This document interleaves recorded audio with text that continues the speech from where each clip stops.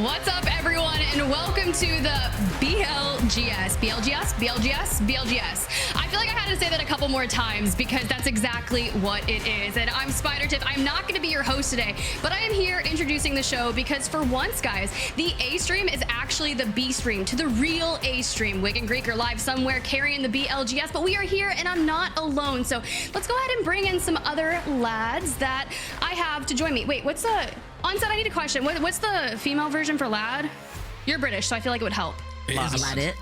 Oh, lass. Lad it? Yeah, lass. Lass! Hey, yeah, welcome. Also, can we talk about your background for a hot second, my guy? What's there to talk about? Just a moment. It's perfection. Oh, okay. That's normal? Yeah. Sick. This is my room. It's his legacy. This is my wall. I've actually had this painted as a mural behind me. It costs a lot of money.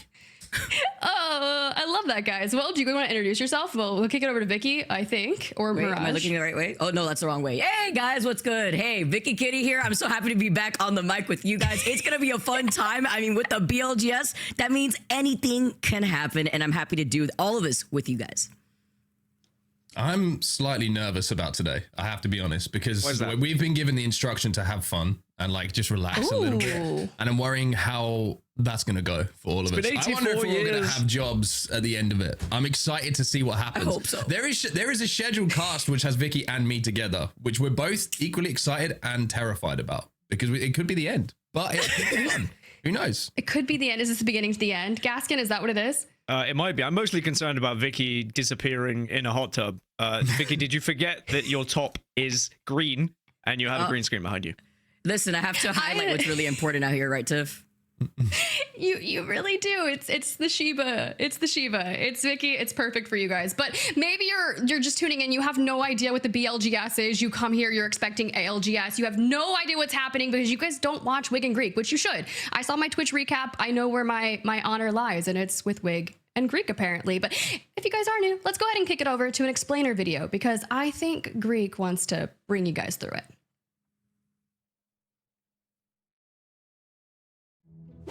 What's up, everybody? Greek here, and I'm sure you have some questions about the BLGS, such as what even is the BLGS, or how does the BLGS work? It all started with our exciting announcement of ALGS champs going to Sapporo, and with that, we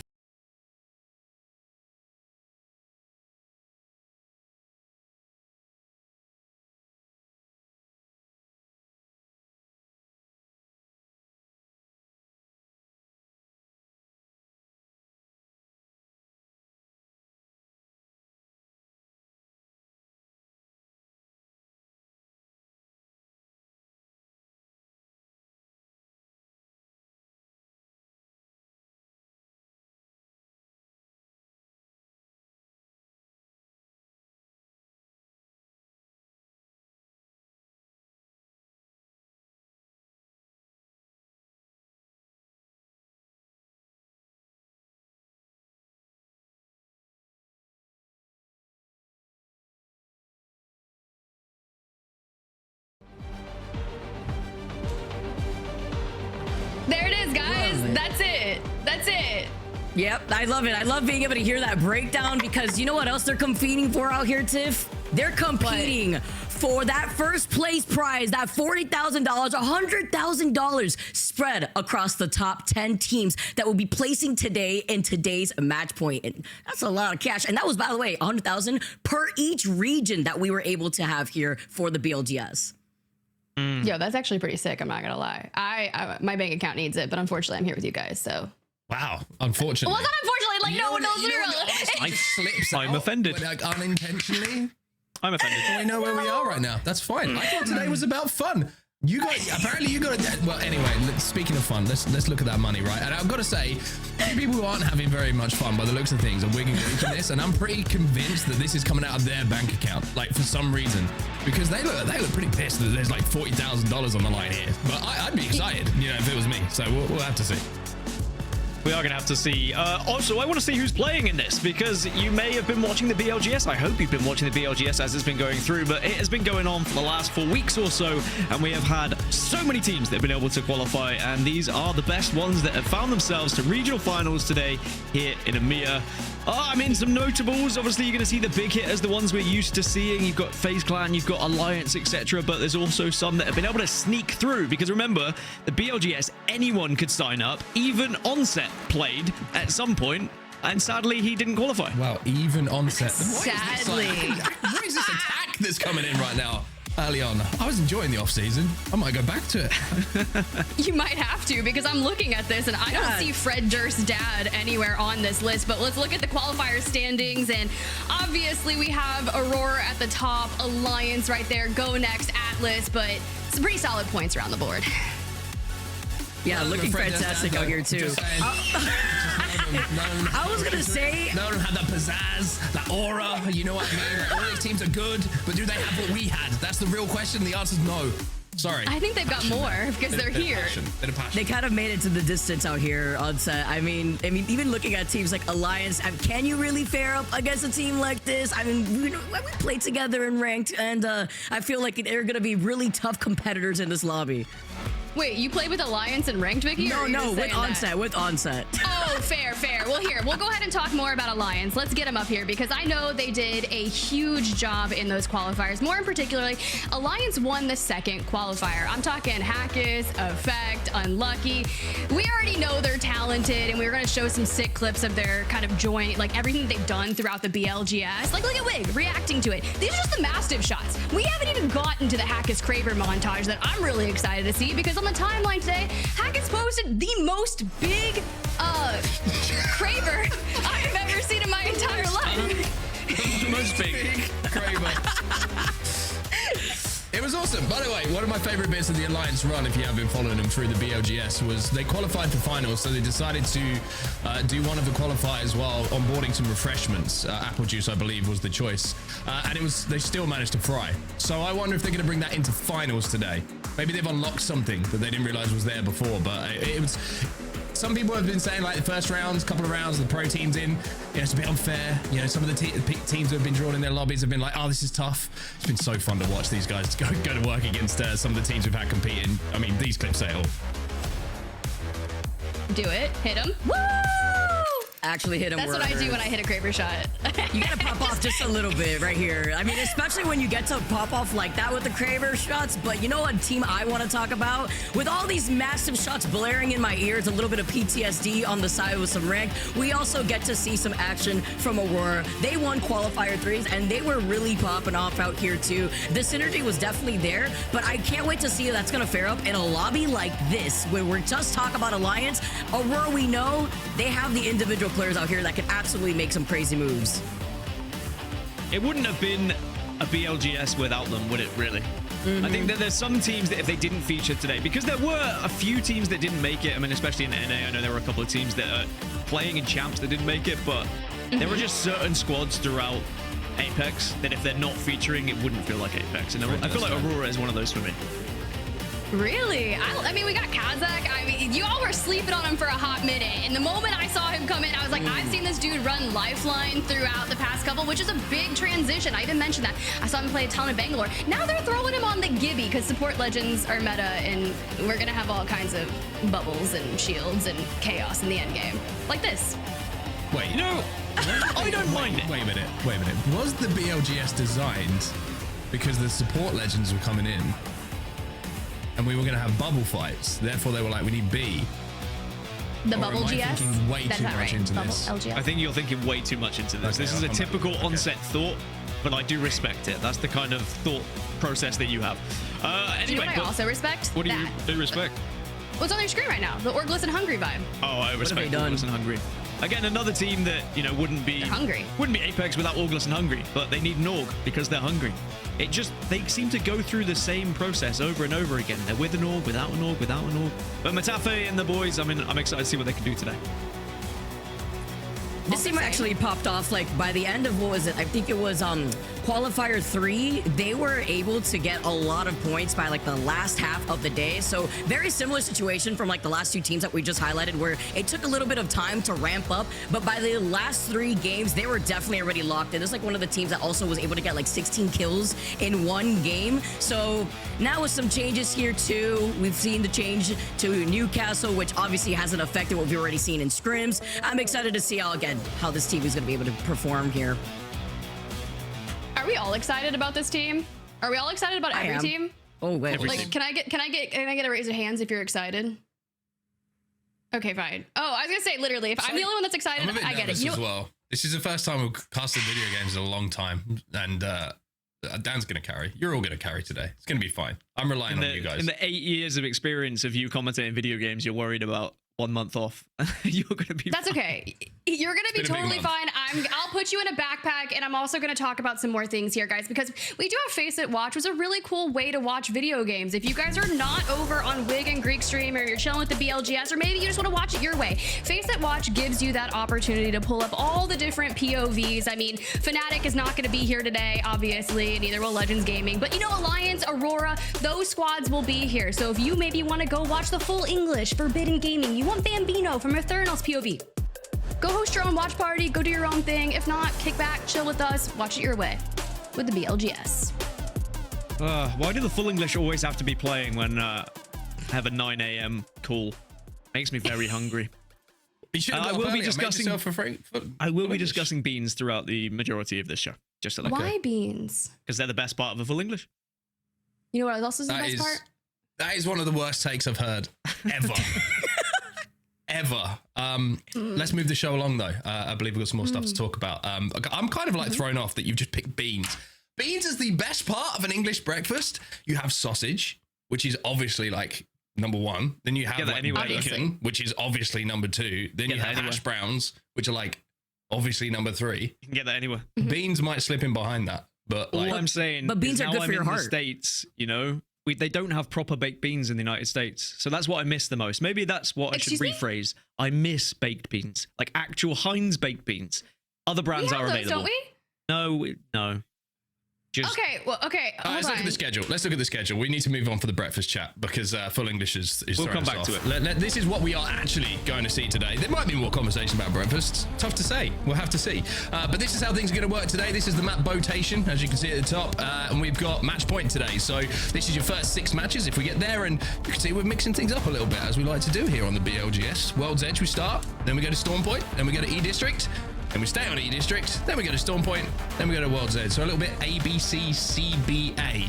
If you want to be one of those people who wants to like visualize with letters and all that kind of stuff and how things works. Sick. I think that was a brilliant explainer of what Thank we're going to you. be doing. What's your most excited map that you want to cast here today? E District. Yeah, gotta I'm be, ready. right? Yes, 100%. It's super sick that we get to bring that in. And let's. I don't know. Here's the deal. We got a couple of minutes before we jump into the actual gameplay here, where we're going to be giving away $100,000, guys. So I need to get some thoughts on the board. I'm not going to do predictions or anything for match point because honestly, it could be anything, like Vicky said earlier. But I need to hear the thoughts that are behind it. Like, what do you think's going to happen today? I think Alliance in like 4 or 5.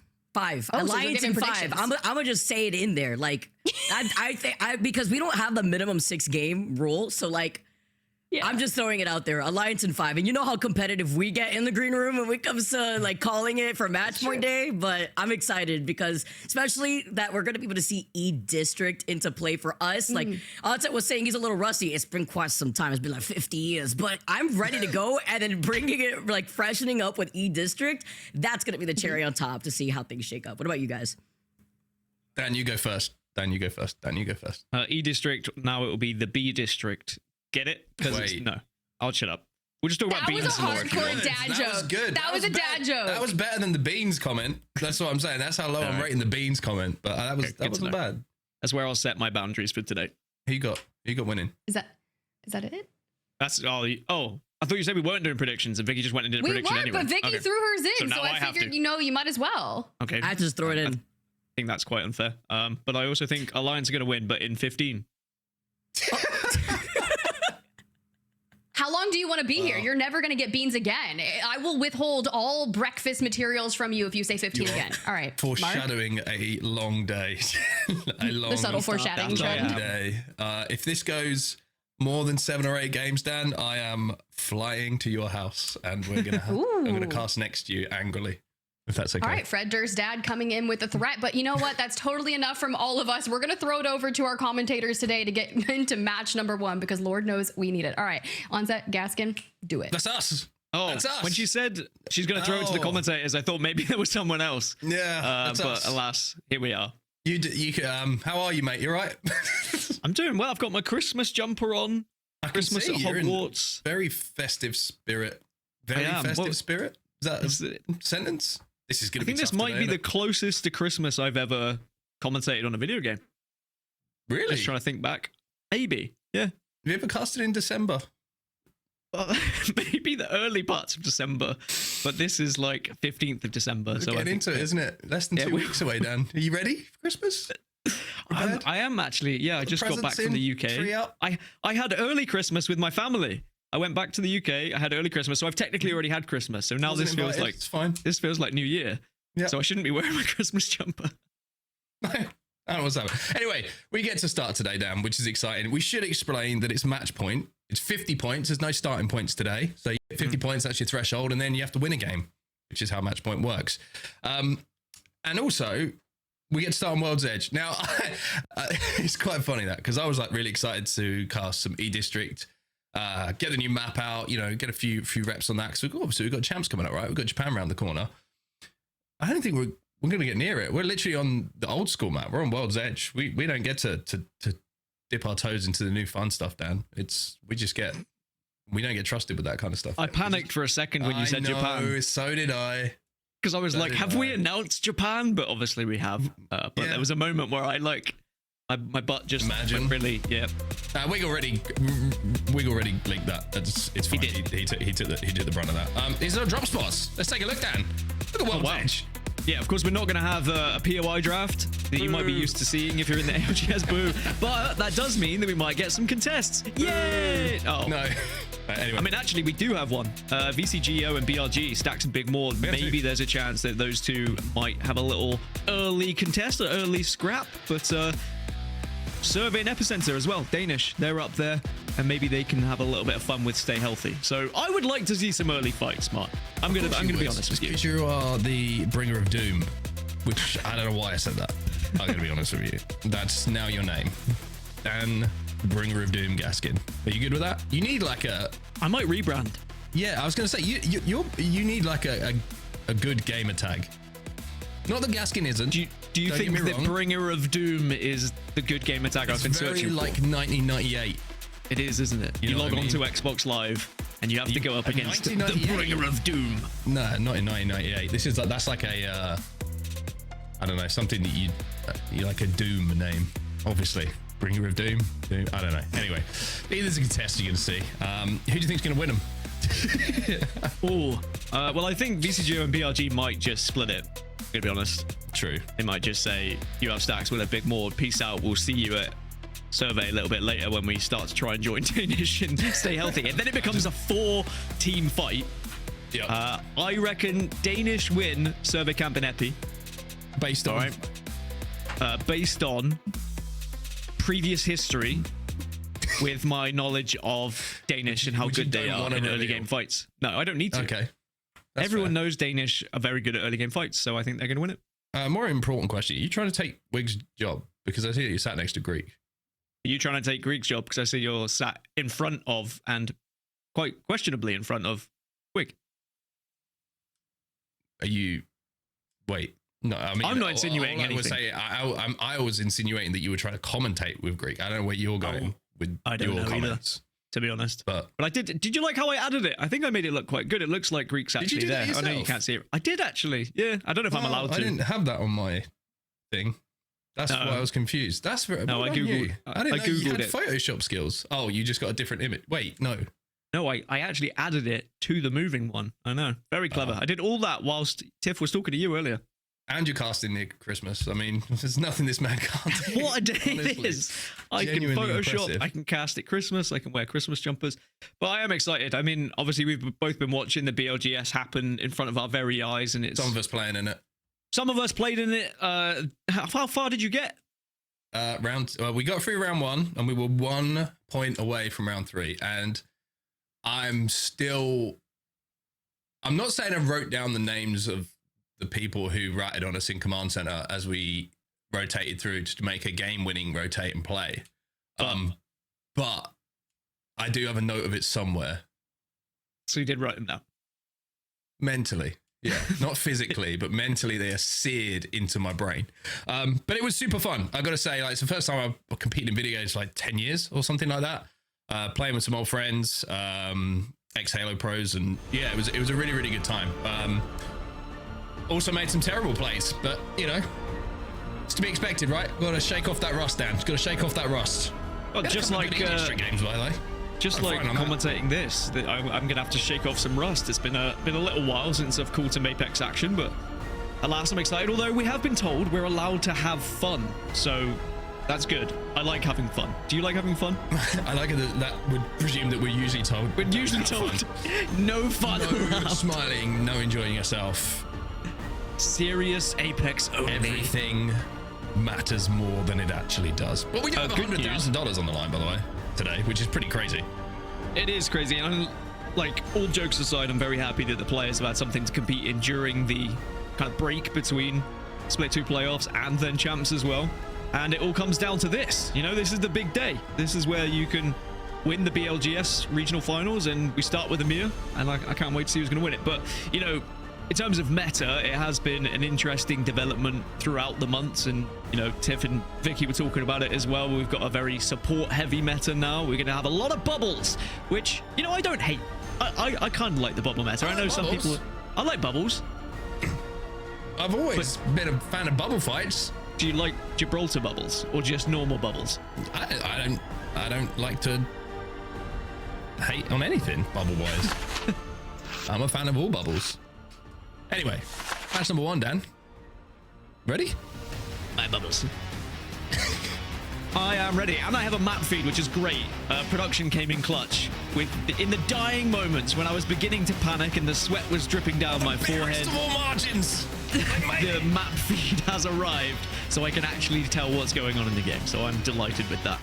But yeah, no POI draft. It is going to be good old dropping hot and maybe taking a scrap. Everyone just kind of saying where they're going to be landing. But do people obey the rules? That's the real question. I see many people arriving here. Oh my goodness. We got a little bit of a launch site scrap. NIP, who had a shaky week 1, to say the least, in the qualifiers. I think they got knocked out pretty early. Are now going up against Golem, and that could not be a more fitting name, I think, when it comes to a team who's landed on you. The Golem. Question, Dan, early on here. Golem or Golem? Golem or Golem? Well, I would think of Lord of the Rings Golem, you know. Oh, and you're going to see already there's going to be the scrap we expected to be happening as well over at Server Camp and Epicenter, but it's going to be Epicenter, which is going to be the center of the action. But it looks like Aurora might be okay. This is an interesting one. It's like multiple players dropping in and around construction, but someone didn't, just in case. I think one player might have, like, landed slightly further away so that they can immediately res. Stay healthy with just one. No, it actually looks like stay healthy. Last player managed to get away. That's gonna be Luxor. So I thought there was some sort of like deep and meaningful, high IQ, like well-developed strategy going on there, Dan. But what actually happened is that Aurora just killed 2 and then the last player ran away. I feel a little bit overwhelmed because I've not had this many fights in the early game in months. And the back and forth, it's kind of making me go a little bit cross-eyed here. But now we can see the map feed, which makes me far more comfortable. I do like to see the map feed. A lot of Gibraltars, as expected. Plenty of Newcastles, as expected. And we're going to be heading up towards Epicenter. So actually, a pretty important fight to start this map with. Yeah, probably. Also, by the way, NIP not looking good. I think they've got 1 solo player left alive down at Dome. Look at that. Golem or Golem, depending on your preference, did their job. I wonder if NIP will go back. Oh no, NIP do have 2 alive by the looks of things. You can see one player is outside a launch site, but also in a little bit of a horrible situation. So NIP are very split at the moment. But when we talk about zones, I'm thinking maybe North Fragment, or maybe Truck, or maybe Mirage, or maybe it just suddenly shifts. This is the BLGS. Anything can happen because of the BLGS. So can we just put B in front of anything? Yeah. Nice. Baskin. Oh my god, that could have been one of those things that went really badly because I didn't think it through before I said it. Yeah. Really could have. Yep. Stay Healthy just got eliminated in 20th position, by the way. Also, to go back to Golem and Golem, you're thinking of Lord of the Rings Golem, but that's spelt differently, isn't it? So I think naturally our brains go to, you know, pop culture. but I think Golem's probably correct. Wait, isn't like the Pokemon called Golem? There is actually a Pokemon called Golem. That's the one I was thinking of. Yeah. See, he's slipping up. Anyway, BRG.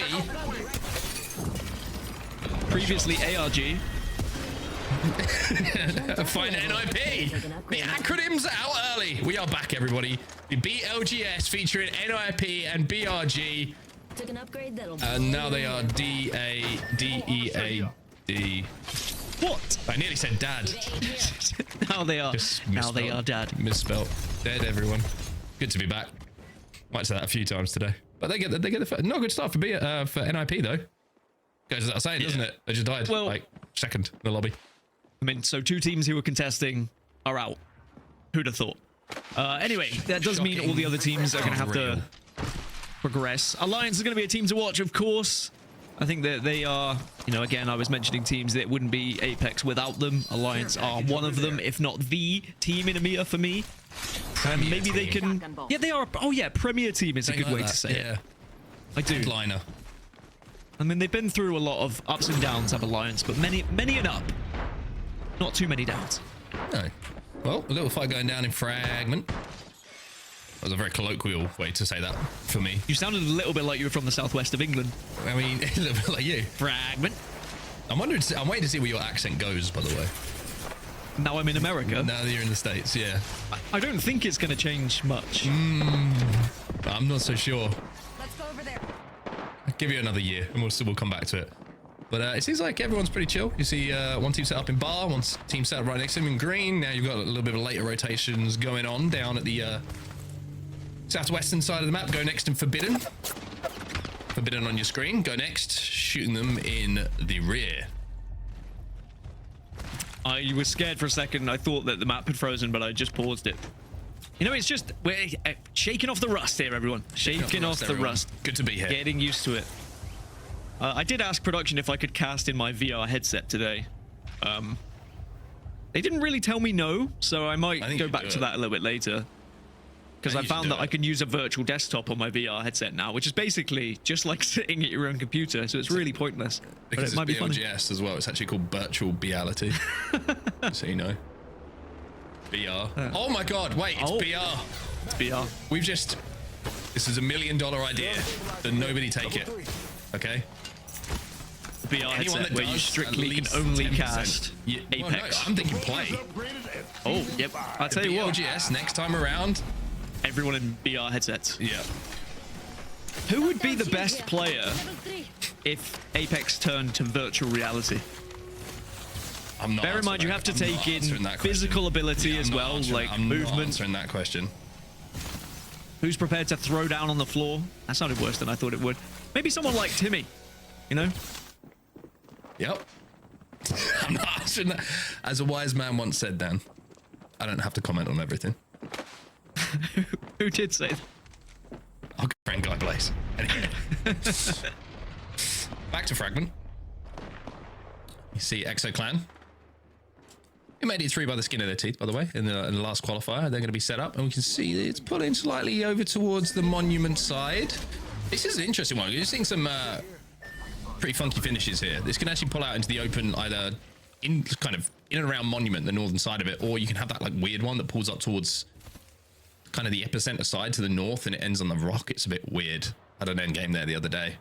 I got really tilted because the team Valculted on us in end game, like with 4 teams alive. And I was like, what are you doing? Do you also have all of their names? And then we died.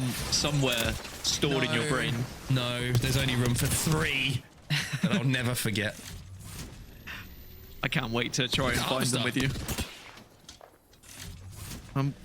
BLG are going to have to get through Go Next here. I think Go Next are going to be more than happy to hold them out. But then they've still got a journey to go on. Oh, got production coughing in my ears. Yeah, thanks for that. Cheers, Ben.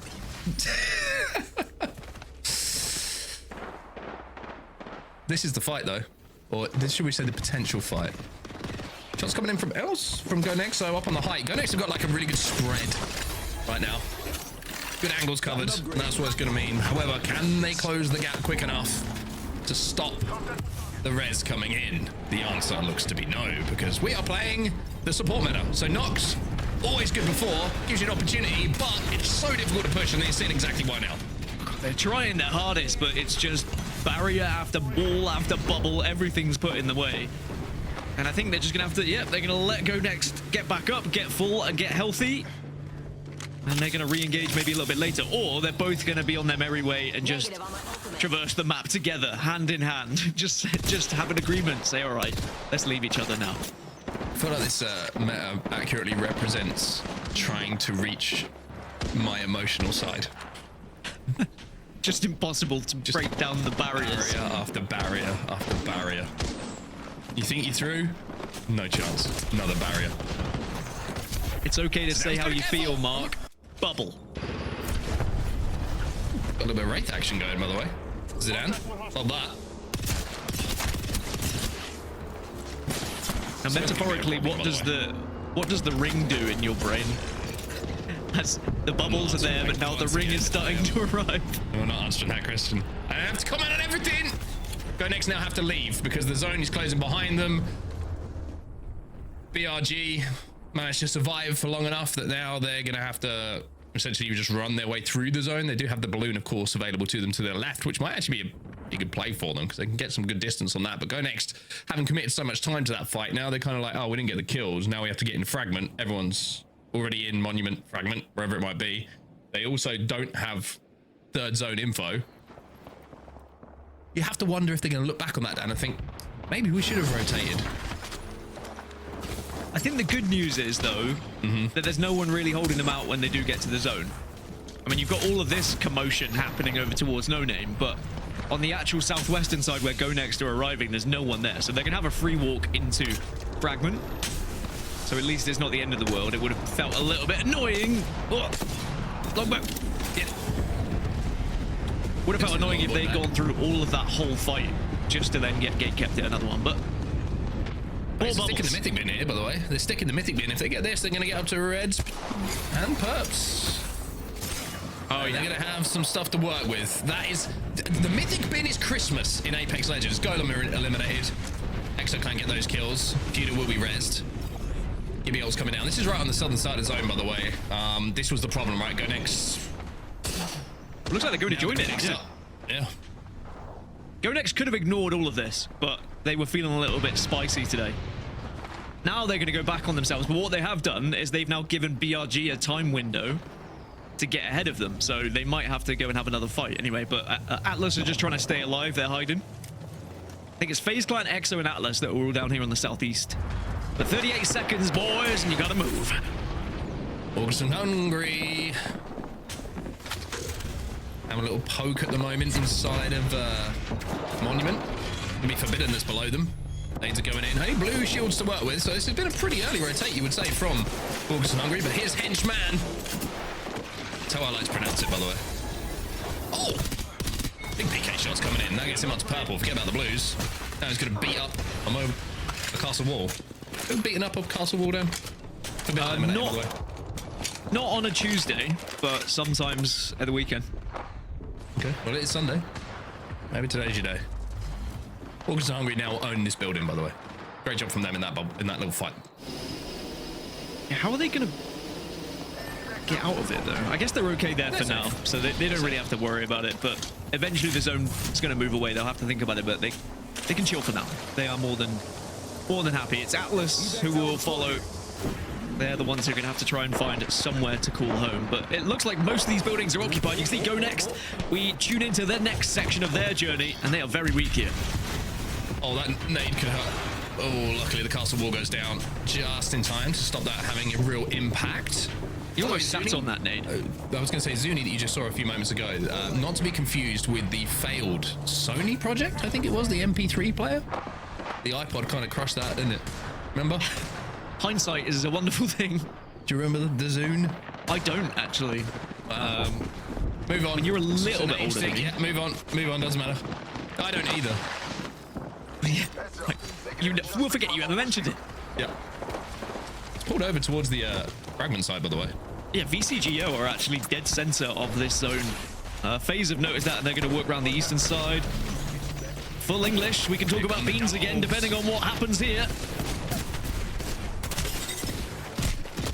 So Aurora on the other side of this, by the way. Triple take. The TT. Looks like a little shotgun, and Aurora having a little bit of struggle just finishing this one off, but looks like they will be able to reset enough to get some more shots in. How's that going? Iranian left on their own, though. No impulse. Can they get him up? Looks like they're trying to. The Give It will go down, which should give them the time window at least. SJP2 are gone. Full English are eliminated, so Aurora will live, will survive. The dogs are still alive. Mine are gone as well. Really wanted to talk more about beans, but with full English eliminated, I feel like it's a conversation we will save for a little bit later. Proves that you were wrong. You understand where I was coming from, though, right? The only way that you can move away from that, by the way, that conversation is by just having a worse take at some point during today. Okay, if you say something do that very easily. should be buffed, then maybe I'll forget about the beans comment. I do think that Gibraltar's hitbox should be a bit smaller. Okay. FaZe have got a really good spot here, by the way. They did very well to work around the east side and take some high ground. They've got decent weapons for it, having the scout available just to pick and prod and poke at other people. It's going to annoy them. And then you look at what's happening to Aurora, and this is just mayhem. Should be right though. Pretty safe. They've got knock inside of the truck. They are going to be safe for the next zone. A couple of nades coming in. They want to secure that kill and manage to do so. Do have 3 kills to his name already, Orain, so good stuff from him. Look who's on the high ground though. Look at him. Perched up on that icicles, wrapping his toes around that thing. Akis. They have lost effect though. 11 squads remaining.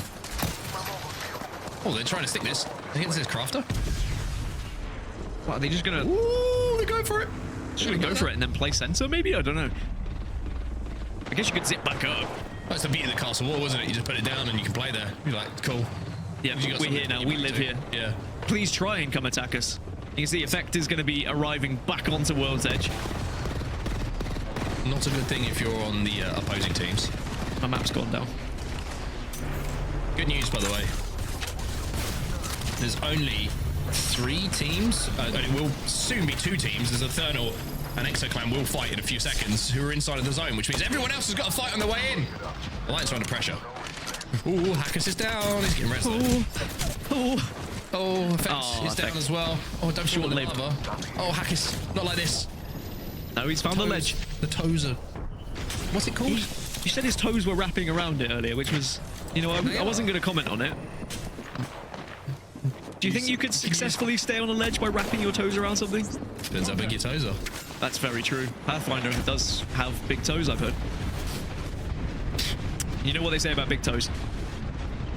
Good for staying on ledges. Really? Nemesis on our screens right now. Into the top 10 now we find ourselves. 1 cell to play with. No bolt Mastiff. Always a good excuse when you lose a bubble fight. No bolt. Look for this cat wall though. They're going to try and rotate. Everyone on this western side has to move. The cat wall actually might play a part for some of the other teams that are going to drop down as well. Go on then, clone. Yeah, have a journey. Let's just rotate, but they do have the Q to try and play behind. Difference is, of course, from previous weeks of the BLGS is that thing only has a certain amount of HP now. It's not invincible like it was before. Castle wall goes down. Take a little bit of damage from that Arc Star, but they do have somewhere to play and they will be safe for now. Who's on the high ground? The dogs. Oh, they be barking. Actually, the thing is, they don't really want to shoot down. They didn't want to be spotted. That was the main thing there. They wanted to just stay alive and be unseen, unheard. Sadly, they did get noticed by many a player. On the Bangalore, by the way. Again, a little bit of legend variety. Nemesis, clone, it's all you. Going for the res, though. He's going to get pushed, and he's going to be absolutely annihilated by BRG, by the way. Into the top 3, Exoclan eliminated as well. Aurora down to 1. Oh, that's going to be 7 squads left. Aurora try as they might to stay on the high ground. Sad barks for Aurora. So you step on the accidentally, by the way, I will say. Step on a dog's tail. Have you ever done that? Oh, I feel awful. It's like, because dogs don't understand that accidents happen, so they think you did it on purpose. That's what really makes me sad. BRG still alive, 7 squads remaining. G-Dolphin that longbow, getting a few kills in the feed as well. They're down to 2 though. They're not going to be able to get the res by the looks of things. Although there might be a little Moby knocking about. Atlas making their move. When I make my move, you're free to check the king. By the way, VCGO are dead center zone. Align's dead. Faye's still alive, by the way, up on the tracks. Atlas looking to move up and maybe third party this fight, and that's exactly what they're going to try and do. Maybe they're just thinking, we'll play some KP here. Well, they recognize it's a duo. Run, boy. G-Dolphin is going to secure those kills onto the duo. Most importantly, I was going to say they don't get knocked, but now they do. G-Dolph's left on his own. Uses that castle wall to try and escape, but it might be the end of the game for them. It is indeed. Atlas are eliminated. Are into the top 4. B, C, G, O. Still in the center of the zone. 4 kills for V4S, by the way. Looking like a good point game for them here. HOTBCGO. They are center zone, you know, but they are struggling a little bit because FaZe are above them and they are bombarding them with many a grenade at the moment. But because Eternal are down below FaZe, they're a little bit reluctant to jump off right now. Oh, there's the jump. Here they go. Yeah, FaZe ascended it. They realized that if they get these kills, they might have a game-winning position. So they drop down from that high ground. Next, they're going to have the R9, which is not great for the mobile fights, but it's good enough. It can certainly do some work. However, now they do have to send it. They've done a lot of damage here, but not been able to get those knocks. FaZe will be eliminated. As now, we see surely an easy game win here for the team on your screen. You'd think so, especially with full reds and everything around them they could possibly want. Bubbles, walls, castle, everything. Trying to take a second just to heal here in the second. It's pretty crazy though. Massive shot's going to come in a little bit blind, but it will be them who get the win. It's Nephilim who win game number 1 here in our BLGS regional finals for EMEA. The way they just crept their way towards that end zone, by the way. Kind of like that. Kind of like that, Dan. Let the game play out in front of them. It's a big points total as well for them, of course, creeping just as they did in-game closer towards the match point threshold, which is going to be 50 points, just as a reminder for everyone. 50 points. It's not going to be 60, no starting points. Not like the ALGS, it's the BLGS. Sorry. Sometimes I just get a little bit animated. Great first game, though. How did you find the end game with 17 bubbles down? It was fine. I mean, there wasn't a lot of teams that left alive in that end game. It's a pretty difficult zone to stack up with. You saw a lot of fights taking place. I think a lot of teams were thinking that was going to pull towards the monument side, which is why you saw a lot of open ground available. On the fragment side of where that end zone actually ended up going. And Nephilim at the end there were able to be essentially the sole team who actually worked their way from that western side through, picking up the kills. They got 13 kills, by the way, 25 points, halfway there. Yeah, halfway there. I was going to say Vicky's prediction of Alliance in 4, was it? 5? 5. Maybe the game part was right if they carry on like that. Maybe not, if you do, maybe not the team. Do it again, you'll be fine. A few teams that didn't get any points, 4 of them to be precise, and 3 of them were contesting at the start of the game. So take from that what you will. It's really tough. Really tough when you're stuck in a contest because there's nowhere really else to go. But the good thing about the BLGS is we have 3 different maps. So now we move over to Stormpoint. We do indeed. Let's look at our top 3. Big damage coming in for our first place team. A lot of the damage being shared out. Apart from Jans. Oh, top 2.5k damage in that game. God, Jesus. I undersold his performance and I can only offer you my heartfelt apologies. 9 assists as well. Massive game. Yeah, he was, what some would say a nuisance to other teams. Big damage. Big damage. A lot of big damage. Enjoyed it though. That was fun. That was fun. It was good to be back. Yeah. BLGS. Baby. Don't know why I said that. Anyway, it's going to be game number 2 when we get back from this break. Stormpoint is coming up just around the corner. World's Edge is done. And then after that, it'll be game 3. And then we'll keep doing that until we have a winner.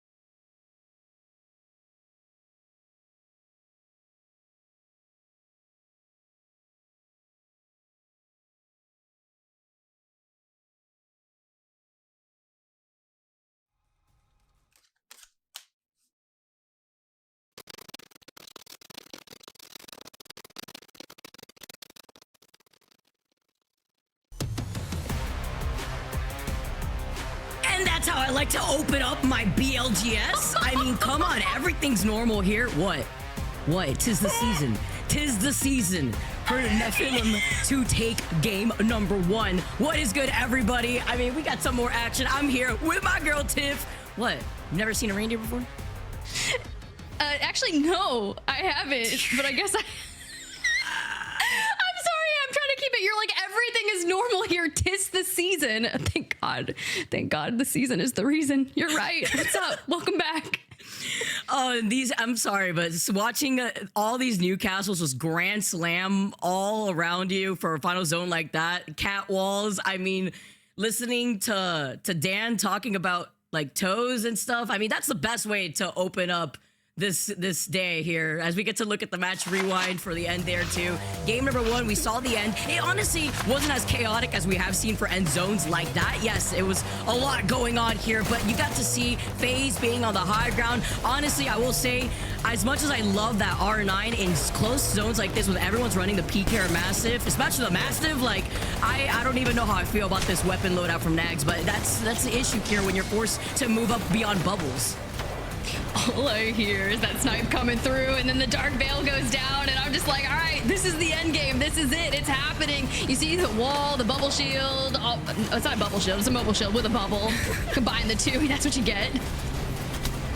Taxing along here. There's those massive shots right through the wall. Where can you go? I mean, they had basically those 2 angles covered with that Newcastle wall, taking that first game pretty nicely with 13 KP here, already halfway there basically, and 5k damage. I love these graphics, by the way. I've been watching it from Nicewig stream, and it's just so cool to see like the B branding everywhere out here. But we are going to be transitioning onto Storm Point for game number 3. Sorry, 2. Yeah. Sure. I mean, if you want to get ahead of yourself, I love I'm that excited for energy you, out of District. you. Well, to be fair, Vicky, I know Mark and Dan, they were kind of talking about it, right? They were like, okay, 25 points already in match number 1 from Nephilim, and your prediction that you gave when I didn't ask for it is already looking a little dire, I'm not going to lie. Listen, you know, I just have to somehow insert myself or make everything a competition when it comes to trying to call out our preds for a lot of the events that we've done before in the past. It also reminds me, we were looking at the rankings on the walls for some of the land. I know we were walking together and I was like, Tiff, were you really, what did I say? I said something like, were you really Diamond or something like that? I said something like, who oh did my this? God, yeah. No, I said half these people are liars because everybody apparently is a pred, and that was like over 500 plus stickers on there. There's like only 500, so everyone was a liar there, and I remember talking about it with you, and you're like looking at me side-eyeing like, what? You called me a liar, but one thing I'm going to say is the truth right now. We're moving on over to Storm Point for match number 2, Vicky, and I think it's really interesting that we are kind of going that ABC, CBA, and we're going to kind of keep everyone rotating through different maps until we get to see E District twice in a row. Do you think we will see Nephilim drop another insane game? Because I was like thinking about their performance during the qualifiers, and yeah, they got second. They almost won that 4th qualifier before Atlas was able to grab it by 6 points. So maybe they can keep things moving again for themselves here today. We'll have to see. I want to see where they're going to be dropping here on Storm Point. Of course, obviously, as we touched up in the very beginning of the broadcast, there is no POI draft, and that opens things up to consider for Storm Point, especially because that northern part of the map has that very low, that high to low ground, allowing you to transcend off of these evac towers.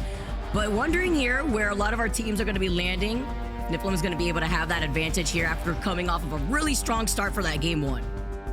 Yeah, they definitely don't have, you're right, we don't have the POI draft, we're not doing character selection, so I'm kind of just like looking through to see if I see anything that's absolutely wild for us, but it is now still 2/3 of the meat mountain for a lot of our legend selects here, with a lot more Gibby, a lot more Newcastle, because, you know, support meta, can't get enough of it here. Fun. Love it. Nothing crazy. Saw a couple Valks, so that's nothing new. I mean, we saw a couple in the first game too, so. Yeah, and it's that Hail Mary on the Valkyl, right? Because everyone's just going to be staring at you until you land, and we got to see if any of these teams change things up as we go on to game number 2 to start things off. But, Tiff, what did Onset say in that first game? Something like, this meta currently represents his brain. I guess, like, he's like an onion. There's multiple layers out here, like we see with all these different shields. Yeah, no, I mean, that's realistic. I love Swamp. All I know is I heard a lot of crazy things going out in match number 1. I don't know if what's going to happen in match number 2. It's just a life and a roller coaster. I'm on it. It's like this drop ship. I'm just ready to see. Like, we know there could be potentially more contests because we didn't see drops ahead of this. And as we look towards things, a lot of you were asking, what were the full English going to bring to the table today? Oh, wait a second. Hold on. Let's check in with Nemesis over here in Jack's clone, Bad Sniper at Checkpoint. We do have our map feed so we could check out to see what action's going on over here. By Checkpoint, not only is it the hotspot here too, but they are neighboring another team. I believe it's going to be VCGO. Cue Gaskin's little song here, but NIP running into some issues yet again off rip. And 9 Impulse, is he stuck? Oh. Okay, grab the trident. Nasty, It's I'm so nasty. sorry. It's not gonna cut him out. What are you gonna do, bro? You're getting straight jumped. Kazakh from the back. You know they're emoting. The Aurora boys are probably so thrilled with themselves right now. I can only imagine what they're saying, but unfortunately, I can't understand the language. That is actually wild. Nasky got jumped within the first like 10 seconds of the game here for game number 2. Not the way you want to start if you are NIP right now, but that's something absolutely Aurora, who had no issues getting, I believe it was 9 kills in the first game, being able to clean up one more just to start things off here. That's actually wild. Now an NIP down to a duo over at Cedo, and Aurora will essentially return back to Cenote. At least Kazakh will, and everyone else will join up. You got Orgulus and Hungry up by the mill, who are just nonchalant about what happened. They don't even want to get involved. But for Nemesis, triple take in hand, absolutely no attachment. So we're just pure hoping that we can connect, or at least put enough pressure onto these guys to say, hey, I'm here. Don't come this way. Did you see what we did in the last game? Gotta show that respect out here. So we get to see VCGO already on their rotate. Having to walk away from that though. No Evo Harvesters, no blue shields. But on this rotate, they wanted to get to the edge of the zone before Nemesis could. They also had that survey beacon here as we get the nice overhead of where the zone is going to be pulling, and the teams that land on the north side of Storm Point already having that rotation advantage.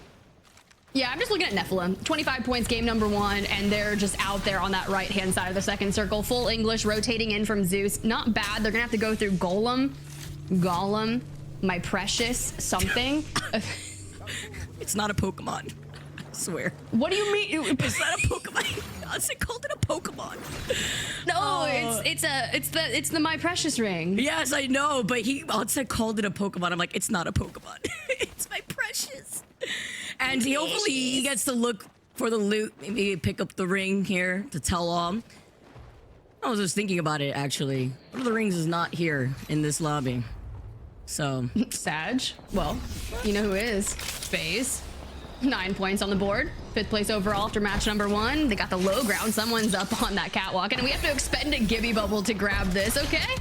With as many Mastiffs as we've been seeing, Worth, sure. Guts taking fire from afar. You can tell some teams that are still kind of looting behind that area of Launchpad. It's gonna be SJP, and that's unfortunate because that angle is atrocious. But good thing, Bizarre's got a Sentinel in hand. Also, I have to apologize. I have to give Onsen an official apology because he was talking about Golem. As the Pokemon, but going on here, just looking at more teams like FaZe that are already on that rotate. 2 purples for them. Another nice beacon scan here too, as they're gonna hold the top of Launchpad, talking about BRG, but they will be forced to approach from that south side of zone. But still, a lot of teams, Tiff, that are still lingering on the outskirts here. We know Alliance likes to take their time over by Northpad, but they're not the only ones here. Oh, they're not? Who's else? Who else is there, Vicky? Tell me more. We also have Aurora. We got Orgulus and Hungry, as you can see on your screens, prioritizing the scan with the Pathy.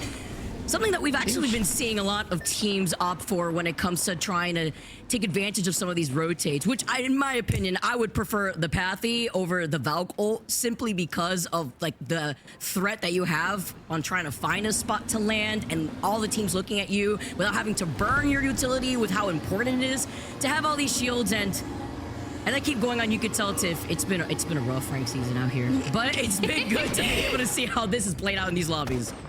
Oh my god, that little Tokyo drift, a little energy boost there for EXO as they rotate throughout that southern side of things to a clear launch pad over here. This is kind of that area of the map we were talking about, right? With Nephilim, your match 1 winners, likely going to get a lot of pressure from every single angle, because it's not just them, it's Stay Healthy, it's Forbidden that are encroaching on that territory. And I think this is a solid building to kind of lay up in. It'd be cool if we could get a free knock and maybe whittle a team down to 2, because yes, there's a respawn beacon, but the chances of you getting that off are kind of crazy.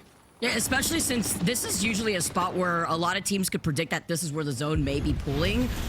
Over by that cliffside, as we see Danish, though, engaging on a fight, popping these shield bats from within the bubble, trying to hold on the Newcastle, or at least on the other side, dancing around with the PK. Welcome to that support meta, but they cannot get a res. Hasta la vista, as we say goodbye to Danish. Orgless and Hungry coming out on top.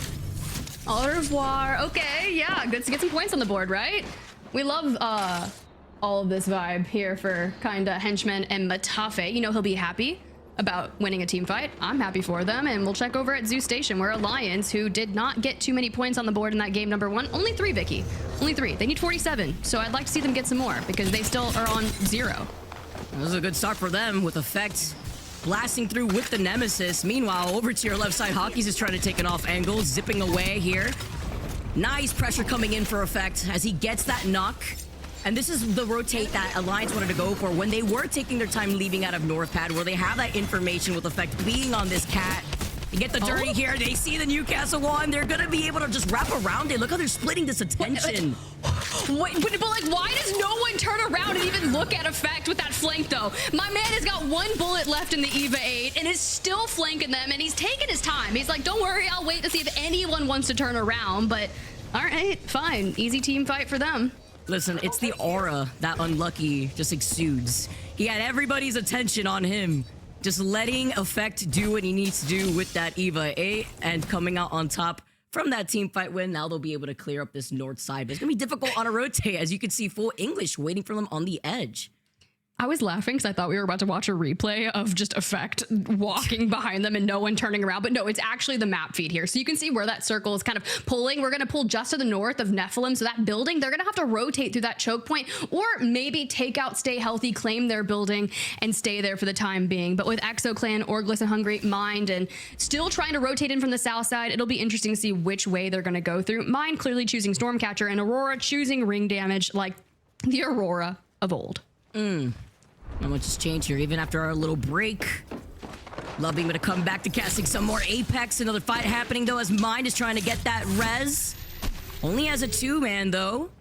Losing out on the Rampart. BRG, though, also trying to look like they could reset. They'll absolutely take that, but it does burn out on the Newcastle wall while they are lingering up on this hilltop. They should be able to reset, and another team has now showed up from the bottom part of this hill to see if they could show face, and they're not the only ones. Oh my goodness, this is looking a little congested out here. Oh, I think I just saw Matafe go down, and it's Exo Clan finally making a play. Gibby bubble forward, Mastiff at hand from K-Swinny, and oh, we are dancing. This is a bubble fight, baby, and K-Swinny taking down Henchman. Orgless and Hungry, I'm sorry, but you're down, you're out, and Exo needs a reset. I'm so glad that I don't have to deal with the Mozams, but seeing these Mastiffs, man, especially with the way that they have been dancing around the edge of these Gibby bubbles, K-Swinny backing away just so that way he can heal up with the rest of his team. And Alliance, it's like you blink and you miss it. They clean up another fight, but we knew that NIP had a really rough start to this game because of Aurora.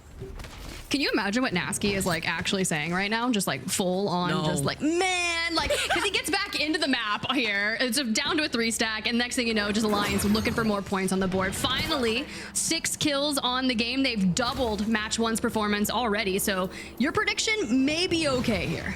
Maybe. Keyword maybe. I mean, they heard me. I got something to prove out here.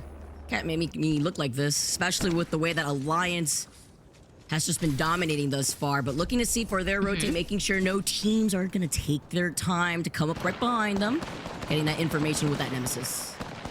Look, Hackers doesn't have a Kraber, but the triple take will do. Nags, poked, prodded, has to retreat inside, face the consequences for what you've done. And with the way that FaZe is just trying to bunker down here, they have information on where that next circle is going to be going. Nice for them here, but Aurora continuously keeps griefing teams. If it isn't with the Arc Star right on top of the Trident, it's getting some free KP delivered on a silver platter. The issue is now mine basically just had to run away, and they are so separated and they're off on their lonesome, and this is exactly the kind of gameplay that Aurora's been running since the start of this match. It starts with jumping Nasty from NIP, and now we're just gonna choose to go well, actually we're gonna hit a rock, and that's fine. We don't have to be good drivers here. Listen, we don't need any licenses to drive around Storm Point here with these Tridents. Oh, Aurora. good grapple. Looks like mine. Come on now. That's not true. What do you mean? I'm a terrible path player, but okay, I have full it's fine. faith. You gotta let me give you the credit for it. Actually, keep going. Gas me up, queen.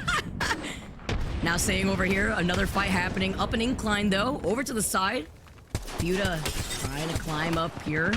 It's gonna be SJP2 actually, waiting for them up on the high ground, and nice little head glitch that you could use off of this rock side, but they're gonna be gate kept here. But a nice stick! The Kobe coming in, but it's a fine. The rest of the squad is gonna be able to look at 7 to give him the suppressed fire that he may need. Yeah, sure, you're on a heady there. Take this Arc Star. There's the defensive bombardment coming through. They got the Gibby bubble down below. It'll expire here shortly, and you can just see they're kind of weaving in and out. Energized zipline to at least give them the roof of this building. Case Winnie, we saw what he did with his Mastiff just like 2 minutes ago. We get the Newcastle wall down, prepare for the fight, but it doesn't happen yet. Don't worry, it'll get there, unless they ran. Little by little. Especially when you're trying to find your landing here, and the building is free. I mean, For free? I mean, for free? Really? All right. You, Clara. Gift that keeps on giving out here. Is great too for SJP2. They know that there's a team behind them as well, but just holding on to this angle, bow check in hands for Denze. They're gonna be able to keep suppressing this squad, but they do have to keep moving forward where that building was already taken up, because they're not in that next zone, and stay healthy, know exactly where they are.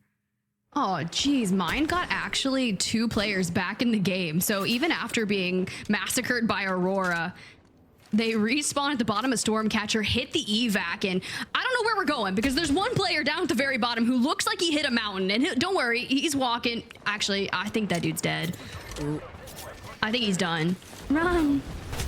What is happening? Okay, well, mine's gonna be a duo soon, that's for sure. Oh no. See, EXO is also taking the evac tower to try to fly up from the south side of that zone. Even through the dome here, gonna be able to take the gravity cannon going all the way up to the top, but they're not the only ones, Tiff. There's like 4 other teams waiting for them on the other side of that gravity cannon.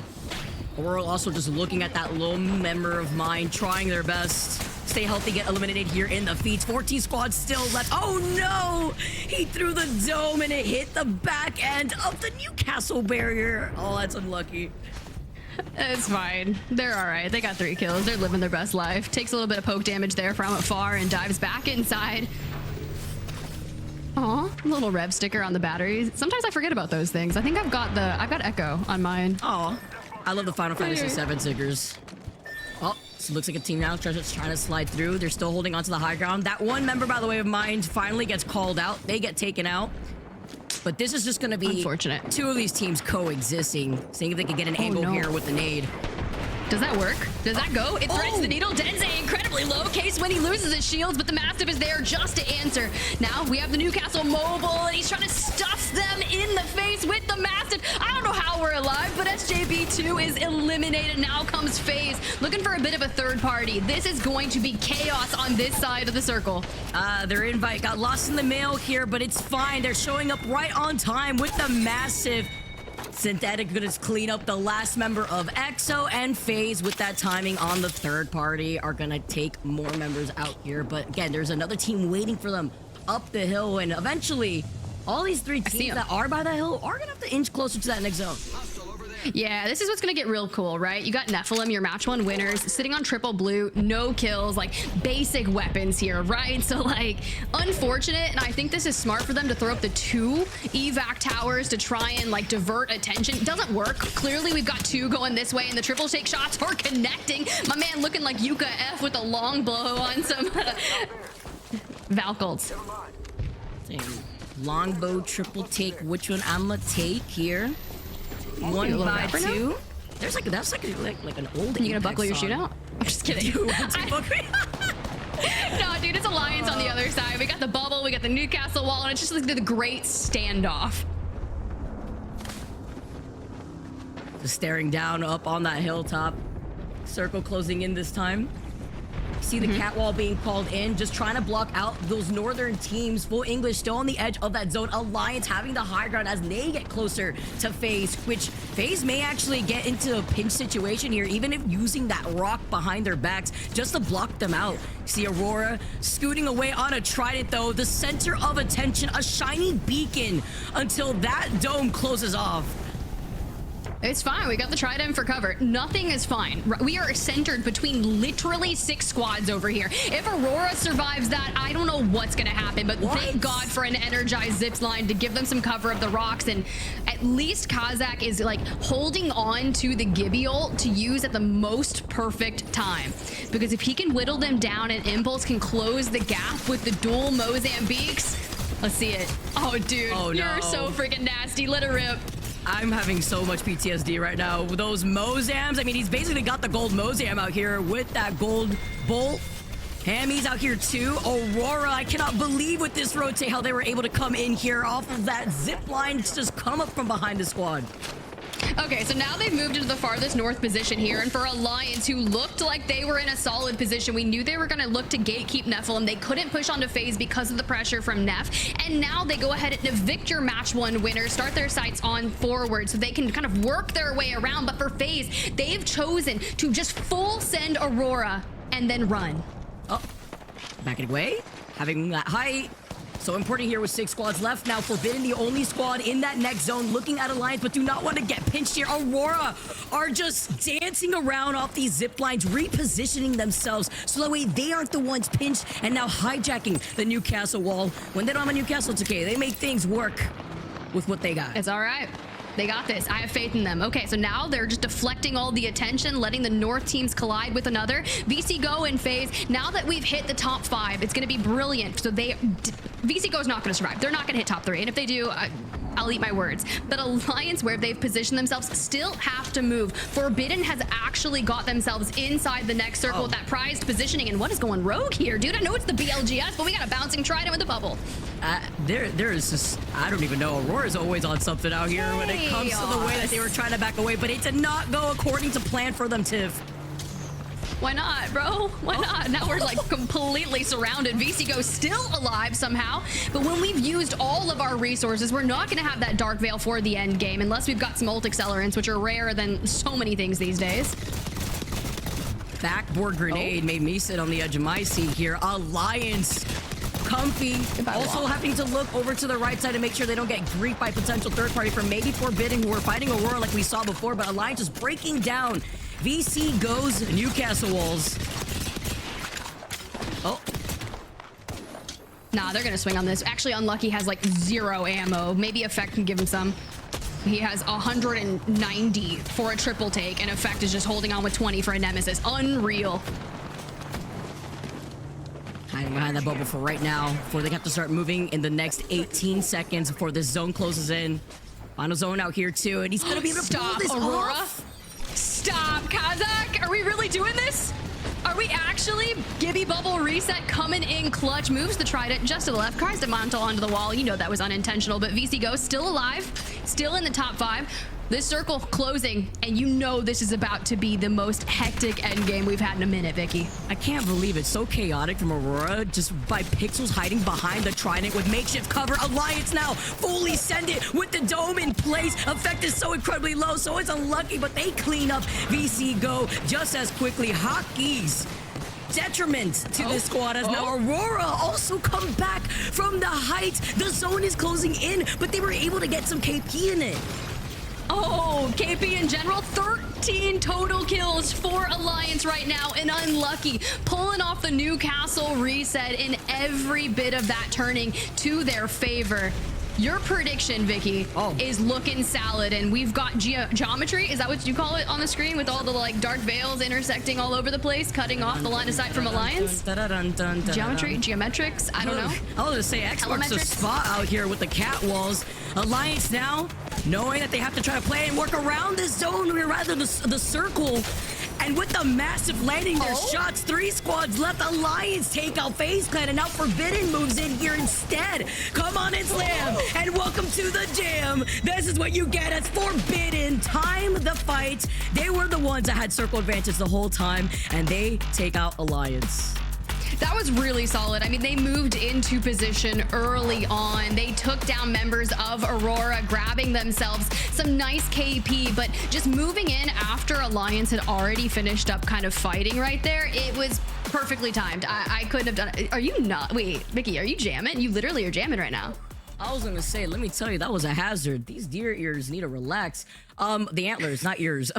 But yeah, that was crazy for Forbidden. Honestly, the patience was marvelous, because even when they saw the potential chance of trying to fully send it on Aurora, who was trying to res, they didn't want to give up that spot. They didn't want to put themselves in a pinched situation. So nice patient play there for Forbidden to try to clutch up and get that dub instead, because those are some extra points that you want when we got a match point day on our hands. I know, we're going to be so close. We know that Nephilim fell a little bit earlier than we would have liked for them to, because you kind of want to bolster your points, especially if you've got 25 just off match number 1. But that's just kind of how it goes, right? Let's look at those match results. 18 for Forbidden, but after 15 kills for Alliance, 24. That has got them over the halfway mark, at least to 50. That is insane. Double digit 15 KP. I mean, I know we saw game number 1, Nephilim was able to get 13 KP with that dub, but Alliance trying to farm up the KP that they needed to make up from that lackluster first game here. Huge. And even going across the board, we saw Aurora, I believe, with like 7 KP there too. Page 2, though. Exo Clan, SJP2, they were able to get some KP. So did Orgless and Hungry. But some of these teams lacking a little bit. And IP having a pretty rough start, especially after the action that we saw from the very beginning part of that game too. Oh, yeah, we saw Nasky get absolutely annihilated by Aurora, so that's kind of unfortunate. But when you look at this head-to-head, Forbidden versus Alliance, sure, you got 12 placement points, but you walk away with 6 kills, but it's still a decent game. Like, 18 points from a match is solid. Half the damage of Alliance, because Alliance was just absolutely reaping. Literally farming on their way to the zone, and that was them forcing their way from that north side before wrapping up again. Beautiful here too, as we see now with the series results. Alliance hold the top though with 18 total KP after that explosive game number 2 with 15 KP here, but not too far of a gap if you could see the rest of these teams, Tiff. Yeah, I can see it. That's crazy. I'm looking at it. Nephilim second, 1-point game in match number 2 for them. Aurora out here in 23 points. Really, I would have loved to see them maybe win a map, so maybe they can do it on E-District. Oh man, maybe. But while we get to look at some more good Apex, I want to talk about one of my favorite events coming through here in Apex. It's always that time of the season, the Winter's Train coming through, the horn coming in for Apex. I want to see it. I want to see the trailer out here. I know I've been able to see it a few times earlier on, but being able to see all the action as we get to look at the Winter's Hunt event trailer.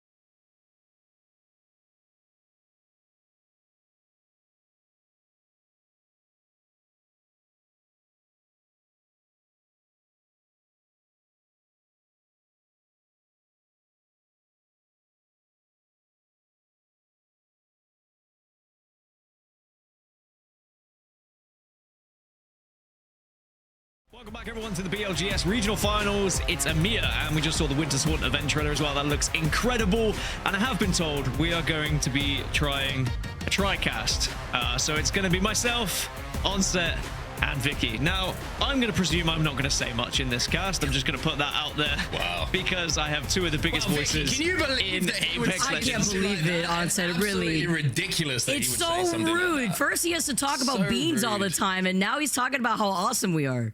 Yeah, he even took the intro, like, didn't he? Like, it's crazy, man. Crazy. It's just one of those things, you know. I just have to do what I can do. We can look back at what happened in the previous match as well. Vicky, you were casting that one with Tiff. A great match to see some good points coming out of Alliance. Even though they didn't win, they still put up big points on the board.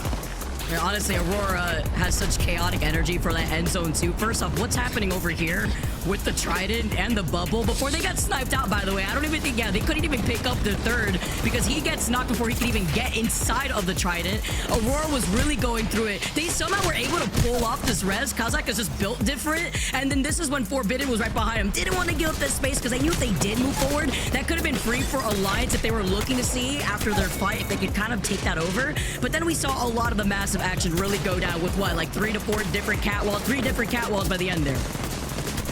I want to say, by the way, Tiff was starting talking about geometry or something. I want to very quickly say, I've never seen a team before. This is a new thing from Aurora. It's like, usually it's like, what spot do you want to play? And Aurora, like, what spot do you want to play? And they just said yes. They went everywhere, like at once. It was amazing. They were here, there, and everywhere. Great game, and it means that points totals, people are starting to get closer to the match point threshold already. Vicky, you predicted 5, was it? Alliance in games? 5, yep. Alliance in 5, and I predicted Alliance in 15. I think that one of us will be close, but who knows who, you know? Who knows if it's going to be me? Maybe we're here for 15 games. Don't you want to make history, guys? I guess we just have to change Either of you want to make NA history. Okay, good to know. and No, the move out silence said NA. everything. we just wouldn't be able to broadcast NA. It's true. We do have NA another show just to gets come. NA gets delayed. Just gets pushed I wonder back. what happens. It's just, do we just delay NA if that happens? I don't know. I'll ask Wick. He's in charge. We'll cross that bridge when we get to it. Yeah, that's a good thing, right? It's not our responsibility anymore. Be like, Greek, Wig, what do we do? Let us know. If it's them, actually, they'll just be like, we're streaming everything. Like, We'll stream it at the same time. We're doing it all. They'll we're have doing it like all. two different PCs to do it. Next map is going to be E-District, of course, which I know both of you are very excited for. We actually get back-to-back E-Districts with the way that this layout is working. Mark, talk to me. What's your thoughts? Yeah. E-District, is it going to be fun? Yeah, it's going to be super fun. I think this is, although we're having fun today, right? And we are, and I hope that everyone who's watching is having some fun as well. The BLGS, this is our first kind of look at this in the most competitive lobby with money on the line, knowing that we're going to have E-District at Champs as well, right? In Japan. So I think for a lot of these teams, a lot of practice has gone in, a lot of work has gone in, but there is still the element of the unknown. Especially when it comes to reading certain zones, when it comes to even things like composition. Even though I think the meta is pretty set at the moment, I'm still seeing a few things in this EMEA lobby that historically has been a little bit ahead of the curve, I would say, when it comes to testing out different legends and how they interact with each other. I think it's still kind of that, how do we play this? A couple of the end zones are very open with like some very small huts to play. A lot of the rotates, there's some really narrow chokes that you have to work your way through. So if you aren't there early, you're going to have to fight your way through essentially like a very narrow walkway to try and get into where that zone is going to be. So it's an interesting map, and I think it tests our teams a little bit differently to what we've seen on the likes of Storm Point and World's Edge, which historically we know where comp's been played. So I'm kind of excited just to sit back and learn a little bit about how this lobby is going to play out in comparison to like scrims and qualifiers and all that kind of stuff. That's why I actually really liked, like, when the Valk changes came through, and we were also playing on E-District for like the first time. I really liked how the Valk rotates worked out on this map. But again, with the way that the current meta is and how it's shaped up to be, we have like one team trying out Valk. We had a few teams trying out Valk. I believe it was in Apex South here. So now trying to see how that may work out in a map like E-District. I'm expecting more evac towers being played out here to get through some of these trickier rotates through these tighter chokes, seeing how that's going to play out too.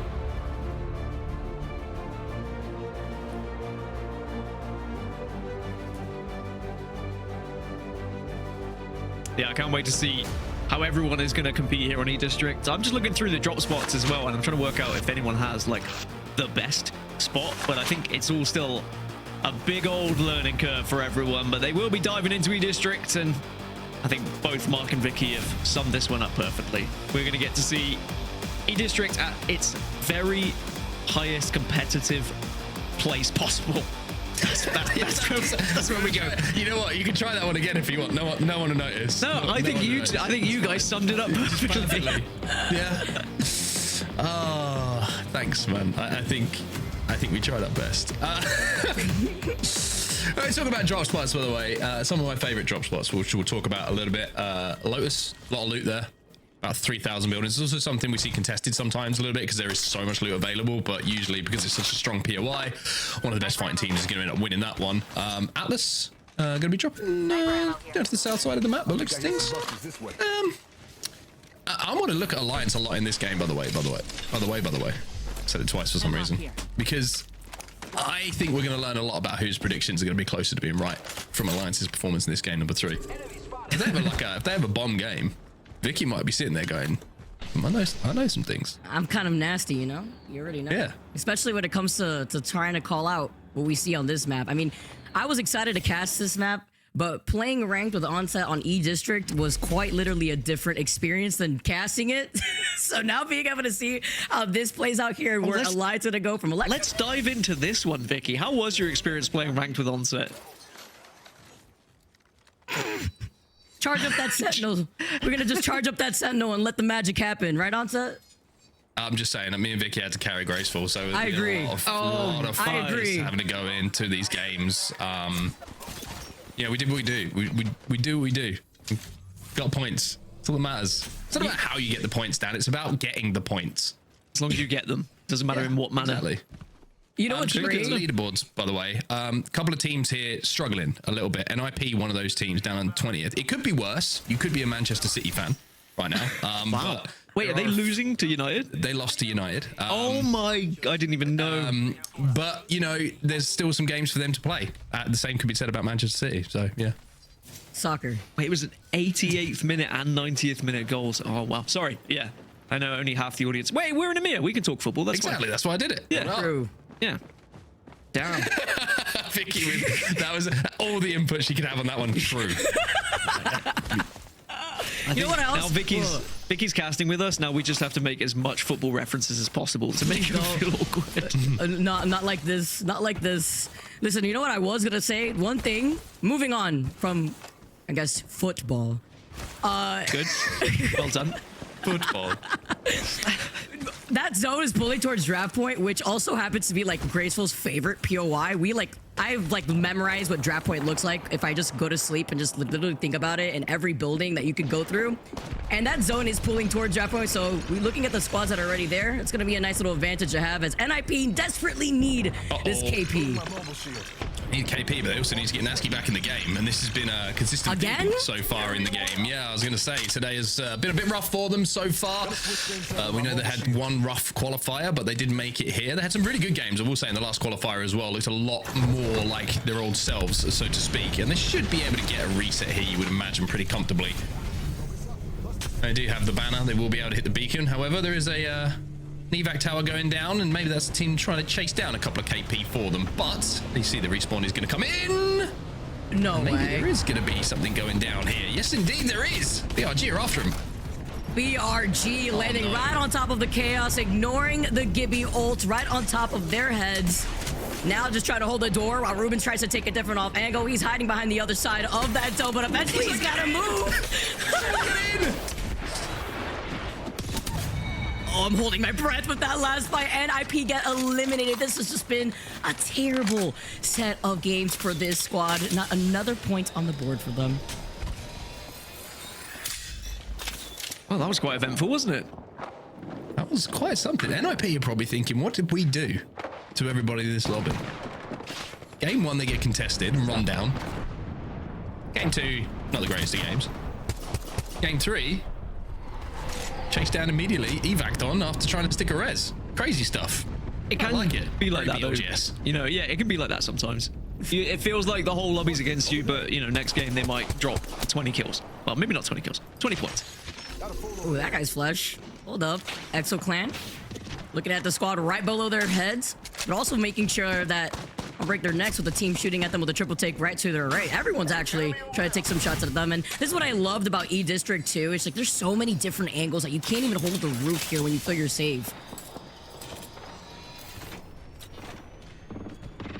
I do like the fact we're going to draft point by the looks of things, although we might pull a little bit more down to the south away from the POI, because draft point, like, I don't think there's many end games in and around there. It's usually down to the south of it, or where the bridge, it's kind of to the southern side of the bridge, which is where you see the likes of ExoClan try and work their way to now. They're kind of where you would expect things to end. Same with Alliance, who are trying to make their way in. There's a little bit of a scrap going down, by the way, on the northwest side of things. You've got Go Next, Aurora, and Danish, all very close to each other. But Alliance, for now, take a little bit of damage, just trying to survive. And it's Golem who are behind them, or Gollum. We're going to decide on that at some point during the broadcast. Let us know what the correct pronunciation is, and I'll ignore it and go with what I think is right. We also might have an English versus American crossover with the word as well. True. Something I have to deal with every day in my life. Vicky turning into an absolute gremlin down the mic there for a second. And I keep the energy with how chaotic this BLGS has been thus far. Hockey with a quick little switch. Dancing around with the massive. They lose out on effect though. Unlucky trying to take a flanking angle. And I love how this has just been Alliance's game plan for every fight. Unlucky just for free. Always manages to get behind them. Effect usually pulls their attention. And then Hockey just does the most damage and puts the pressure on. Whilst we're talking about Unlucky, I'm going to start this now, all right? A lot of the players were asked a lot of questions leading into the BLGS. Several questions about, like, you know, what's their favorite vegetable? Unlucky's is a potato. Just thought you'd all like to know. It's not a vegetable, is it? Well, he put it, not me. So don't come at me, all right? That's what he said. Wait, what is a potato if it's not a vegetable, Mark? It's a root. A root vegetable. I don't think it is. All right, Vicky, pick up. I'm going to do some research. I think it is a vegetable. I'm so sorry. No.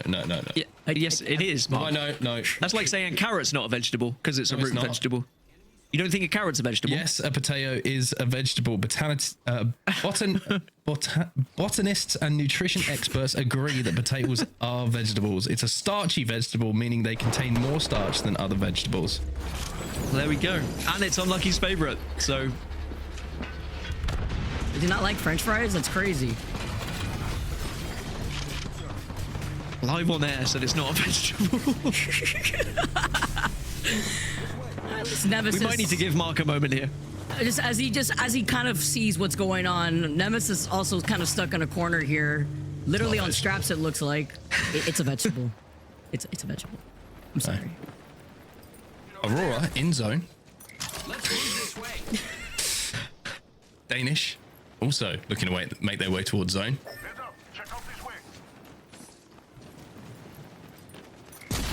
What about a beacon? What? Why is everyone giggling? Bubble fight going down. Bubble looks a little bit like half a potato. Half a potato. A root vegetable. They should be able to survive this. Yeah, they're fine. All right. Alliance is still in the kill feed doing damage though. Oh, effect is literally a pixel of health. They're saying that maybe they could try to get the res. Unlucky now forced to move forward. 18 squads still left. I love the look that we've been saying from E-District. The zip line from Hockey is going to put them on top here too. And Alliance having a little too much fun out here in a lobby like this. But this is what we like to see, because this really does determine what direction this lobby is going to look like here for Alliance, depending on what they do. And they're chasing down Go Next at the moment. You can see Xhako's the last alive, trying to scarper away from the hungry jaws of Alliance. Whilst we're still on the point of view of Alliance. Yeah, I thought you were going to say potato. The players were asked, what is the coolest word they know? And Unlucky said the coolest word he knows is pluh. P-L-U-H. Discuss. I am not commenting on that, because that could be something in a language that I don't know. I know. If I say that on broadcast, you just did, Danny. If it makes you feel any better, career, but it's been great. I know to what it work with means. you. Oh, okay. I know what it means. What does it mean? It's slang. It's used to like end a conversation when there's nothing left to say. It's what the kids say nowadays. So like, if you were boring me, I might just be like pluh. Yeah, I'm good with not knowing that. Yeah. But that's the coolest word he knows, apparently. So, cheers, Unlucky. Honestly, you learn something new every day, because, all right. Well, now I know what happens, if... Okay. Plus. ExoClan still inside its zone, still bank center, having to cohabit one of these buildings, however, for now. And that is where the zone is going to be going. Look at that, pulling down to the south buildings, outside of draft point, just outside of the bridge. Hey, those ranked games have paid off. That's all I'll say. Actually, English is going to get the mythic by the looks of things, by the way. Yeah, they got it off to the south side, and they're uncontested too. Meanwhile, with the walls being called in, put down Orgless and Hungry. Around 2 domes, also all getting sniped in the distance, are fighting for their lives. Not looking great, this. Not looking good. Kinda is trying to get out of there, and he's going to be able to hit the grapple under pressure, but you get the feeling that he might be falling over in a few seconds' time. Elsewhere, you can see that ExoClan still having this little fight. They don't want to coexist here. They want to try and claim this building as their own. They want to try and keep it completely under their control and put the pressure onto the team down on this low ground. However, the reset is coming in. Surprise, surprise. Thank you, Gibby. Thank you, Newcastle. Makes it so difficult to finish fights. It elongates them so long, and of course, with the shotguns that you're going to be expecting in these type of fights, you have to see who does the cha-cha slide better around each different bubble. Mind here with only 3 points, though, trying to hold on to this building. But this is also something else that you can expect from E-District. There's so many buildings to coexist in. The real question, talking about the cha-cha slide, where would you rather dance the cha-cha slide? At a wedding or a birthday party? I don't get invited to either. I feel like it's a very birthday party one, personally, but... Yeah, I feel like if you did it at a wedding during the vows, it might be a bit weird. Down the aisle. Slide to the left. Rotate coming in. Danish trying to make their move towards zone. Yeet. See where it drops right behind them. One of those golden nades that lands just behind the shield and just blows everyone up. Doesn't look like it is. Atlas eliminated down 16 squads. Also, still 16 squads remaining. And there's about 5 or 6 teams bang center of where this next zone is going to be going as well. So teams like Danish at the moment who are playing in and around this edge, they want to get these KP because that's guaranteed kills for them, guaranteed points for them. Whereas if they have to let this team get away, it's another team to have to fight their way through to when we get to that contested end zone, not congested. Congested? You can still breathe. August Hungry gone. They're not going to be able to breathe for long here. Danish, too, also just trying to prevent this team from trying to crawl up from the height. Looking at them from the other side, though, it's still going to be very difficult for them to try to get into that next zone. Go next, get eliminated, but FaZe actually managed to get out next. Literally one. He gets out of their line of sight. Maybe a third party in the distance as BRG. Upping the name out here. Gonna be able to try to harass them over in the side. We're gonna talk about a cha-cha slide, sliding off the rooftop here and holding onto the height. Shield up here. It's actually a front side no slide coming in there. A little bit of Sliding CSPS. off the rooftop, everybody. Sorry. You're very musical today. I am, yeah. You need to get off TikTok, dude. You've got like the earbuds. I'm just on TikTok right now, imagine. I wouldn't put it past you, honestly. Wow! Wow. Lions, by the way, on the crazy. edge of zone. Edge of zone. Look at them.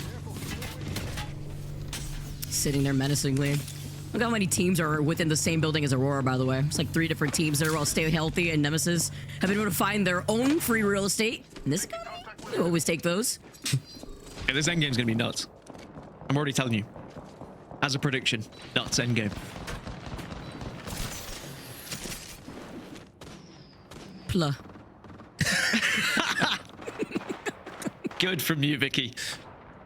She's learning. She's learning all the cool phrases. Yeah, yeah. You and Unlucky. Ain't gonna get along. FaZe Clan have been eliminated. The solo has gone. Alliance up to full reds. Now looking for KP. This is scary for the lobby, right? Because I think they were on 35 points coming into its 40 as it stands right now. So 10 points away from being on match point. Very doable, considering they got 4 reds. They've won a couple of fights already, feeling confident. Almost as confident as you were that Potato wasn't a vegetable. Alliance now start to march towards another Let it go, dude. set of enemies. Let it Nope, go. never. Oh, Forever. no. It looks like they're feeling starchy here, too. They're getting even more KP. Gets the crack. He tries to get the block, but Effect does not win those. It's fine. He was 1. Unlucky with the swoop up. He gets the res onto Effect.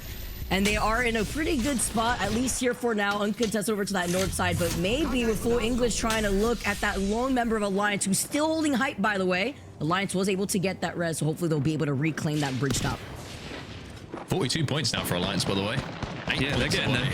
Wow. Look at that, sneaking up.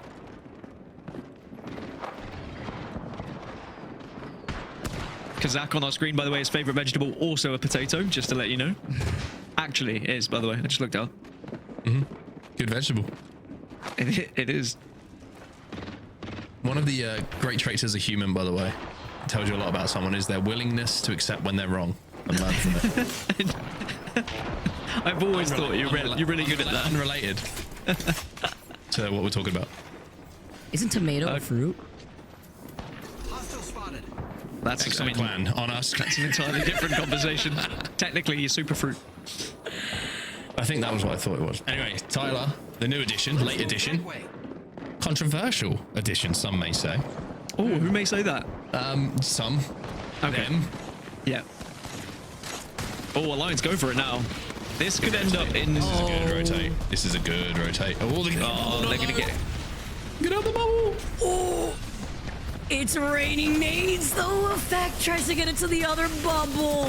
Nemesis saw the opportunity. They heard the reses and they swooped in, claiming 2 from Alliance. Still alive though, with 11 squads left, and now Nemesis has to pay the price for a bad spot to hang out in. Meanwhile, look at all these domes that have been called in as they try to hold up to the high ground. Full English looking at the chaos. Next, I just lost the roof. They've had to be forced to drop down the zip up, and the slam from the Newcastle wall means that now Full English have the roof of this building. However, it might seem like a good spot, but there's not many places for them to shoot right now, and they're going to have to drop later. And as we all know, when you drop towards the end game, you're going to be stunned for just a second as you land. No horizon in this lobby to kind of negate that, which means you become a little bit of a sitting duck. So even though it's a good place to stay safe for now, as Alliance will be eliminated, they won't hit match point in this game. It's going to be tough for them to play out a little bit later, but look at this cheeky slab. A cheeky slab. Oh, slab. Slab's a great word, isn't it? Really is. Yeah, Forbidden just going to be hoping that Slab can pick up a couple more points, but you're not really going to be able to do much damage in this final circle to try and win the game anyway. But like I said, I think this is going to be pretty nuts. There is a lot of open space that people have to run into here, but of course, as long as you've saved your bubble, I think it's going to be bubbles galore in about 30 seconds. Nephilim trying to work their way from the outside. This is a rough rotate for them, Vicky. Yeah, it's actually, not only are their backs against the zone here to see where they're going to drop, but they're going to be in the line of sight of so many of these other teams. Like, the only teams that have buildings, aside from the 3 to 4 different teams that are sharing the Full English building that we saw earlier, is Stay Healthy, Danish, and Nemesis. VC Go are going to eventually look at Nephilim that have to drop down, and then Forbidden is going to get called out with that one lone slab who's holding on to dear life here. But it's also like, when you talk about this meta, their timing on these zones and when you put that in that bubble and rotate around that Newcastle barrier is so important. It's interesting. Speaking of slab, by the way. Sorry, go on. His favorite vegetable is a tomato. Let's see what he can do. Nah. Tough. Not the super Slab's fruit. I think it's an interesting thing to talk about, though, Vicky. Like, previously, you look at Nephilim and you're like, this is oh, they're having a fight now. Let's see how this goes first. But you look at their rotate, you're like, this is really, really tough. This is almost impossible. But now, because you've got the barriers to work with and everyone's stacked up in front of you, you can kind of survive a little bit longer. Let the lobby take care of itself as everyone else is forced to fight. Even though there's not natural cover, you have the unnatural cover to try and play with. So Jan's now in a 1v1. Oh, becomes a 2v1 as the rest comes in, though, and he will lose that. So Nephilim will fall down to 8. How crazy this is for a zone like this, a final zone where there was 9 squads, now we're down to 8, and this is that coexisting that I love to see on E-District, almost like a little taste of Skyhook when you get to see both as final zones, but he drops down, no! Trying to run away here in the line of sight of 3 teams shooting at them. Oh my god. Well, they say we'll have that zip. Your slippy fingers, but we will not slip, and now instead Full English are going to have to full send this. Well, CJ's watching his teammates spontaneously combust in front of him. ExoClan now make their move as well. Look at the zip lines. There's 3 different zip lines that went down. Aurora in the center of zone. Full English have gone. ExoClan also eliminated. Stay Healthy still trying to live up to their name as Luxor is going to fire through the cat wall. Stay Healthy will finally go down, as will Mind. Aurora, I don't know where Aurora have been the whole game, but all of a sudden they're in the middle of zone fighting for the game. They were inside of a building here, but I had to laugh because looking at 4 different domes used up when the bombardment was called in is what allows Aurora to walk in and take the dub on E District. What an end game right there. End fight from our different teams. Unreal, really. Everyone had to expend that. They used their bubble so early, everyone did, because there was just so much commotion that was happening on the edges. So then you have to be brave with your pushes out of said bubbles. And you really have to output a lot of damage to make teams pretty scared of you. And Aurora, I mean, they pick up the pieces there. So I think they'll be delighted with that one. That further highlights what we were talking about before, like the importance of having that utility for an end zone like that. I mean, you're kind of forced when you see like 2 to 3 different Gibby ults being called in, like, and you have no cover to work with.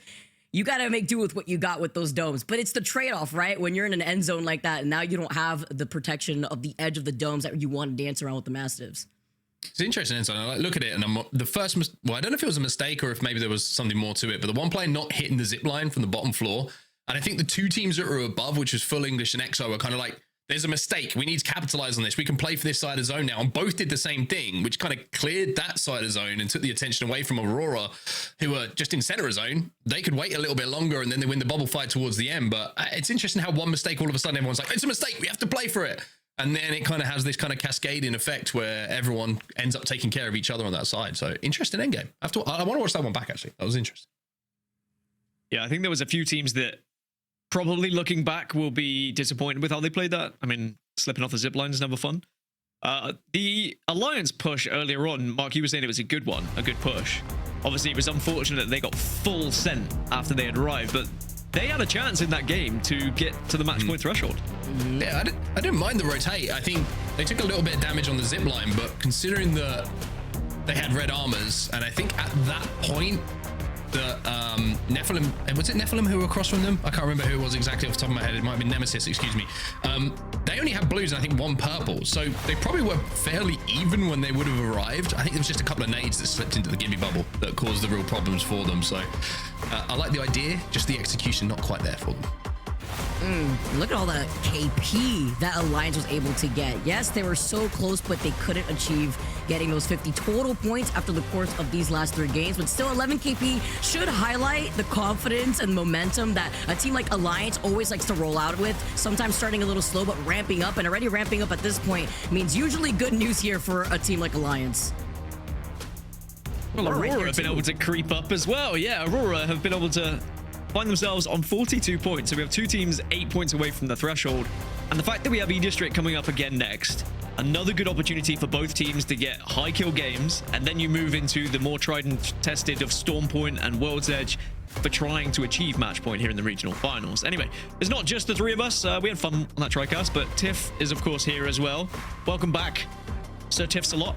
How are you? Tiff's a lot. Oh my God, It feels good. I want to TriCast. I want to be a part of something. You will. I'm sure you will at some point. This is the BLGS, baby. Anything's possible. That means anything goes. Anything's possible. Good. I'm so glad we're on the same page there. On set. Sorry, I had to think about your name for a second. I was going to call you Mark. It's all right. Unforgettable. Actually, I do love potatoes, but you know what I love even more? A good match rewind. Let's go ahead and check it out, shall we? You said you wanted to watch it back anyways on set, so I'm just trying to give you your wish. You were going to say vegetables. Oh. More than potatoes is vegetables, but you know, what can I say? It's okay. One of the Aurora boys said nuggets for vegetables, and I started questioning what they were all about, and you were like, that's a matter. Yeah. You gotta get the nuggies, but look at the chaos there. I see 1, 2, 3, 4 Gibby bubbles. 4. 5. Can I not count? Another one? I still see a lot of Gibby ults. It's just carnage in this endgame, and I think you did see like there was the 3 teams who zipped to the far side, took care of each other, and then clean up for Aurora in the final moment. So yeah, kind of worked out. It was just one of those where everyone's in a bubble. Bubble goes down first, you get hit by the ults. It's a simple cleanup for them in the end game. So yeah, interesting game. I love a bit of E District. I'm glad we get to go back to back on it as well. We get to see it twice. That is actually a good point, because I was curious. Like, are we actually liking E District in comp? Because as much as I love casting over World's Edge and Storm Point every single weekend, and I know you guys feel that with me, like I could not get enough more World's Edge and Storm Point. No, it's really cool to get E District in on it. Yeah, I think the back-to-backs, and I think the position in the series layout is actually important. Like I was alluding to, like it's gonna be a lot of kills available, but maybe it's not. No one really is gonna be winning consistently on E-District yet. I still think it's a difficult map to try and play out, and there's certain factors that can be a reason of that. But it is definitely a hectic one. So if you can find a lot of kills, like Aurora have just done, like Alliance have just done, back-to-back, put yourself on match point, and then you go on to Storm Point later. It's definitely incredible to watch, and I think one of the beautiful things about E-District is just how good the map looks. Like, it just feels nice to see the artwork, to be honest. I can agree. I mean, I was definitely looking at Wig for a hot second because his hair is up and I thought he looked like Kenpachi from Bleach back in the day. And I was like, whoa, what is happening here? What are we watching? But that makes sense. But I was curious because you guys were talking about, obviously we're not seeing Horizon in any of our legend compositions. Makes total sense. But when it comes to E-District, you need that mobility, that top to bottom, because all of our buildings are so massive. So I think that's where we're seeing, obviously a lot of people are playing Path, so vital in this meta. Oh, for sure. I think Pathfinder is almost you have to on E-District, because if you're trying to rotate in, again, even if you're moving through one of those narrow chokes, if you've got a team there and you can hit a electrified zip, then it gives you an opportunity, it gives you a chance. And some of these rotates, like you say, are from low to high to find a floor of one of these buildings or a platform of one of these buildings. So if you don't have Path and you don't have that ability and the mobility to go from low to high, you're really going to struggle to find yourself in these end games. As long as you actually catch the zip line. True. Do you often miss them, Gaskin? This sounds like you know from experience. I mean, I did just watch a pro player miss one, so I think it's okay to say, yes, I do miss one every now and then. Because if the pros do, that means I can, right? That's how it works. Just a little bit. Get some forgiveness, cool. I guess. Some forgiveness, you know, just showing that maybe one day you could also be a pro. But, you know. No, my time's passed. Oh, okay, you're retired, right? Yes. You've made your peace. That's how I've made my Yes. But, you know, talking about these rotates and how important it's been, looking at the Pathfinder, that high to low ground in the top of a lot of these buildings. I mean, we even saw a team get booted off at one point from the height that they were trying to hold from like the middle part of the game.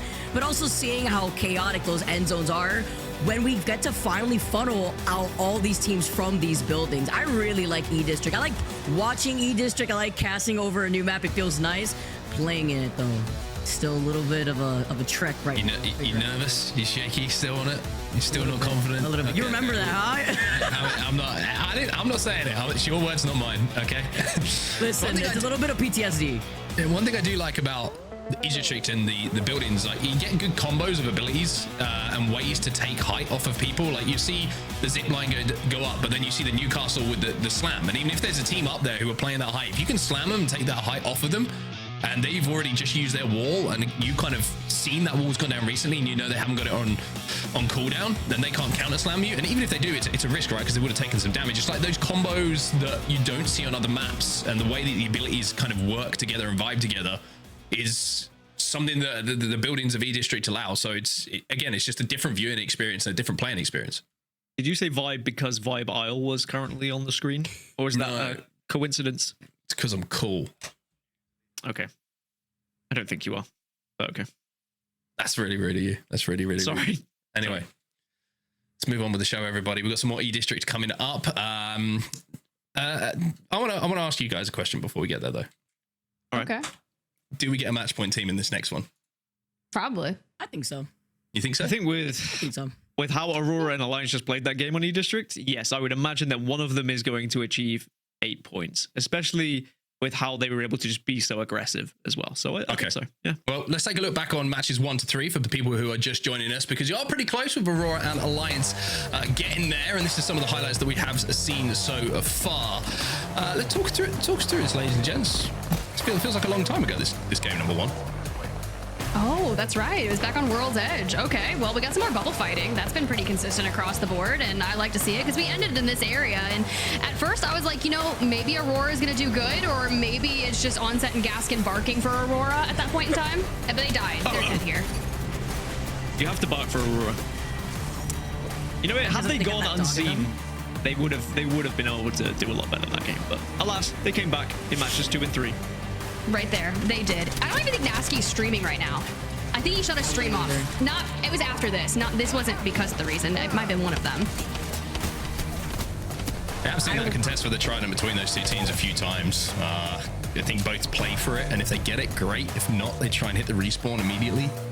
But yeah, Nasky not getting the good vibes off of that one. I have to just say that the way that Nasky's just been completely shorted with the way that a lot of these early games have been, I mean, I can only imagine. Also, we get to see a rogue Trident out here from Aurora when they were fighting for their lives before they were pinched between everybody else in the final zone of the Storm Point circle that we were able to cast Tiff. But look at the double slam from each side of the Newcastle wall. And before we saw our team here, Forbidden, who was waiting patiently in that final zone, scooping in and getting that dub, which was very necessary for them, even if they got it with 6 KP. Oh, I mean, yeah, keep going. Show us that Mastiff. All right, through the mobile shield we go, and through the windows, through the walls.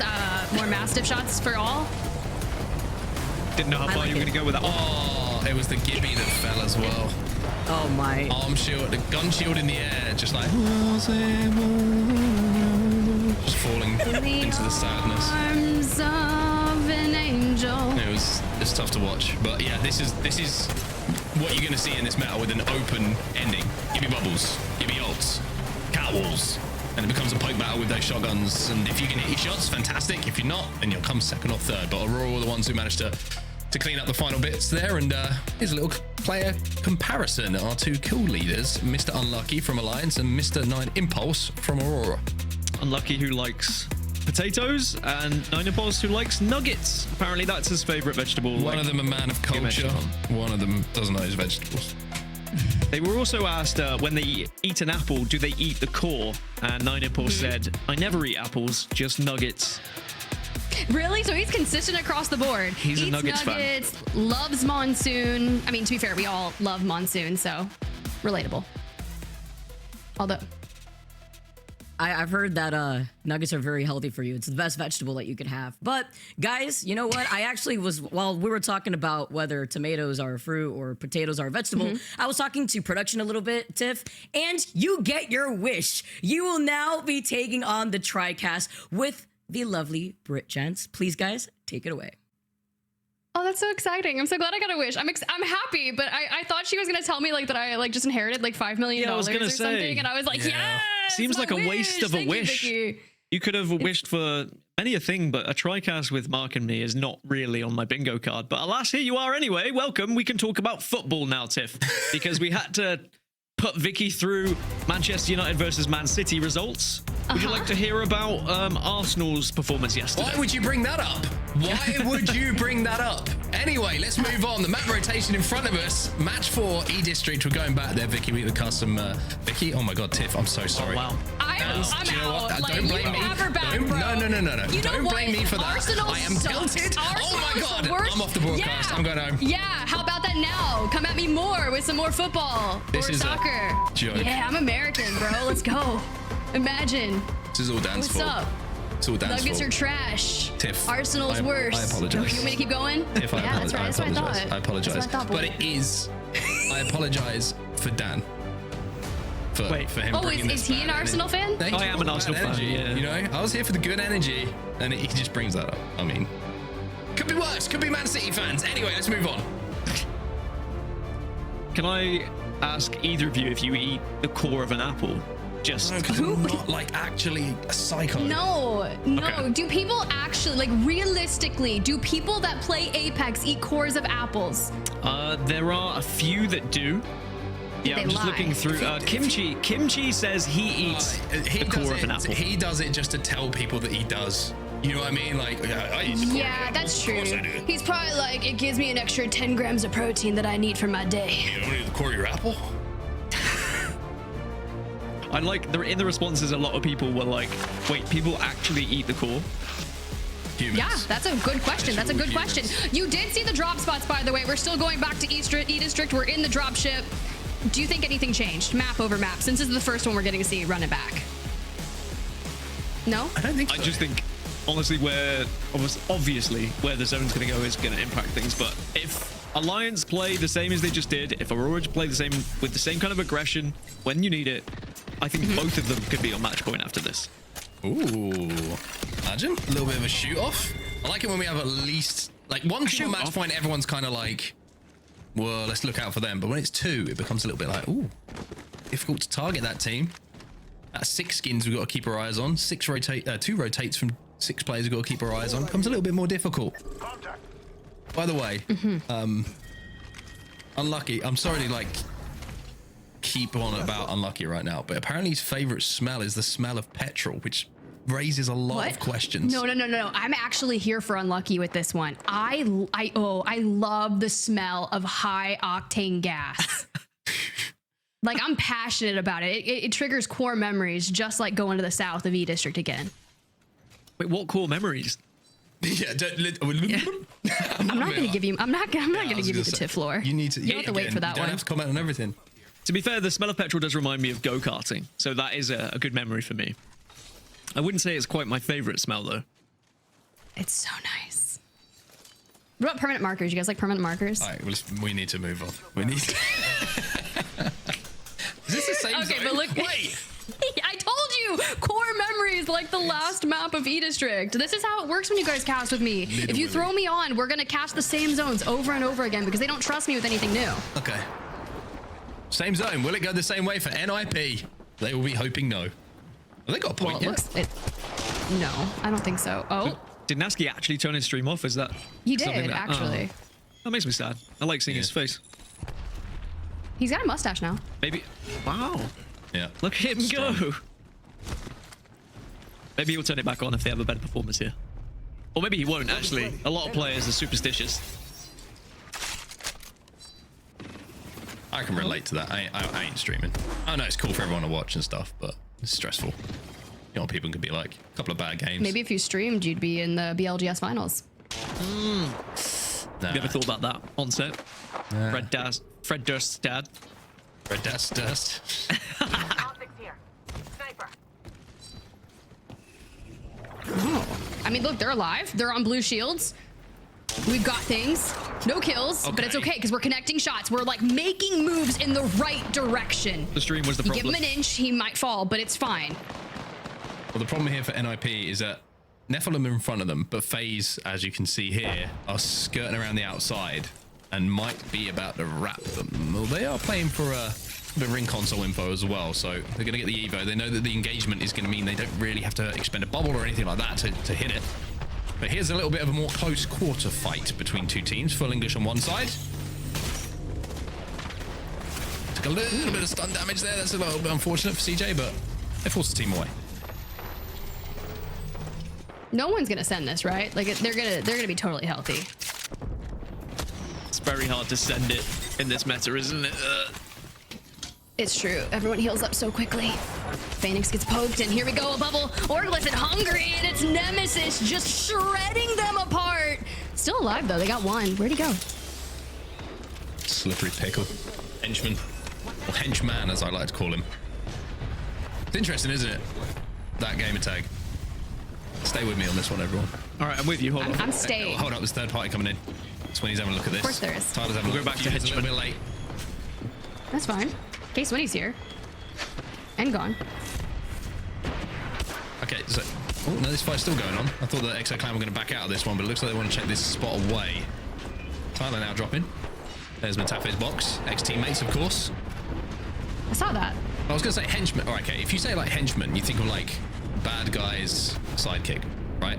Yeah, that's Right, true. if you say henchman, this guy eats his, you know, his steaks. This guy eats his apple cores. Yeah. Wait, what did you just say? I think you spoke another language for a second. He said henchman or henchman. Oh, okay. Like, if you Is were that asked to sticking with draw you? a picture of either, even though it's the same word spelled, it's two different meanings. Anyway, back to the fight. Exo Clan. It's still happening. Yep. Slow. This is one of those. We should Not push. We committed. shouldn't push. We should push. Oh, I'm not sure now. Let's push again. Oh. Let's see if we can get some damage. Third party. Now we're dying. Yo, pushing a roof like that almost never works out. Like, I respect the attempt. And Micey just oobing from above onto Phoenix over there from the full English. This is fine. He's the last one. It's not fine. It's got single Mozambique as well. James Bond. Famous for his Mozambique use. I actually think Phoenix could play James Bond. We should go that way. I can see it. Aren't they looking for the next James Bond, or has that been sorted now? May have been sorted by now, but I'll let Phoenix know just in case. Let him down. Is this still happening? clone. BK to the face here. Exo Clan, can we make something happen here? Or will we draw out all the time and just walk away with nothing from it? Going next to been limited by Lots of Aurora, by the way. resources. And Lots of resources. That puts Aurora a little bit closer to match point. Just to give you a little bit of a background on points. Thanks, Mark. Got you. I'm checking with you Nugget later. enjoyers going to match point soon, maybe. Just want to let you know. Oh, No. full English down, clone on the ground as well. Will we get the pickup? Not sure. Exo Clan leave the building, and look who comes swinging. It's Orglis at Hungry, which means Matafe. About to take down not only Tyler, but K-Swinny too.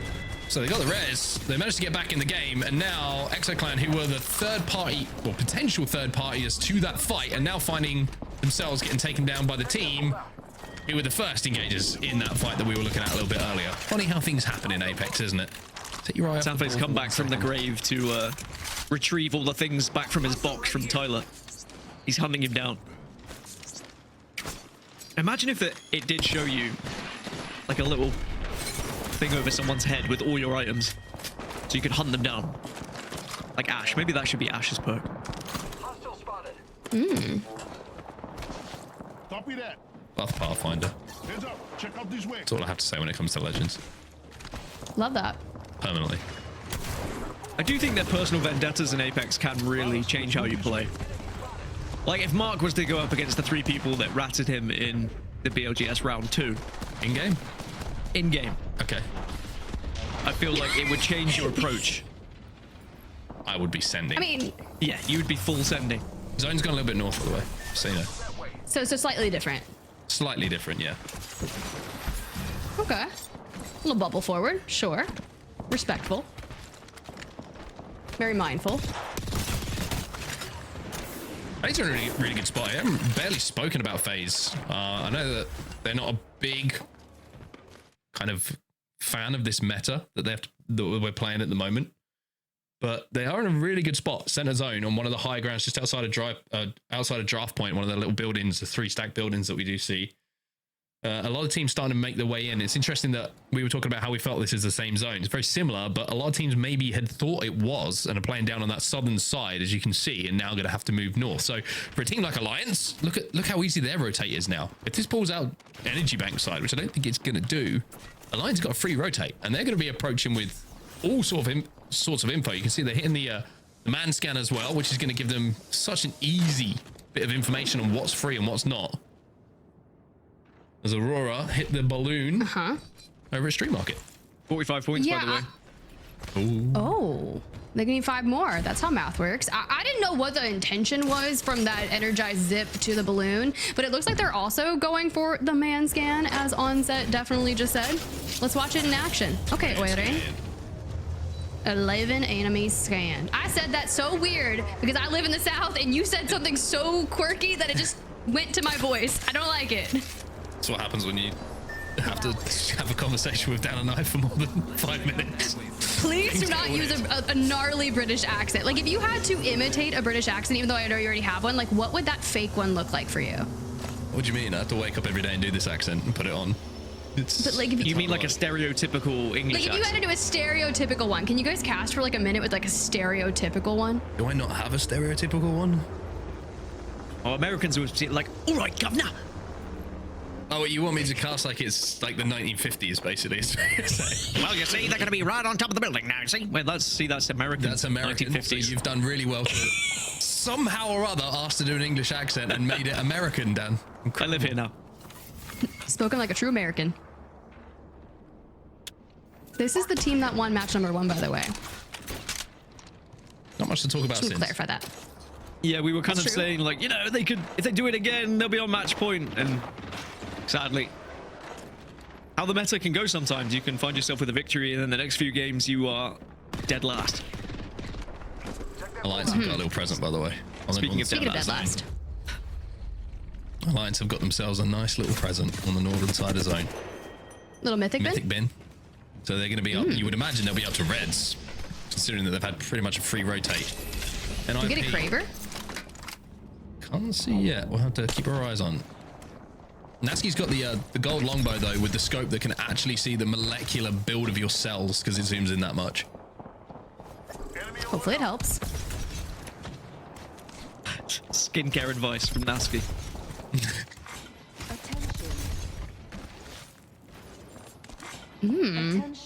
Little golem. Tiff can help us on this one because Vicky wouldn't. Okay. Golem or golem? You just said the same word twice. You said it exactly the same twice. I said You went golem or golem. Oh, okay. I thought you went golem or golem. Is that what? I think it's golem. You kind of went in between the two there for me, Tiff. So I'm still. Yeah. I don't still know. It's the best of both worlds. I think you were a golem. And Golem. that makes you a woman of culture. Instead of golem. Yeah. Golem. Why does he cry, precious? I know this is a tricast right now, but I'm willing to leave after that to make it just. If you just feel saying. slightly uncomfortable, I understand. Mind has officially been eliminated. There's not really a whole heck of a lot going on right now. Alliance outside the next circle, FaZe Clan, and VC go. Biggest threats. They've got the choke point there. Love that for them. Hopefully it works out and they get some points. I'm trying to look at where our match point, well, teams closest to match point are. Aurora inside next zone. Alliance are outside of it. Alliance have a really tough rotate if they want to make it through because they've got to go through VC Go and FaZe Clan who are going to be holding down the two tunnels. Essentially, there's one choke with two tunnels and there is a way through it, but there's two teams either side of them. So they got a really, really tough. But if they win one of those fights, maybe even two, if those teams are forced to fight, which they shouldn't be, Alliance could get the amount of points they need. I wonder if they're going to try something different here because it's such a tough rotate for them to make. As Aurora put themselves on 46 points now. 4 to go. Could happen here. Ooh, do you guys want some more lore from me? I do. The first match point finals I ever cast for Apex, the Fire Beavers won. So it's like Wow. similar. Full circle. Same but different. Maybe. Well, there's nothing worse than missing a shotgun shot. Oh, it hurts every time. A little bit of a stunny. Wouldn't know. Oh, you're just that good. Oh. You hit every shot, never miss. Never missed. I don't know that good. Aurora, by the way, 2 more kills in the kill feed. If those knocks get turned and converted, that would be even more points. Atlas going out. There's also another placement point for Aurora. They are on the verge of match point. August and Hungry down and out. Forbidden survive. Yeah, August and Hungry kind of sent that fight a little bit and kind of got taught a little bit of a lesson by the blunt end of the 49. mastiff. 49, want to go here for Aurora. You would expect them to get 1 kill, right? Just full send it. Oh, that window is open. Not gonna close it. Okay. Letting a draft in and a few bullets to go alongside it. There's a knock. It looks like There's a knock. There it is. They got it. They got it. They got it. I think they got it. They got it. Okay, they're good. Doesn't matter. We have 50 and we are dying, but NIP, do they get any points? They hopefully got 1 because 9 Impulse is looking for a reset here. Oh, that's not that. Oh, he didn't get stuck. Okay. No, but it was just a flesh wound and I think it's done. Oh, now Alliance, it's their turn to try and get onto match point. 4 points away. Still got to work their way through to this zone though. You can see on the map overhead at the top. Look, do they have an evac that they can get over the top with? I don't think you can. Maybe they can wrap around the side here, but it's going to be a really tough rotate. I think they are going to try and wrap through the choke that I was talking about, but they're just going to try and do it above the teams. Aurora have been eliminated officially now, but they've got their job done here. They will be on match point, and they can just about squeak over the top here. Haggis? Where do they land? This is a big call for them. Dude, Unlucky is massive as Newcastle. Let's be real. That is a huge hitbox, and we only go away with maybe 170 damage. Not terrible. We're thriving. Good shield redirection. Wait, is there just the 2 of them down there? Where's the 3rd? Oh no, they're all there. They're all there now. They're all there now. It's okay. Don't panic. Is No one everyone panic. accounted for? No one panic. This is a classic example of like how you can play somewhere that was previously not playable, right? With the compositions that you have. Hackers tries to send it in though, and he's going to get taken down, and now Effect are Unlucky. You've got to decide, do we want to try and force this fight? Do we want to try and just get these points? But the problem is there's another team across from them in a bubble, and I think Survival is probably the best play for them right now, but they are outside of that zone, so there's going to be traffic coming behind them. But they have to move forward at some point. This is a really rough spot for Alliance, and for them to hit match point is going to be quite the performance. Oh, they need to do it. I love the Dark Veil with the piercing spikes, and we're okay. Still not in the next circle for now, but Unlucky needs to find a couple KP if we can. Yeah, they might get an extra placement point just by surviving here, but of course they need still 3 more points via kills. There are 3 people below them. There's definitely kills available here, and I mean, Affected Unlucky, even if they were just a solo here, they're the kind of players that can definitely pick up points on their own, and now the bubble's gone. Now you can start to rain down health. I was going to say, someone just absolutely slammed them that was just presented Alliance with some points. I don't know how that happened or why that happened, but it just presented a golden opportunity for Alliance, not just to get those easy free KP. They're waiting for the bubble to go down initially, but the job was pretty much done for them. Free KP, another placement point for them, and now they are very close to match point as VC Go take out Ethernal. Phase Fallen in the meantime as well, as we now have 8 squads remaining. Ooh, big game for them. I mean, look, ton of kills here. And that's exactly what you need to do if you're Alliance, right? Just like you get Packus's death box, you get the banner, you get the loot, you get the KP, and now you just need to chill and wait for like top 5 and you should be golden. Yeah, it's just getting into top 5. Boys, building's free. They might just be able to skirt around and avoid. I think it's SJP2 that are going to be ahead of them. Yeah, they've just been able to see them now. They're not quite in the circle yet. Well, the good news is other teams outside of zone further than Alliance stay healthy. Nemesis, VC Go all have to move in, and that's going to mean they have to fight. It means there is going to be an opportunity presented for Alliance here, surely to hit a few shots, but they found a place to play. Newcastle wall is good enough. Unlucky though, is down. Effect, it's all up to you. And they will come And it's up not enough. just They're short. out. They come up short. Well, that's great news for Aurora. They're going to be the only team, I imagine, I think definitely, on match point going into match number 5. There are a few teams that can get a little bit closer to that threshold. Nemesis, they're kind of there in the remains of Alliance. It's about where they go afterwards. There's just so much height. Oh, this is disgusting to watch. This is actually unfair. I don't like this. I feel uncomfortable. I like it.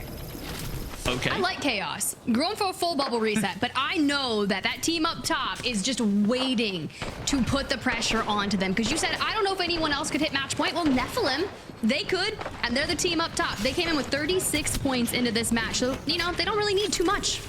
Oh, 35. My math's bad. It's fine. Shh.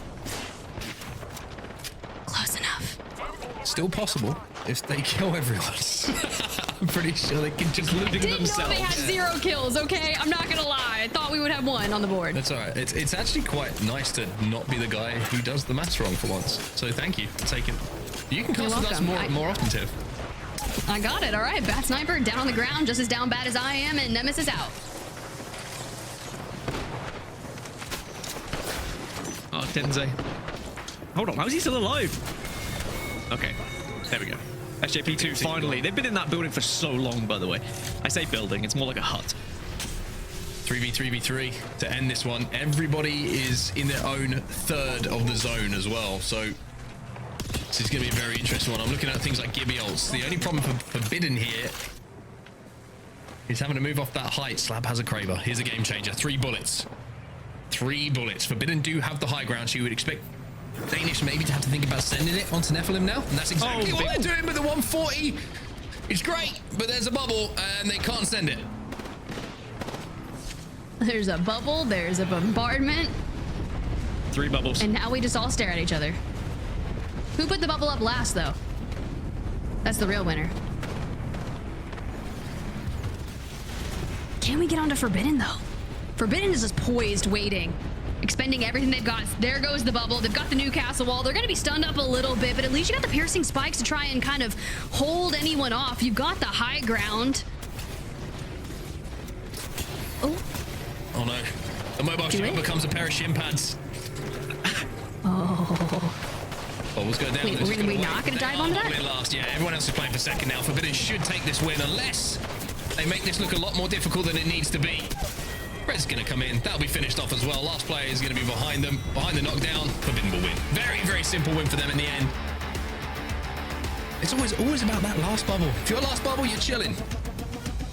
Forbidden again, though, and they put themselves definitely in the conversation. Whilst they won't be on match point yet, they are very close indeed. It will only be the one team crossing the match point threshold. That'll be Aurora.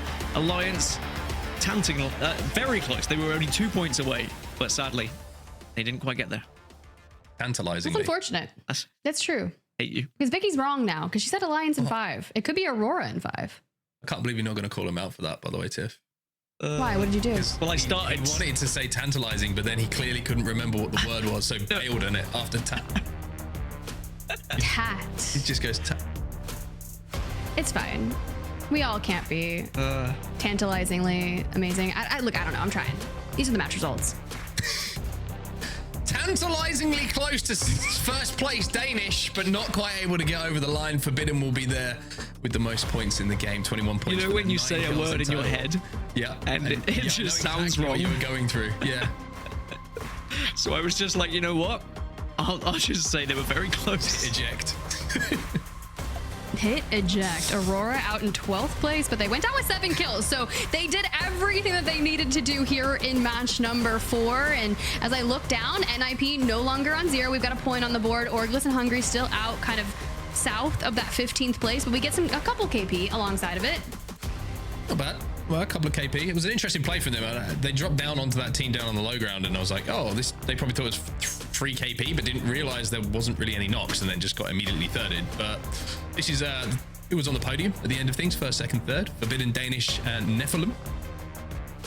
Good damage coming in from all of them. Good KP coming in from Danish and Forbidden as well. Really good all-round games from both.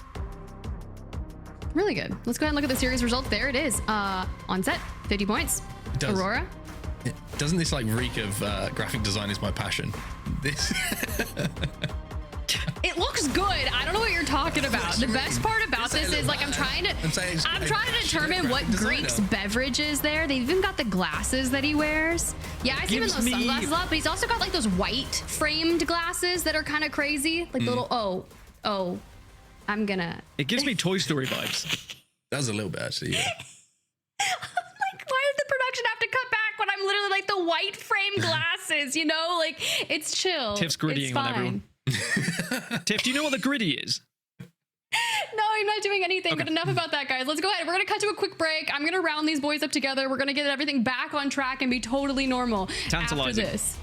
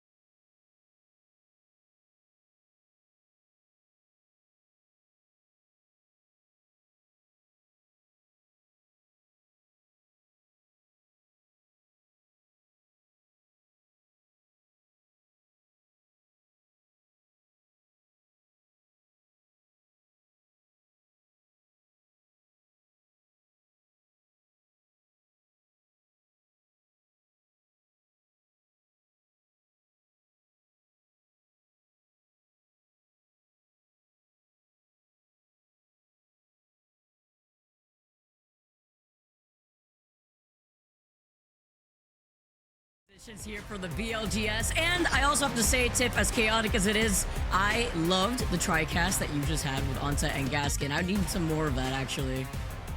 Oh, I'm sure we'll get plenty more of that action because I know you were having fun with it earlier, and quite frankly, it's just a good time, right? Especially when you get to be the American in the British vibe. You know, like I don't. What? it's like an eagle. Little. You know what? It's really hard to do that. That's American enough for us. Let's go ahead and we'll jump into that match rewind because there were some really cool moments, Vicky. I know you stepped away for just a hot second, but you saw the whole thing, right? Especially Oirain, Aurora doing so much work. 6 kills, 1.3k damage, and just look at this. Look at that arc star. Would you just look at it? Fantastic. Man, Oi Rain too knew the assignment. Like, that's the one thing I really love about watching Aurora and the individual players that make up this team is they know what's at stake here too. So he needed to pop off to help Aurora hit match point. The only team now to be at match point. And also, by the way, the Kraber shots from Forbidden, the two timing team right now that has been able to take 2 dubs thus far. Still not at match point here, but forced to drop down, and a nice timing on that bubble, which I want to highlight is so important. Even though they're dancing around this other Gibby bubble here, it's about conserving when you put down that bubble, depending on when these teams want to actually push in. Yeah, that's a nice way to win match number 2, win match number 4, and then we're going to throw back the series scoreboard because we are not starting soon. We are actually bringing it back to the series results. It's fine. Honestly, Vicky, to be fair, the only reason we were going to show you the series results is because there was a slight error with ExoClan's score. They don't actually have 48 points. They're somewhere else. Not quite that high. I think they're like maybe just inside the top 10. Maybe. What is happening? Everything is breaking. Everything is breaking. EXO wishes they could be in with 48 points. Unfortunately for them, that isn't the case, right? So we had to fix some things, wondering why they were a little bit high up there. But still, I just slammed my keyboard, so that's kind of what happened. I just want to let you guys know I'm so sorry. I said I was going to get everything back to normal. I lied, okay? It's the BLGS, baby, and we are the official B stream for Greek and Wig. And I went over to Greek stream earlier today and I was like, yo, how's it feel to be the A stream? He's like, what do you mean this is the G stream, baby? I was like, what does G stand for? He's like, goat. And I was like, makes sense. It makes sense. I like that energy. I was gonna say like BLGS, like B for bussin'. Like, all right, we got some bussin' games out here too. As we also move on to with all those Gibby bubbles, we busting some bubbles. I mean, match number 5 going on to Storm Point though. Okay, so you remember what happened last time we were on Storm Point? Because we witnessed the action, right? We had that Trident incident, and Aurora essentially jumped Nasky. Now, Aurora being the only team on match point could end it here.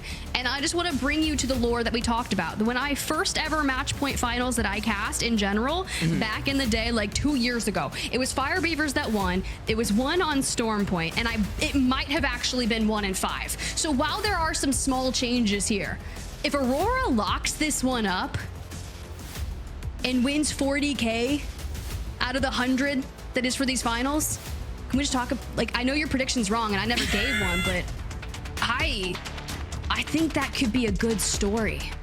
You have to always call it out, right? You know what? I'll admit to it. I'll admit to it. Alliance is right there, but Aurora taking it here would be fantastic. And wasn't that Fire Beavers call that you had right there? Wasn't it a very similar end zone to the one that we last saw on Storm Point? Wasn't it like closer to like the outskirts of Lightning Rod too? I feel like it was like a northern Storm Point zone anyways, but I think so. Aurora's was one down on the beaches in the south. Well, the Fire Beavers. The beaches of the south. Okay. That one I do remember from back in the day. But the only thing I remember about the last match, the most recent Storm Point match, was Nasky getting jumped off rip. And I don't know if that's going to happen again. But it seems as if that was punishment. Because you remember that one time we were on LAN where like Hardeki went rogue up to like Cedo? Are you talking about when Nasky had got it, like had popped off and he did the pop off into getting bodied? That too. That happened. And he was celebrating. He was standing up and then he got destroyed. Yeah, very unfortunate.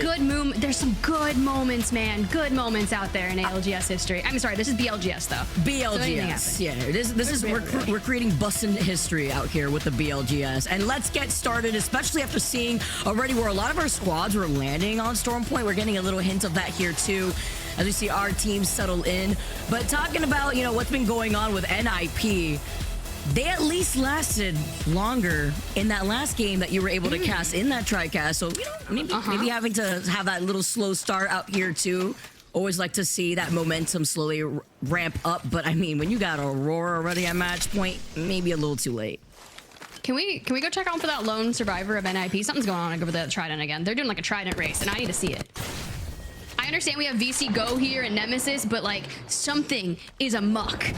I do see some very similar things happening. Here it is. Oh, we've got Fast and the Furious on our freaking screen. And this time, Nasky's actually getting away. He's falling really low, though, and they're in hot pursuit, Vicky. Nasky, no! He's forced to put down the bubble. The rest of the NIP are slowly trying to approach him. Cedo over here on the other side, but they are fully trying to send it out to Nasky. He can't get away. He goes down again. Not enough Legend swaps here because he was cat last time before, if I recall correctly, is going to help you in this case, even when you are the Gibby, even when you try to use the bubble. Aurora literally with the drive-by get away with murder.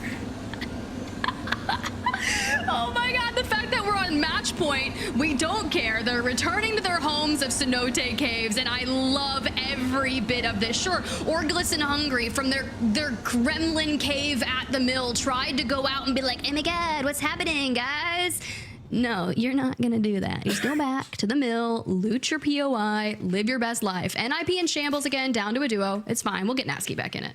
I like just want to hear those comms. I need to understand what is going on with NIP, with Nasky constantly getting called. I mean, the thing is, if it happens the first time, right? And I believe he had turned off his stream like after that game, and then you try to go for it again. I mean, I need to hear those comms. I just need to know what's going on through NIP's brains, especially when you're forced to play this out as a duo again. Let's remember what happened in Storm Point where they got Nasky back and then Alliance just like fully sent it on them after they rotated from the north side. Yeah, this is where the zone's going, right? Like, so Aurora don't have a big rotation, and I'm not ignoring anything that you just said. I was just looking for Nasky's stream. It's still off, by the way. That's totally fine, because when you start thinking about what's happening and what we just witnessed at the start of a Storm Point, this is a $100,000 BLGS regional finals where first place gets 40K, and that is the level of shenanigans that we're getting. I wouldn't have it any other way. 100K here to give out within EMEA phase now. Don't want to try to overextend at the same time here. Jurassic usually third-party central, and there it is from a distance. They knew that. That's why they just are able to bunker down here, and even a fourth party in the distance, wondering if they could get involved here from Mind. Excuse me, can I please come over here and see what's going on? Because we knew NIP got absolutely demolished at the beginning of this, and they're still a duo, still in Cedo, still vibing, but VC Go, they only need 10 points this match, which they could make work, and we missed that shot. We don't miss that. Amphi down and out, which means Zane is somewhere. No, Zane's dead. Nasky was back and gone again, and NIP, they're the first team out. This is a little painful, shall I say? Obviously you got to change things up here. I mean, I would just be fuming if I was the duo in that case. They wanted to try to take the Trident. Again, the Gibby swap just didn't work out for them, and they're the first squad to go out this time around too, still with only 1 point after 4 games. I think it's personal, because at this point, like, is the Trident really worth it for a rotation? Realistically. Because look, we're gonna scan this, we're gonna see where it's going, and you're not really going that far. You're at that intersection of where the second circle is. It's the fact that Aurora got away with it. They just keep getting away with it, bro. Like, who was it? Orglis and Hungry, like, we're right there too. And just like, they just let it happen. They just witnessed the murder and then packed up. Do you really think Matafe was gonna get in on that though? I think they wanted to. I don't know. They were looking for the opportunity here, just so we could get to see Mind looking for an opportunity of trying to gatekeep any squads. But nobody's gonna be rotating from the south side here. Nobody left from Barometer. Aurora still taking their time in Cenote Cave on this rotate. But this is an interesting circle, Tiff, because it could be a 50-50. It's either, I think it's going to pull towards Jurassic personally, but there is that chance that if it goes for a heavy shift over to the left side, you could expect teams that are taking their time going into this next zone, coming in from the west side, to be in a bit of trouble. Ooh, full English already. Throw that bubble down and waiting for the crawl up, but I like the Phoenix. Reads to the left, hits some shots, forces their bubble out. These Arc Stars can really help distinguish how they're going to play this, but we just kind of separate on out. Maybe a fight for the high ground, but G-Dolphin already on the roof of the building. Frolicking up there. Oh, that's gonna be actually dangerous. Whew, we lost our high ground. He gave that up so quick here. I don't blame him though. Having to drop down, having to give that up for now after seeing that zipline right in his face. Says that he wanted no business with that, but trying to take a different off angle instead. Puts down the barrier and actually took away from some distraction here as Atlas now Zuni dancing with the massive, but he drops down completely. Oh, Atlas falling apart here because the only way up is that zip, right? We saw G-Dolphin get up there originally by using the wall, and although they opened it up with the first knock, Zuni just has to get out of the way. Unfortunate, but maybe we hit a crafter, we get the homies back in, and all is well for them. Full English, though. They'll take that fight all day. Absolutely. I very unfortunate that Zuni had accidentally dropped down while he was trying to be playing around that bubble. That just left G-Dolphin by himself there too, but at least he gets away, and that's what matters. As more teams here, we're talking about squads taking their time. Alliance, of course, right behind Go Next. Aurora, I heard in the distance, I think still on the Trident. Seems legit. All right, well, Alliance, they only need 2 points, and we're all the way out here on the edge. You can see they got that scan, so they're going for information. They have 10 enemies on the nearby horizon, which means Alliance in them, they knew Aurora was going to be on this side of things because they're from the Cenote area. They're not close. But can these triple take shots connect? Enemies far off. Trying to find their mark here. Seen them earlier on. Aurora prioritizing getting some information out here too. You can hear the Trident activated in the distance. They're going to be able to get right back on top of it, prioritizing not only that info, but also this rotate. Because I mentioned earlier, there were no teams over by Barometer, and now Orgless and Hungry had actually rotated there ahead of time, and Aurora about to approach them from the side of zone. Down below, pop up that zip. Let's see.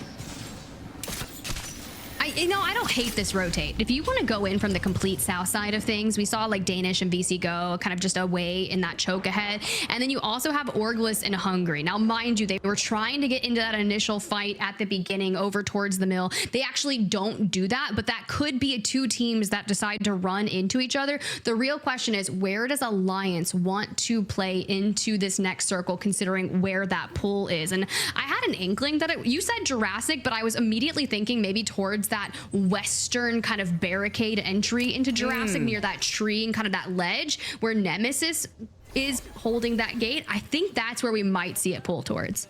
I've seen it there, and I've seen it. You know that house that's over to that north side of Nemesis right now, actually, that Forbidden's like on the outskirts of. I've also seen a final zone pool directly on top of there and on top of that hilltop that you just mentioned. But that would also mean teams like Danish, VC Go, who may not have that information, are going to get gate kept and even pinched looking at where Alliance is, who are now calling in the evac tower. Oh, call that tower in. I love that. Commit to one side. Let's see where we go. In the air. I mean, look, their E-District redeploy went pretty solid. Not gonna lie. Lost hack is like 5 seconds after, but we got 2 on the ground. Where's the third? Are we all united inside this building? I think so. Safe and sound before they decide to move on to the next building here, but it's about controlling a lot of this space. They will eventually have to start moving, and they already know that. They have that circle information. That's why they take their time to rotate into these type of zones. But also Ping and Go Next, that you had mentioned, Tiff, that was going to approach Alliance. The Alliance still kind of trying to gatekeep them, but can't show face too hard with Nemesis also trying to harass them. Pluh. You doing that cracked me up, by the way. I'm still not over that word. I've never in my entire life heard that, which means I'm pretty old. Wait, But which I was word? like, Oh, the puh? The pluh. What was The it? pluh. The pluh. There you go. I said puh. Oh, did you? Pluh. Pluh. Oh. That was Nemesis too, shooting at them with that triple take. That's what I'm worried about here. We're looking at where Alliance positioning is, but I'm not worried about Aurora.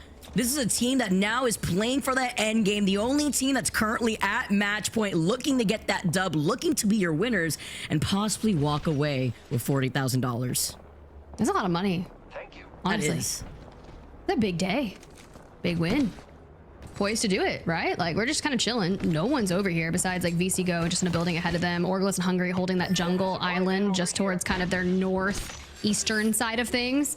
But depending on where it goes next, they'll get that information of having to rotate into Jurassic. And then you have to think, which way do we want to go? All the different chokes that lead to Jurassic are going to look a heck of a lot like what we're witnessing. Exoplan here.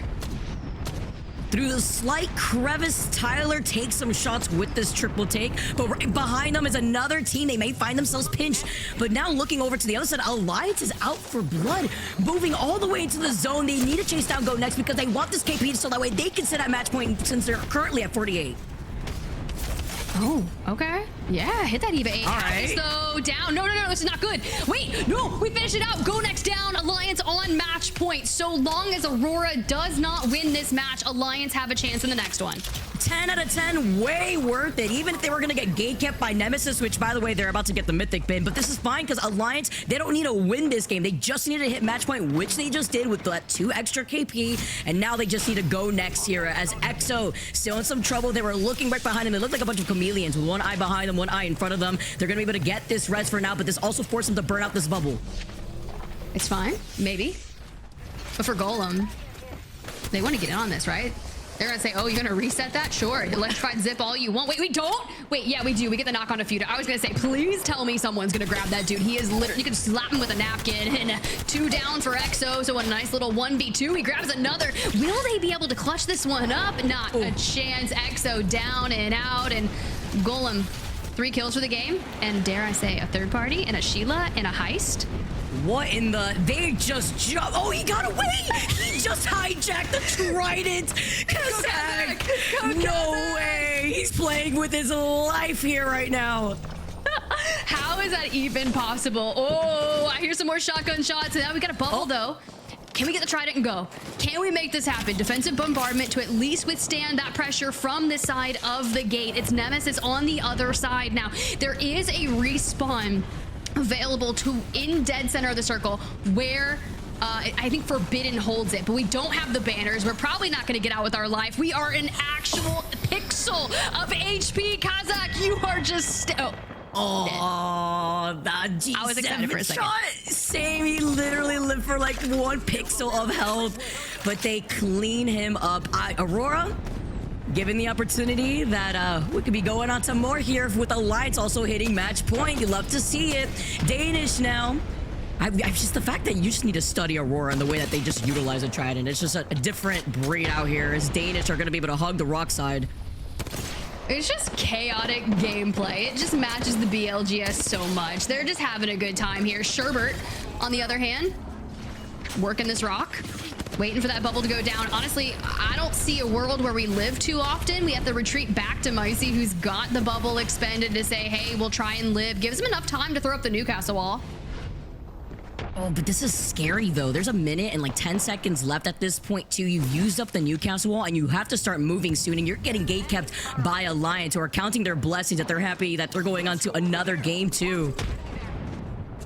That's true. They will get that information that Aurora has fallen, that they can keep on playing to the best of their abilities. They just hold VC Go and Danish to the outskirts because Nemesis isn't really pressuring Alliance. They'll contend with them later. You can see the live pings on the mini-map. They're very aware where Nemesis is. Enemy there.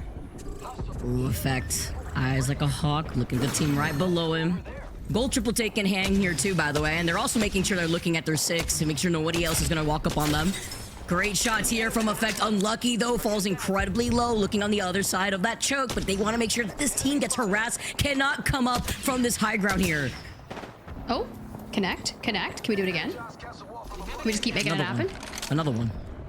We got 10 bullets in this bad boy, and we have all the time in the world. Now we have like 10 seconds. We got to move on to where Nemesis is. BRG has fallen, and well, Unlucky is already starting to encroach on that territory, rips the shields off one, forces their bubble. So the utility that they're going to have if they want to claim this space is nice, but we don't have that building. So I'm a little nervous. Seeing where that next zone is going to be pulling to, everyone's going to have to funnel out of here. Nemesis, they gave up that high ground spot by that hilltop, allowing Alliance to walk in behind them, which forces now Nemesis to coexist here in this building. Unlucky Effect on the other side of the dome. They want to try to pinch this team here. It's Danish who are meeting them against the rock. Ooh, the Eva 8 shots, you love it. Danish get eliminated, a little too toasty out here, but Alliance are farming right now. Very similar to kind of what we witnessed there. No, we just get ripped apart. That's what happens when you peek for too long and you got multiple teams staring down the barrel at you. But for Stay Healthy, I like that we're just kind of diving back down in the bubble with the Newcastle wall, focusing on replenishing the cooldowns. Be nice if we had a couple more just so we can get that bombardment up for that end game, because you know that this is about to be disgusting. Everybody is shooting at that new castle wall. There was like 5 different teams shooting at them at the same time, making sure that castle wall doesn't stay up as much longer here as Nemesis now fully try to extend here on this fight. They have coexisted for too long. Trust trying to get the melee off of the Newcastle walk here. Effect now walks in, needs some help for the third party so that way they can try to take over this building. Oh, do it. Hackers. Threading the needle there with the Mastiff. Missed a grapple. He just like me for real. Okay, doesn't matter. We're still putting the pressure. This is a little bit of like bullying. I'm not going to lie. You didn't have to do it to Nephilim like that. Oh, that was so close too. I a little bit of PTSD was looking over to the left side of that window. Make sure you don't want to get shot in between those cracks, but still know that there's that team right underneath them. They do not want them to reset here, get the first knock, and they still get pinged too in the distance by a triple take before walking in for free in the safety of the building to get more KP. Nemesis get eliminated. Alliance. They said, you know what? We just need 2 KP to get to match point, but you know, why don't we just keep doing this? Why don't we just keep farming? I'm all about farming. Potatoes, tomatoes, all their the favorite things that vegetable Gaskin was talking about earlier. I don't know. I'll have to ask Gaskin what those are, but full English still up and added towards the end game, bubbling forward, living their best life. Blocking out their line of sight while having to reset through open ground. Still very difficult rotate here. Full English going to be able to try to climb up here. They utilize that Gibby ult here too before CJ slides in off the grapple, off the Mastiff. Bubble called in here. Works out for them. They get the first knock here, but Serdell going down and CJ is going to go out next. Full English get eliminated. A nice reset here, but the third party from the building may be inevitable. Not like that. We can't go out this close towards the end. We have Mind. We have Alliance. Just on that left turn side of things, but Hackers has the Kraber. And look at that kill feed. Yeah, we came in on the end of it, but keep it going. We got 2 more bullets, baby. Let's use them. Let's connect them. Hungry. You're going to do that to Orgless and they're hungry. They have families to feed out here. And Hockey's just sliding in with the Kraber. They know the team that's right below them is going to pose a threat once they're forced to drop down. Oh, he's so rogue there with the grapple. I mean, look, we are sitting on top of this rock. Yes, we have to move. You got Mind underneath you. So if they can do and like rip shields off people that they're going to have to rotate forward, we have the energized zip. But where do we want to play from this? Like, we don't have to win. We have to win the next one. So much open space here. Oh, wait. VC Go 3 away from match point. Right there, too. Alliance also to slide in off the zip hockeys with another huge Kraber shot. Has to be out of the line of sight as they're stuck against this corner and only 1 more bullet in that Kraber. Oh, you know, a VC Go, that is so unfortunate. If Alliance keeps that pressure on them, they're not going to hit match point in this. And they're going to keep peeking, too. Like, we're holding a fortress down over there. If that mobile shield goes down, oh, Hackers, come on, not like this. I'm in danger. They get the knock, but they can't fully extend it with the other team looking at them. That's all right. We're just out here trying to put the pressure onto everyone. 11 kills in the lobby, sure. Why not? Make it 15, why don't you? Dark Veil so they can move, and VC Go trying to hit a reset. They've got the bubble for now. Pressure is on. Wow. Mind down and out, top 5. Look, I asked for 15, so we're going to need to see some more kills here. And this is the BLGS for a reason. This is the chaos that we like to see. Forbidden as well, sitting pretty with their 50 points. More teams to hit match point, and Alliance with the EVA A, the Fireworks, the Massive are thriving here before these teams now fully extend. Imagine if they had hit match point on that last game. Oh, wait, VC Go gets it. So next game, we should have at least 3 teams on match point, but Alliance, they just don't care anymore. This is looking like a scrim, a ranked match, whatever it is. They're trying to get their points. Hitting that reset. Oh, Newcastle. Oh, you love to see it, especially when it's not you that has to deal with it. Meanwhile, look at 0-0. The evac tower was called in. 0-0 needs to do something here as he's a lone person that's up on the high ground, but Alliance also getting pressured by Forbidden up on top. The catwall had already been called in earlier for that previous fight. I'm sure curious what they're about to do with this, because like this low ground absolutely sucks. I like that we threw the evac down to make that happen. But you want to kill a third of the lobby. You want to take them down. You get yourself on 20. Now you just got to win this game. Just put a nice little bow on it. But Forbidden finally leaves their high ground and just starts firing. Effect can't do anything about it. Forbidden Another game won for them. Match 2 wasn't enough. Match 4 wasn't enough. We're going to take match number 5 too.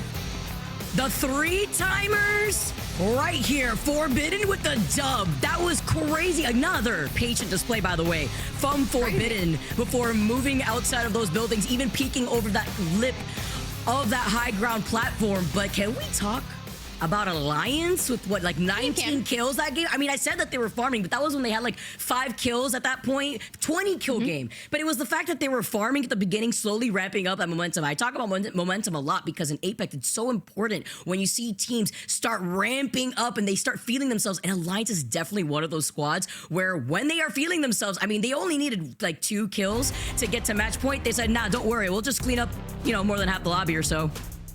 Yeah, no, I mean, a third of it is definitely the way to go. The one thing that's like bad for everyone else with a performance like that for Alliance is you're really denying the ability for teams to get points. So when you look at these match results, yes, Forbidden Alliance, they look great because they're the top 2. And hopefully it could have been enough for Forbidden to hit match point. Don't know, especially after winning 3 games because they've been kind of sitting around that 6 to 7 kill marker. But like Mind, 0 kills. SJP2, 0 kills in that top 5 and just walk away with placement points because Alliance is the one that was killing the entire lobby. That's a really good point, especially the teams that were trying to wait alongside that cusp, but now it's just such a big gap as we take a look at page 2, the teams that weren't able to get that progress. Unfortunately, NIP also the first team to go out in that game again in Aurora, really not being able to ramp up from that last game too. Ooh, let's look at these stats because I was really curious about this Alliance. 7,500? Yeah. I can't even imagine. Effect on 2,600, 3K pretty much for unlucky. Hack has had a Kraber and did 2K. I was gonna say only 2K, but that's still pretty nasty. Forbidden, who had that positioning towards the end game, I will say throughout our 5 matches that we've witnessed thus far, Vicky, Forbidden have put themselves in some stellar positions.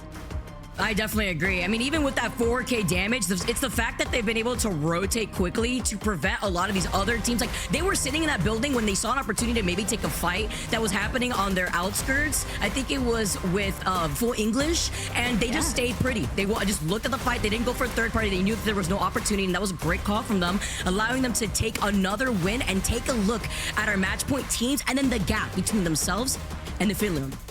Oh, okay. I mean, I was gonna say it's a decent gap, but it's really like 12 realistically.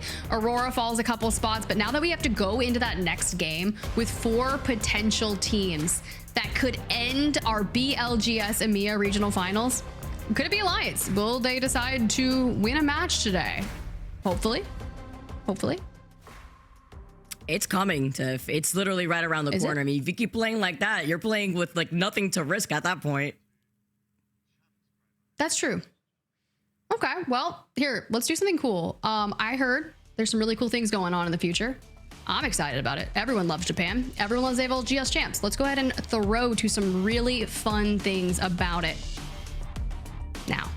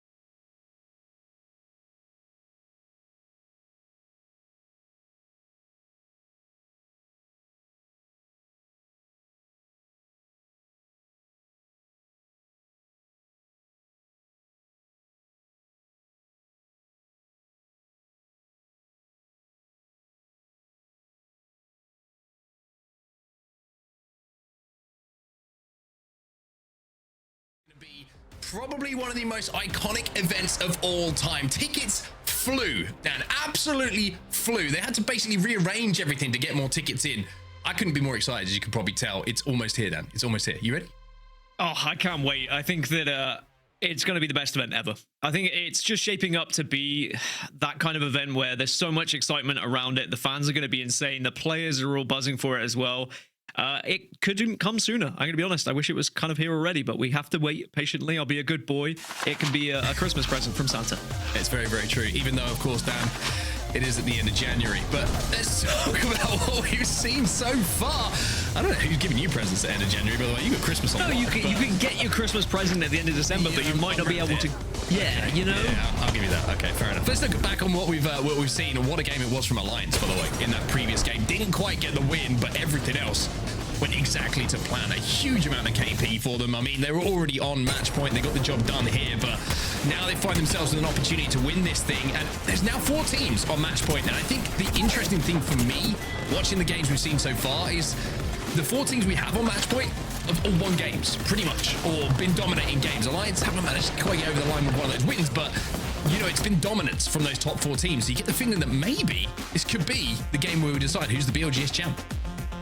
Yeah, and I think the fact that we go to World's Edge for it as well, I think that is a really good opportunity for Alliance. Now, they haven't had to win so far. I think that's one of the good things for them, is that they haven't had to worry about winning. They've just been focusing on getting points.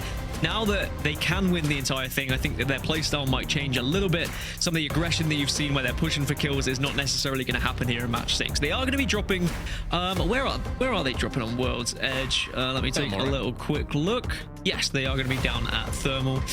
So I think that this... Trials. Sorry, excuse me. Yeah, Trials and Skyhook West. So it's not the usual Thermal we've seen back in the day for Alliance, but you know, they're in a really good drop spot here to potentially take the win. Very interested to see where the zone goes as well, if it plays into them, because we've always talked about Alliance in the past. Like, when the zone comes to them, sometimes they've struggled a little bit to convert on match point. We have seen them, of course, get over the line in a match point tournament, which was amazing to see. One of the highlights, certainly, of all of the players' careers, but also EMEA as well, getting a little bit of a shout out on the world stage. We'll have to see if they're going to be able to convert here. But, I mean, one thing that's always interesting for me is when we have our match point teams, when you're looking at them, right, and you're looking at who's who, where teams are coming from. If the zone pulls down to the south, there's a very good chance that you will see the likes of Alliance and Aurora kind of meeting up at some point, as they have to both move down from the north. Of course, opposite sides of the map, but if you go Central, Harvester, Siphon, something like that, there's a good chance those 2 teams are going to cross, and there might be a little engagement that decides where this BLGS championship goes and where that cash gets deposited. But this could be it, everybody. Match point. We've got 4 teams here right now. We'll have to find out now if one of those teams can close it out. I think we have to talk about Forbidden. I mean, they've had 3 wins so far. Surely they are now the favorites to win this entire thing based off of history just of these games. They're dropping down towards staging, though. I mean, I quite like staging, but it's not exactly one of the prime positions to drop on World's Edge necessarily, but it's definitely up there. Some teams really do love it, and they feel like, you know, it's somewhat central, so you can kind of escape to any area afterwards, but your loot might not be as good as some of those in different areas. Match number 6. Vicky said Alliance in 5. Didn't quite come true. However, maybe she meant Alliance gets a match point in 5 and put themselves in a position to win in match number 6. That's what I meant as well. Yeah, I thought that's what you said. No, you said 15. 15 seconds away from them winning in match 6. That prediction would make 0 sense. Okay. 0. Like, you couldn't even bail your way out. It was that bad. No. Yeah. Oh, Aurora NIP. Hostile close. This is a big white if it happens. I don't even know what part of it we're on right now, because it seems like every single time we see them, whether Storm Point, World's Edge, whatever it is, NIP are going to be contesting them. So it's interesting to see how Aurora play this one. NIP on 1 point, by the way. Oh, red stick. Why would you come here? Maybe they're trying to teach Aurora a lesson after they didn't let them get the trident. Yeah, pure speculation. It's one of those, isn't it? By the way, pure speculation. Absolute speculation. We don't want to start drama, but we kind of do as well. So, actually, it's a fact. I was going to say, it's actually something I've never realized. We could just make stuff up. Yep. Get away with it. I mean, For I now. usually do that with words, but sometimes I forget what the word is. True. Well, it looks Zone like that. What wise, a disappointed end to that. I was so excited for that. We're going south. But like, I thought that was going to be like a proper battle, and now NIP and Aurora have gone, okay, we'll split this. well, I think it's because Aurora recognizing that their match here is bigger than NIP. They don't want to worry about trying to fight over egos. Instead, they just need to focus on surviving and moving south. Because you mentioned it, you spoke about, you know, if the zone goes south, we might see the likes of Alliance and Aurora meet up a little bit later in their rotation. Well, I have to see whether that comes to fruition. But it's going to be FaZe Clan down at Lava Siphon alongside Golem, BLG. 3 teams are going to get priority to zone here. Interesting as well. You know, NIP lost their contester Golem last time that we saw them on World's Edge as well. So maybe NIP were thinking, hey, we need to just get some loot, and we don't really want to be hard contesting. Climatizer, you can kind of split and escape, as we saw. So maybe a little bit of a smarter play than we're giving them credit for. Maybe there's not the drama there that we made up, essentially. But we are getting down. That platform is going to be very, very important to try and hold. The one that overlooks Siphon. As you saw, a couple of teams trying to move down for that at the moment. FaZe were having a look at it, trying to check if it was available for now. Elsewhere, we're going to look at Big Maud. Got VC Go, who are another team. There's some points on the board, could cause some problems in this lobby. Atlas struggling a little bit here on the overalls as they take a long zip across towards care package. Something about that zip just sounded great. So satisfying. Really was. Oh, here's NRP again. Oh, He found some new victims. Danish.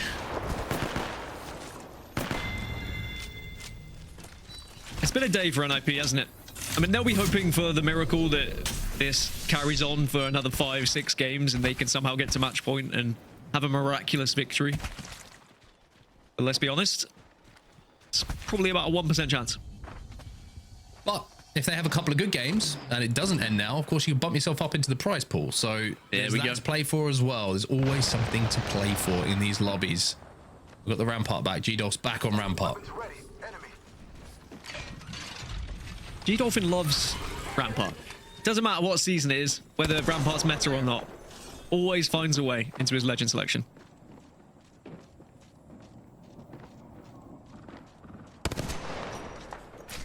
Your thoughts on Rampart? Let's march towards this spot. Interesting actually. Now with Newcastle Mobile Shield being destructible, I actually think there's some value in it as a counter to Newcastle. The problem is, of course, when you get the Gibby Newcastle combination, it's, you know, the bubble kind of makes up for that. But as a hard counter to Newcastle, that's value. I'm not mad at it. I don't hate trying something a little bit different as well, especially if you're, you know, I feel like Apex Legends is one of those games where you'll have certain scenarios in a previous game and you'll be like, oh, I wish I'd had this legend because that would have changed everything. So the next game you put that legend in, but then you miss the other. It's a constant back and forth.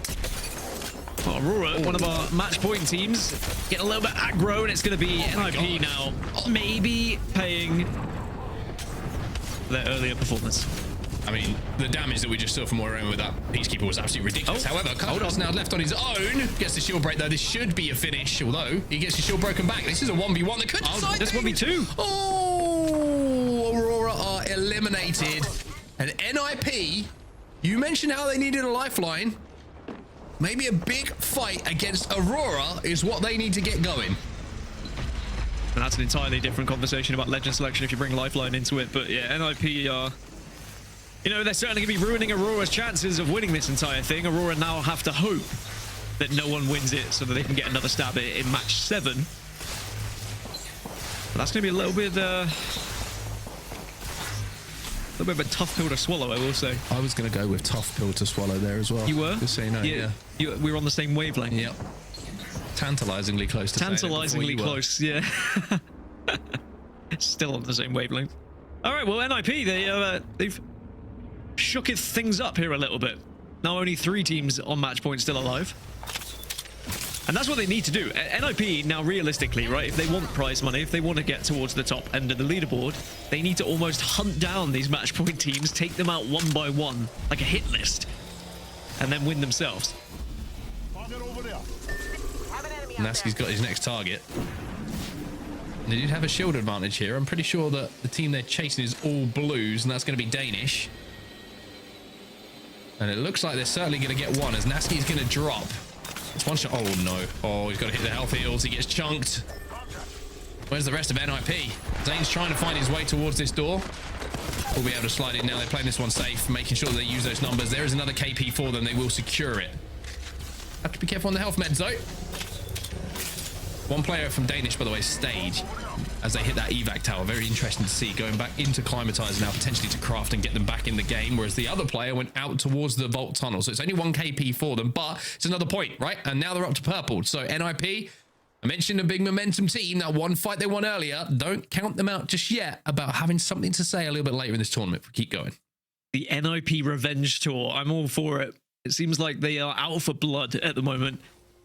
Whereas you can see on the map, yes, NIP are going to be arriving late from Overlook, but also Alliance still up in Monument, taking their time, more than happy to try and allow the teams to eliminate themselves so they don't have to worry about as many as they get towards this late game. But that solo player from Danish that you were speaking of might just have a sad little realization that he's not alone. Especially as they're about to hit the beacon as well. And they're just going to see us watch these Alliance arrows. Look at that!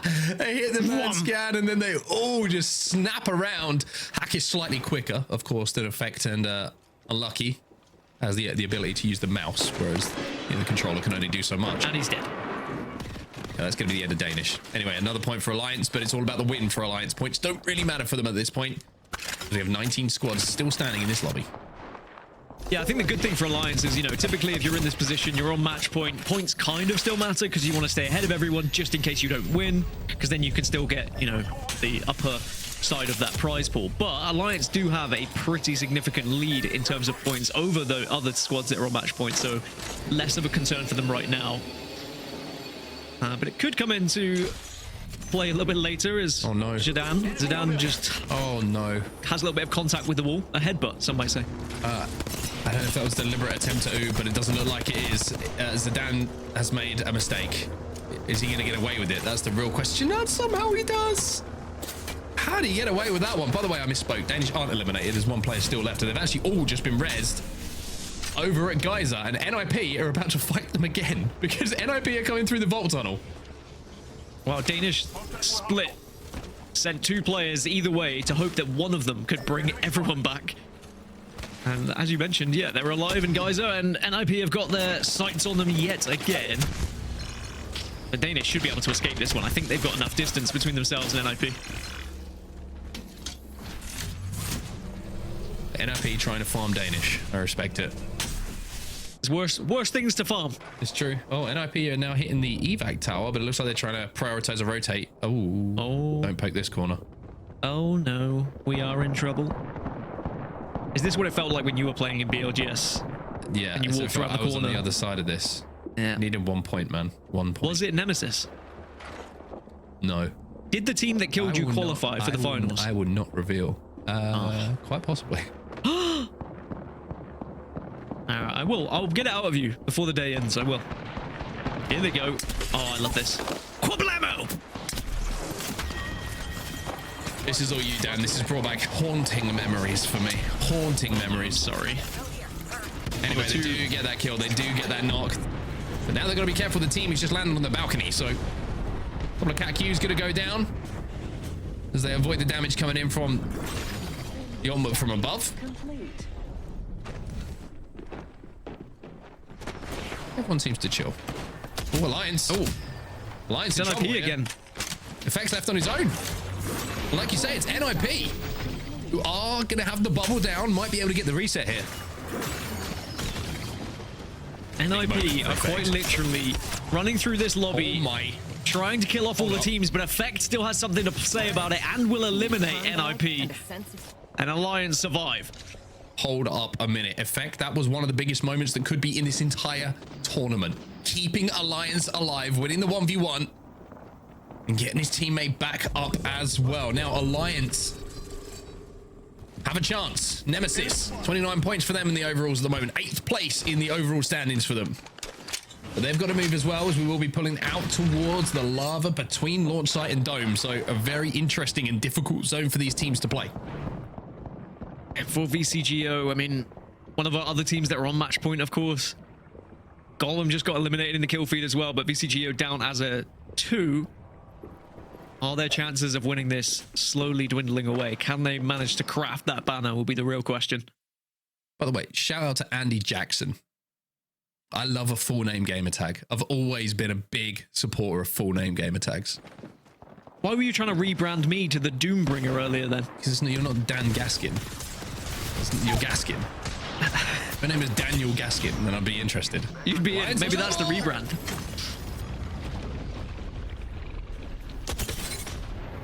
Shots. Oh no, Akis is down. They're going to try to stick the res again with the Newcastle. Well, Unlucky has a lot of work to do. Effect has to try and get into a position to keep his teammates alive. Oh my god. Oh my god. Oh, he's absolutely sent it. Maybe they were just thinking, I've got to do something here. Maybe I've got to buy time for Unlucky to try and res, to try and get Hackis back up or start a fight. Well, maybe something is going to come out of this. Effect will, unfortunately, have to be rezzed, as the zone will do the damage to take him down. Zone really is starting to punish now, but the syringe is going to do a little bit more work than they usually do, of course, on these support legends. So they have an opportunity, as they will be able to get the banner to find a Moby and get him back in the game. VCGO. 51 points at the moment, but falling, and have fallen. That will be them out as well. So that's just 2 match point teams left, but of course Alliance were struggling when we were with them previously. They're both on reds. They are desperately trying to heal up to stay alive at the moment. Got a Moby. And of course they do have the banner and a Moby. So it's not all doom and gloom yet for Alliance. The Doombringer will not be cooling their death just at this moment. Exo gone, August and Hungry gone, BRG eliminated. All of a sudden we're down to 12 teams now, as everybody who's moving from the north side is starting to fall. BRG gone. That's the most recent. Stay healthy. Only on blue shields at the moment, but having to fight their way through. And look at the third party. This fight is taking place to their south. There's so many teams here on this east side. Stay healthy, SJP2, Atlas. Whoever does escape out of it should get an easy enough rotation towards the lava, but escaping is going to be the hard part. So much damage coming from Stay Healthy here, but they're on blues at the moment. They really need some of this damage and maybe to get some kills to try and pop up those Evo shields. Pretty sure I just heard a rampart, and you can see the rampart walls are up on the high ground. That's going to be Atlas who are looking down. And all of a sudden, Alliance are back on their feet. Effect is there to join Unlucky and Hackis as they make their way towards potentially closing this thing out. It's a tough rotate for them to make, but they are inside of this zone. They are. Unlike our other match point threshold team, Forbidden, they're going to have to arrive from the north. Space Clan potentially going to hold them out. Stay Healthy are trying to stay healthy at the moment, but they're going to get surrounded, I think. Effect has fallen once again here for Alliance. They should be able to get the res, though. But no, Nags is going to finish him off. Hackis responds with a Kraber shot of his own in the kill feed. Stay Healthy taking this fight. Atlas trying to hold, and Stay Healthy will lose it. So Atlas do hold. And add some more KP to their collection as well. I think it was a re-knock onto Effect as well. So yeah, it wasn't a complete elimination, so that's good for them. They've got back up to a full 3 again. Forbidden are now arriving from the north. We might have an Alliance versus Forbidden fight here. Yeah, this is Forbidden right next to them. Hackis are going to try and take an angle here. If he can hit one bullet, then maybe he can change things. Oh. Did it connect? No, I don't think so. Effect will find one. Unlucky's going to have to send this as well. Effect trying to hold behind the knockdown shield to stop this res coming in, but he will fall as well. Hackis back to his feet, but Unlucky is left on his own now. Can he clutch for Alliance? He's trying to stick it once more. Hackis on his own can't get the shield swap, and Alliance will fall. We only have one team left on match point here, but it could be the end for them as well. No, Forbidden already went out as well. Both are down, so we're going to have a new winner here in this game. So Forbidden out. FaZe still alive at the moment, but that might be them eliminated surely if Nags can do something about it. They might be able to. No, FaZe go down. 6 squads remain, so we will have another match here because all 4 of our match point teams eliminated. And the one team who's center zone at the moment is the winner of our game number 1, Nephilim. They're right bang center in this zone. They also have a Watson on their composition as well to play with, so that interception pylon is going to be vital when it comes to those final fights with the bubbles going down, with the Gibby ults coming in as well. Atlas, who won that fight on the eastern side, like you were saying as well, still here. Would be quite something if Nephilim were able to win match 1 on World's Edge and then match 6 on World's Edge. Specialists. I know Forbidden have been able to win 3, but I think that would really show how these map changes can affect things and the composition and how you can prioritize which map you want to focus on trying to find that victory. Eternal trying to wrap behind Atlas at the moment on the southern side. Atlas finding that out for themselves. Nephilim, purple shields to play with as well, and watching a lot of this fighting taking place in front of them. EMEA's going to go in and they want to try and wipe this, I imagine, but they also kind of have that decision. It's like, do we want to give up our spot? Can we get back here in time? If we do try and send onto these teams who are fighting on the outside, it will be KP for them. And of course, they only need 5 points. So it's a very difficult decision to be made by the team now. Atlas eliminated in 6th place. 5 now remain. Nephilim are only 4 points away from crossing that match point threshold as well. And I'm sure they'll be well aware of that, but the Newcastle Wall is just going to deny them some easy KP, what they thought might have been easy KP. They're going to have to work for this. They are dead center to the zone. Full English, Mind, Go Next, and Eternal all around them right now.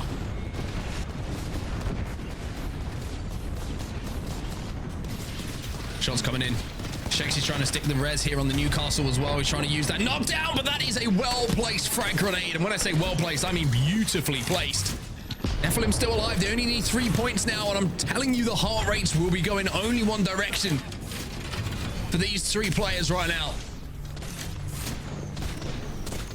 All the carnage happening around them.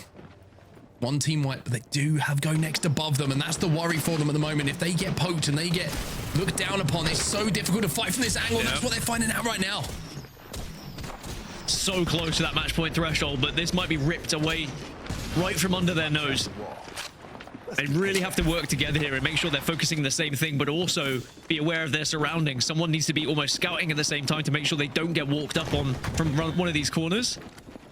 But at least they have a castle wall and a bubble here, and both are going down to give them the ultimate protection. Because remember, they are pretty central here. They're just hoping everyone is going to look at everyone else.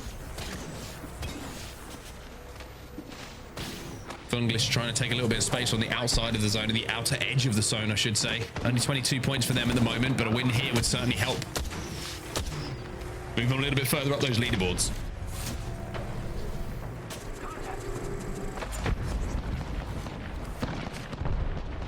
This is so nerve-wracking for Nephilim right now.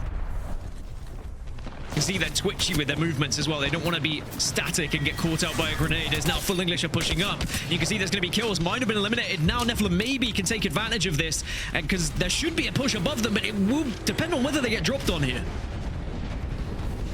Well, Kaish wants to make the climb here.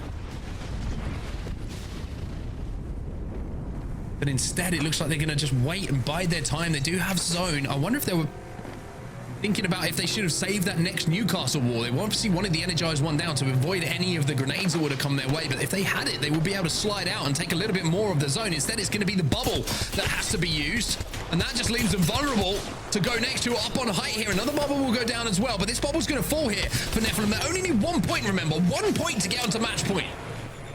Can they do it, though? Are they brave enough? Because you might get the knock, but trying to secure that kill, very difficult in this meta. Castle wall goes down above them. Clash was looking for the stick again. We'll be able to get the shield swapped to at least get a little bit healthier. They're just relying on this Q at the moment. There's the castle wall that goes down, so they do get it back in time. Arc stars go up to the sky as well. And now it's just about focusing and trying to find that one kill, that 1 point that they need. Are they going to get it? Yes, they are. They do indeed get it. They get second place. They actually end up winning the game, excuse me, and will get the points they need to put themselves on match point. So we don't end it here, but we have more teams joining our collective of match point eligible squads. What is it with them and World's Edge? World's Edge win in 1. World's Edge win on 6.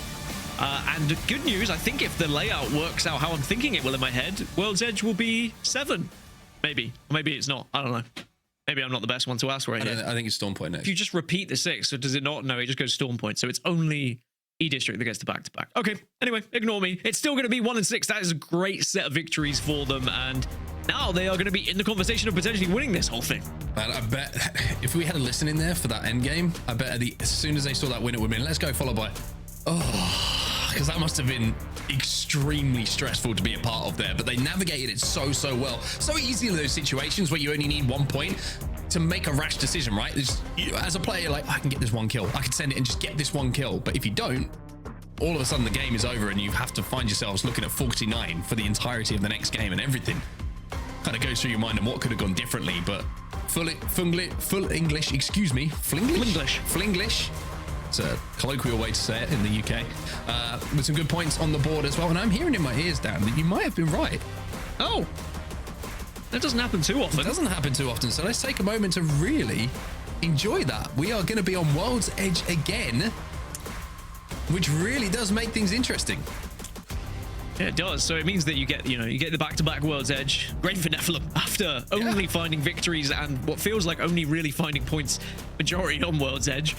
But they will have the opportunity, if they can make it 3 wins in World's Edge, they will be the champions of the BLGS regional finals here in EMEA. But it's easier said than done. Now we have 5 teams on match point. Of course, Aurora fell early after their little scrap with NIP. NIP were on a hunt to try and take down all the teams on match point, but sadly, they walked into Alliance. They walked into Effect, to be specific, and he was able to take them down. Now, Alliance, they are on 85 points. They do have a significant lead when it comes to those points totals, so if they don't find the victory, the likelihood is they would come second place, but of course, they're not here for second. No, I think Alliance is all about first place. It's all they ever played for, really. Especially in the region, I think they want to really become the dominant force in EMEA, and certainly are starting to look like that as the days and the weeks and the tournaments go by as well. So for Alliance, looking pretty good at the moment, and I've just been told I get to send myself on a break, Dan. What? So, peace, everyone. I'm off for a break. I'm out.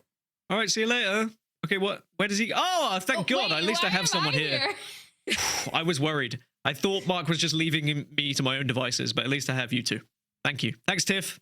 You're Appreciate welcome. you. I'm so happy to be here alongside with Vicky. Yeah, it was right. nice. I enjoyed my break, in case anyone was curious. I was curious. I wanted to know. Thank you. I'm glad to hear your break was great. Did either of you is good. eat? Did either of you eat on your break? I did. Oh my God. Thank you for what did you asking. I had a buffalo chicken tendy wrap. It was so good. Not nuggets though. I just want to clarify. There were no nuggets involved. Mark's going to eat some apple cores, I've heard.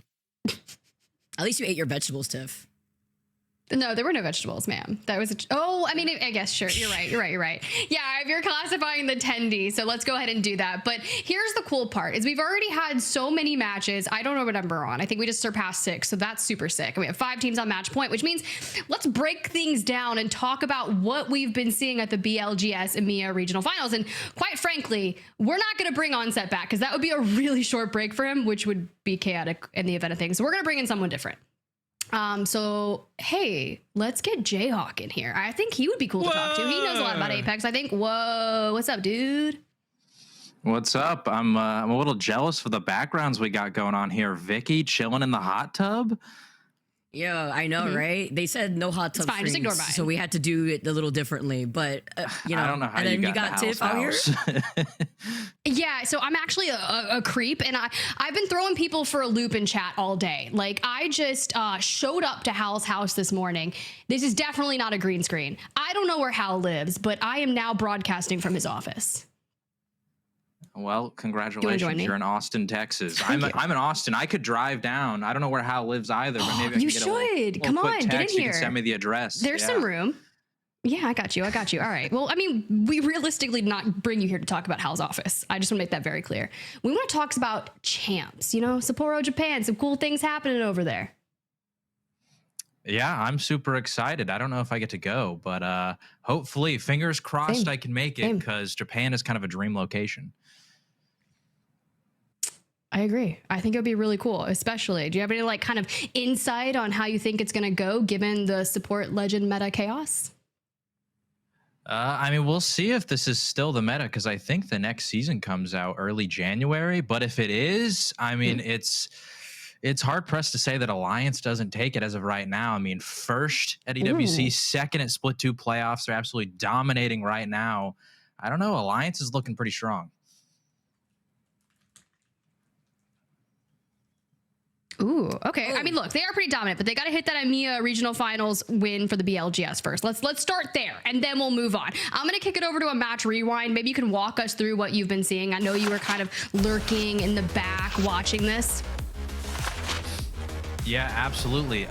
If we're talking about game number 1, actually, wait, is this the game that we just watched? Okay, this one, unfortunately, it was a Southern Zone pull, and Alliance lands kind of over to the north. We've got Aurora over to the north. Some of these teams not being able to get over towards launch site very easily. And Alliance, they ended up going for a ton of KP. Aurora tried too early as well, but unfortunately got the L. I don't know how Alliance managed to get all these resets, but I knew, quite frankly, there was no way they were going to win with this zone. And then Hawkish just got a little greedy here. He's kind of been doing it throughout the day. I don't know why he just full sent this team after getting cracked and missing the Kraber shot. But Alliance unfortunately went down, and then Forbidden went down as well. So we were not able to get a team to win it here in game number 6. But it was a really strong win from Nephilim. Like Gaskin was talking about earlier, they've won both games on World's Edge, which does make me interested in what happens in game number 7. Although for Nephilim, I am kind of a little upset that in game 5, they didn't have a better one, because they had a really good spot in the previous game. And if they were able to reach that match point, they could have won it right there. Literally by 1 pixel too of health, by the way, for that end zone. That was such a close end game right there. And Nephilim being able to do it back to back from World's Edge from game number 1, and now that time around, game number 7 on World's Edge. There's definitely something there, but it also allows us to welcome even more teams at match point. Now, Jayhawk, I want to ask you, with the teams that are currently sitting at match point, what do you think could happen here going into match 8? I think we're going back to World's Edge. So the script keeps going in the way that it's going, how crazy would it be if Nephilim was able to just scoop that up again? The kings of World's Edge. It does depend where zone goes. We've seen a zone kind of in the middle of the map over at Fragment. Then we just saw a southern zone. So if it still pulls kind of in that range, I think they absolutely could win it. But if we go north, who knows? Aurora all the way up at Climatizer on the north side of the map, maybe they could take it. They do play a bit of a chaotic play style, though. Their comp's kind of easy to spot. And the same can go for Alliance, too, not playing the traditional Newcastle Gibby. So I really don't know who wins it. If you asked me to really make a choice, I'd probably say Alliance, like I just said. I think they're probably the best team in the region when they're not trolling and just going for these massive kill games. But at the same time, if zone pulls for Nephilim, they're looking real strong. All right, Jayhawk, we've been asking the players some questions. I'm going to give you some rapid fire questions right now quickly. I would like to know your background. What do you mean? I don't know what you're talking about. That wasn't one of my questions. Never mind. Okay. Rapid fire questions, Jayhawk. What is your favorite smell? The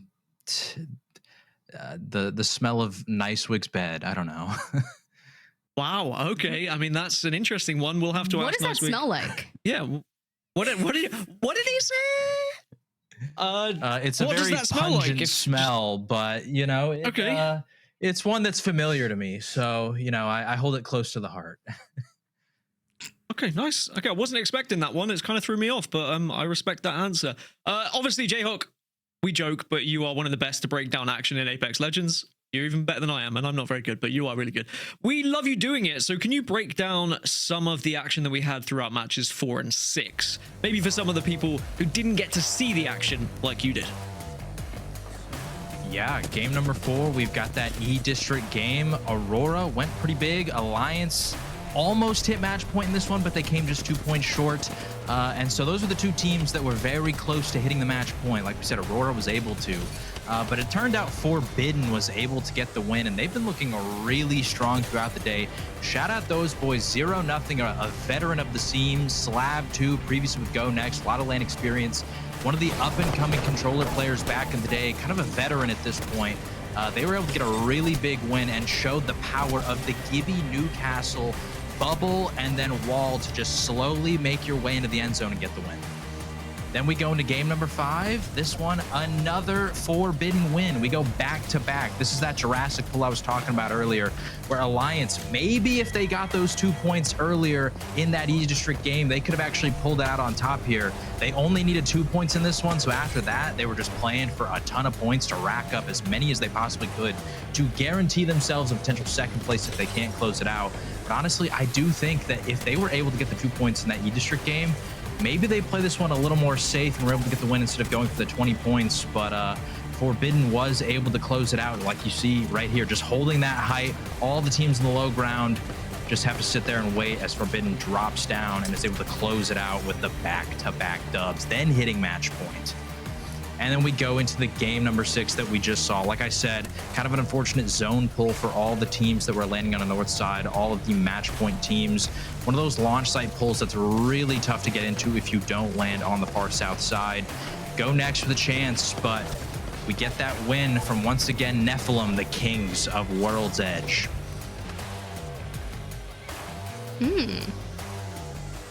Self-proclaimed indeed. And let's go ahead and look at these top 2 teams of the day. Alliance 59 kills, Forbidden 25. Wow, that's a stark difference there, huh, 59 Jayhawk? kills is absolutely crazy. Oh, that's so insane. I think the next closest team is like 31, if I recall correctly. So they are just dominating the competition. Yeah, they definitely are. I mean, it was a glorious breakdown. So thank you so much for catching us up from those past 3 matches. I mean, look, maybe the breakdown was good enough to be asked to go to Japan. Who knows, or if you're going to be there. All I know is if we're going to have Kings of World's Edge in tune with Nephilim, then we're going to call you the King of Apex content. So I've got to know before we let you go, what kind of plans, what do you got in store for us when it comes to champs and content and future? You got any leaks? I need deets. So one video, we're talking about Alliance, so I will leak this one. This is a video that I have had in the works for a very long time. And it's not specifically about Alliance, unfortunately, but it does include them. And it is about the history of the Edge playstyle. It's something that has really intrigued me because when I look at other battle royales, it doesn't really exist. And even in Apex, we've kind of wondered, can you truly win playing from Edge? And so I'm going to make a video about kind of the history of it, dating all the way back to X Games when, a little spoiler, Snipedown inadvertently plays Edge because he had no clue how to play battle royales and just decided to fight people, and was kind of the first person to form this playstyle that we now know and love. So that's a video. It's not my next video that's coming out, but the goal is to have that come out before champs. No, I love that. Thank you so much. I do love a good Edge play style, so I think it'll be really exciting. But it was good to have you here kind of at this halftime to chat. I'm going to send you on your way. But guys, if you're in chat right now and you want to go follow to be on the lookout for Jayhawk's next video, at a Jayhawk right there, does watch parties. Hit him up on YouTube. Say hi to him. He seems kind of nice. But we're going to go ahead and let you go because we got some casting to do. So bye. All right. See y'all. Bye. Get us into match number 7, baby. We got a 4th of the lobby on match point. So maybe we get again, or maybe it ends here. Wait, is it a tricast with us 3? Yeah, let's go. Wow. I get another one. My wish has come true twice. Now, earlier when I was with Mark and I made both of you talk about football, I'm sorry, because now I feel like this is your zone, all right? And I am just merely here to be a part of you two. Yeah, I'm slightly concerned, but I'll try. Welcome. I hope you're ready. Oh my god. What? All right, wait. Well, I'm already terrified. Good, you should NIP be. in action again, by the way, at the start of the game. They've decided they're going to drop somewhere else this time. Yeah, this time it's not Aurora too, by the way, guys, because the last time we saw NIP try to contest Aurora, they also were tactically crouching their boxes, exuding winner energy. I love when people exude winner energy. Maybe this is like actually NIP's story. What if NIP goes on a massive comeback to hit match point in like 2 games? They just go like with a reverse sweep. They win like the next 3 maps. Think it's possible? I mean, we've seen it before. I gave it a 1% chance last game. That percentage has maybe gone up to 2%. I'm not saying it's impossible, but it's going to be very difficult. I'm saying there is a chance, but well, maybe it's going to change here with Sheila suddenly absolutely obliterating Zane. Oh my god, are they gonna really repeat that? Bro, that man is firing a Sheila at you. The last thing you want to do is repeat it. I mean, I would chow that all day. I would sacrifice myself. Be like, what, Ron? No! What is it? He's going to sacrifice himself. Straight up. That's what happens here. A for effort at the very least. You see NIP just looking back, not trying to chow that at the same time, but also looking to make sure that maybe the third party could be coming in. It doesn't look like it. Golem actually backing away in this. NIP was able to at least hold the inside of the bunker, but they don't even know that the Rampart is alone right now. Oh, now they probably do. Yep. Now they're going to be fully able to send it. Oh? Well, he's down. Can't wait to unleash. That's tragic. Golem is now left as a solo. And they are running for their lives through the geyser there too, by the way. Respawn beacon over there. wouldn't you do the same? I mean, if they're going to well, they're not going to have. Well, they could craft. They could craft. Yeah. Also, zone's heading pretty far west. Well, it's gonna be landslide surrounding areas, so that's not the worst for some of our match point teams. I know that Jayhawk was saying during the halftime interview, he was saying, you know, it's pretty unfortunate that we were far south because the majority of the teams are a little bit spread out on the northern side, and you've got VCGO as well over towards Geyser. But this could be perfect for Forbidden, by the way. Dropping down towards staging, they can move very fast, and they can try and find a good spot here. I love that you're bringing that up because I think it's really the ability to convert a win based on how they position themselves about this time is what Forbidden's been doing. So just keep your eyes on them. The biggest question mark in this scenario is the fact that Orgulus and Hungary are just to their north. And also making sure that their backs are clear too, because sometimes an early rotate there could be a little scary because you're leaving yourself open to get pinched, especially when you actually early rotate. Up here on this platform too, with Nemesis just looking to see if they could hold this down though, but yeah, you've used up the Newcastle wall. What is inevitable if somebody ends up burning like the Gibby ult on top of you after the fortified wall goes down eventually here too? So a lot of different open angles here. Even if somebody's going to be able to destroy that wall, but looking around in the distance to see the other neighboring teams that are rotating. By the way, Andy Jackson, who Mark really loved his game attack, his favorite vegetable is a carrot. Did you just ask him that? No, I mean, I didn't. We have a nice little... He just casually knows everyone's favorite vegetable. That is like his secret talent. It's my superpower. Your favorite vegetable is broccoli. What? That is actually crazy. I was literally thinking to myself, broccoli, and then you just said that. All right, you know what? Dan's got a superpower. You got it. He is. And you know what mine is? Mine is seeing through past lies. Are you ready for it? Vicky, this one time, you claimed that you and Onset were carrying Graceful in Ranked. I know we're watching Apex here. I just want to let you know, I went and talked to Graceful on my break while I was eating a chicken tendy, and he said he's got VODs. Just want to say. I know. Listen. I'll bow out now. I taught Graceful everything he knows, okay? No, I'm joking. Absolutely love Graceful. Shout out to Graceful out here as we take a look at more of these teams who are rotating from outside zone. SJP2, only team that is going to be coming out and taking their time, but they are right behind Aurora, who are south side of Epi. Okay. Oh, effect. Yo, are we actually gonna rip this from them? Do it. I mean, Alliance, they've got to come down from the north eventually, and if you're gonna head straight towards Countdown, you know there's a couple teams over here. Stay Healthy gonna be one of them. You grab something to open up the knock and hack us from the distance with the freaking iron sight flatline. I feel like it really depends on what skin I have on the flatty to see how I'm liking that iron sight. Alliance, though, they know they're putting on the pressure. They're looking to see if they can take different angles, while Unlucky is trying to go in for a potential flank angle. Oh, yeah, reinforce that door, my guy. Do it again. Love it. By the way, just getting some stats in from production. Effect has 9,500 damage so far. So does Yans. But Yans has 6 kills. Effect has 21. Ooh. That is a stark difference between the two, despite having the same amount of damage. So Nephilim likes to start fights, but not finish them.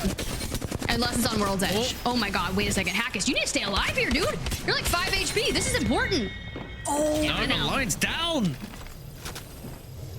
Wow. This is great for Orgulus, though. In this case, they are able to get the res, and there is no third party here to try to contest them. While Stay Healthy actually took a safer route to rotate from that north side, I think. Dang, man. No 40k for them this game. They do have the benefit of at least having a lot of points, so if someone does finish it, they'll probably still get second. So there's always that to fall back on. But no one, Do you no one's really playing want to be second, though? No, they probably would rather they get another stab at it. I also got some stats from production. It's more facts, actually, about vegetables, because I've been talking about vegetables quite a lot. Oh, give me some. Did you know that carrots were originally purple? There are purple carrots. They're still purple. But like before they were orange, they were purple. You know that? Oh, I mean, does a carrot start purple and turn orange? Well, now, as you know, as things have developed, it probably is naturally just orange. But when Okay. they were first found, they were purple. Huh. Almost like what BRG's trying to do.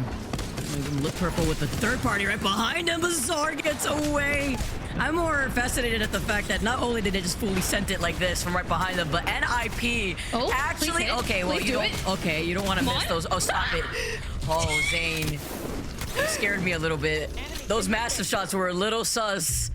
But NIP came up at the right time to get some more KP. Took a little bit to wake up, but you know what?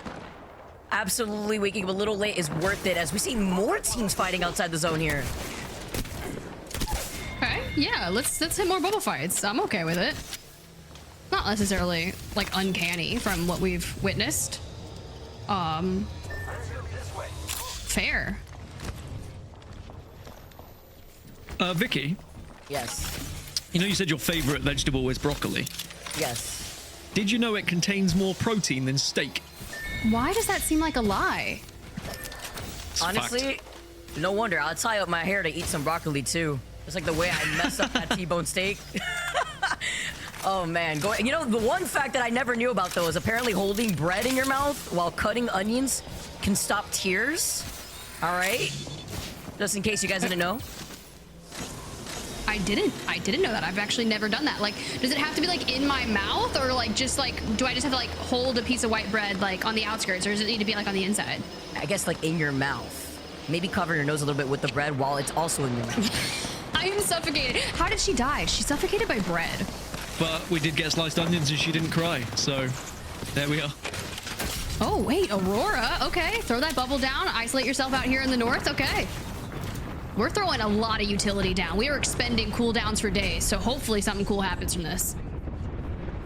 The fact that they're alive here too, we're able to get safely inside of this building before looking at the team right in front of them. And then look at some angles here too. Luckily for them, their backs are clear. There is nobody on the top platform on the north side of Countdown. It was Orgless and Hungry that were trying to take some shots at Aurora. How dare they? It's gonna be tough to survive this for Atlas, but boy, are they gonna try. Sheila by their side. Thank God. G-Dolphin is so notorious for playing the craziest stuff. Like, I'm talking Vantage, Rampart, like, give me the goodies. Like, so to see G-Dolphin back on Rampart, sure, we might die here. I really wanted to see something cool, man. I was teeing you up for some, like, really epic stuff. NIP, though, their revenge tour is, you know, it's starting to progress. If they can make it a couple more games with no one winning, you know, there's still a chance. Can you imagine what story that would be? If NIP just makes the comeback of a century. NIP get no points in 5 games, so. then Nasky turns his stream off, and then suddenly they come back. They need to, because I did a little perusing of the social media, and I think it's time that NIP does some cool stuff. Golem dead and out, EXO getting some more points on the board, but can you imagine the timeline being in shambles if NIP makes like a hellacious comeback? I'm here for it.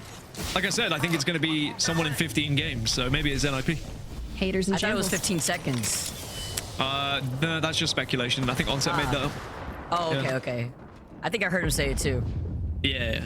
Usually, if you think I said something that was wrong, most of the time it was Onset. That's actually true. I heard that Yeah. once. Yeah. I've seen it happen. He's not here to before. defend himself, but I'm sure he'll try later. We can let him try.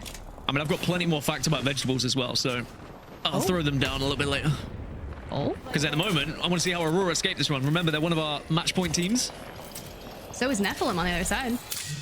Ooh, this could be a match point face-off. Yeah, you're right. I mean, but it's World's Edge. Oh, and there's a Wraith. There's a portal. This is Nephilim's playground. Dang it. Your intrusive thoughts are actually coming through. I honestly thought the same thing. Obviously, that's why I'm not out here. I was worried about Aurora from their positioning, but I like the fact that they're now pushing forward.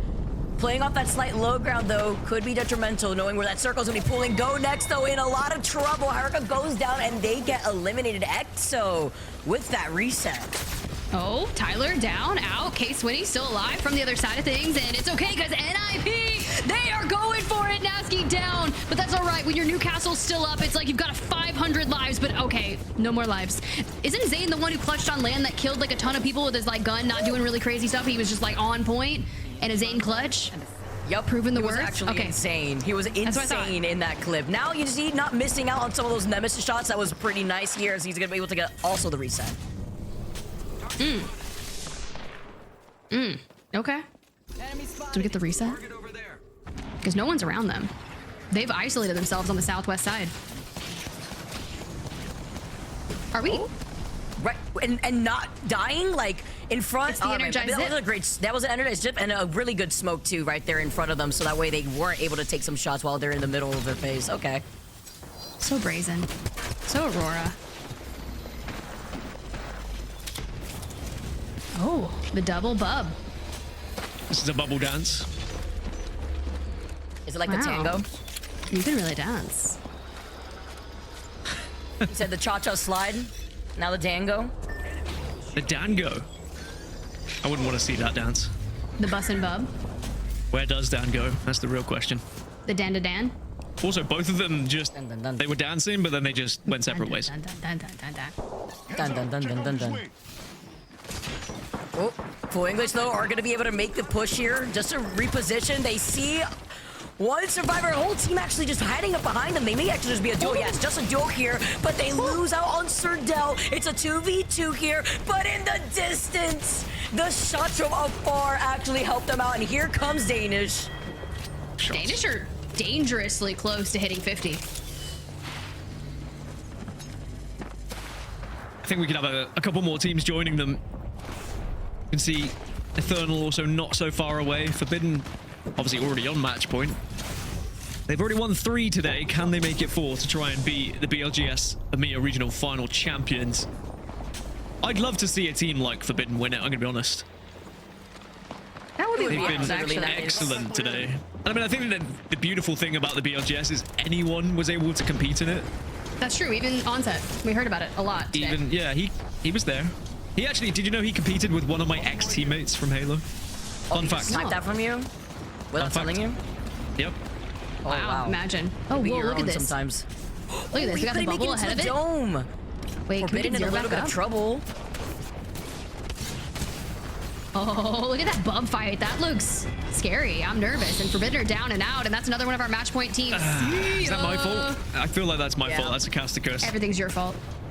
That's how it what feels Onset said. sometimes, honestly, Tiff. It's how it feels. It's okay. Nothing's your fault. You're totally fine. You're not a jinx. It happens to the best of us. Thank you. Try again. Tell me something else you want to win. I think FaZe are gonna win this fight. Sick. Hopefully.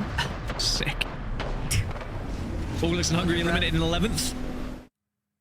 Oh, nice little transition here before looking at the map. Eternal holding on to dear life, by the way, as a solo. FaZe did not take out Eternal. Looked like that Newcastle it was. Surviving just by a lip. VC Go also inside of those buildings, but everyone is going to have to start moving up soon here. With really Aurora being on that bridge, going to be able to at least hug that underside, with so many other teams going to be out in their line of sight. Oh. Low ground? Action via... now you got me like messing up VC Go, dude. VC? I think it's because I want to say VCR. Look her back. Told you guys I was old. Oh my. Enemy close. Think we can live this? Like, think we legit survive this? You got, that's BRG on the low ground. And VC Go, they're on match point. They don't have any, look, we are getting pressure from afar, bro. Come on. We gotta get out of here. We gotta figure this out.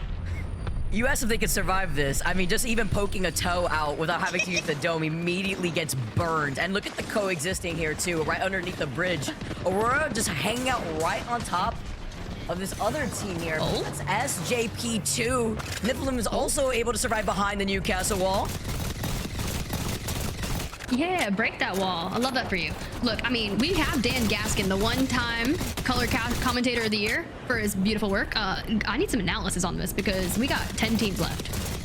3 of them are going to be on match point. I like Aurora's position though because they have the low ground under the bridge.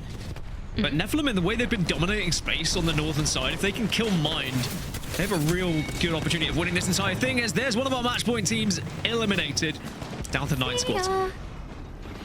I like to touch up on that point though. Niflheim being on that high ground is actually a really great positioning, especially depending on how they're gonna deal with NIP across from them.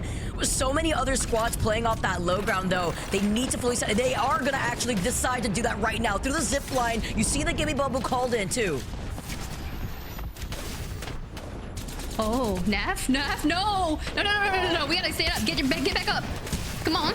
Take him on up. Oh, the full send, the Gibby bubble expended. Jans gets punished for that. Neff down, and now there's one team left on match point. It's Aurora, but if you're gonna fight on the high ground, especially against NIP, who have been a villain this entire game. Oh no, Kazakh.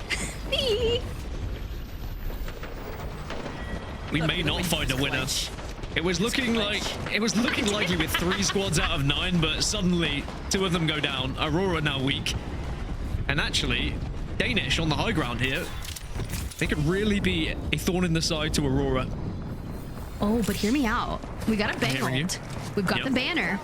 We've seen Aurora do crazier things when people towards the end. Oh my God, Kazakh, you little legend with that mobile.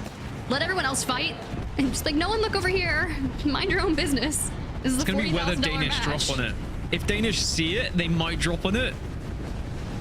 But the position of the Moby is actually in a really good spot that Danish might not have seen it.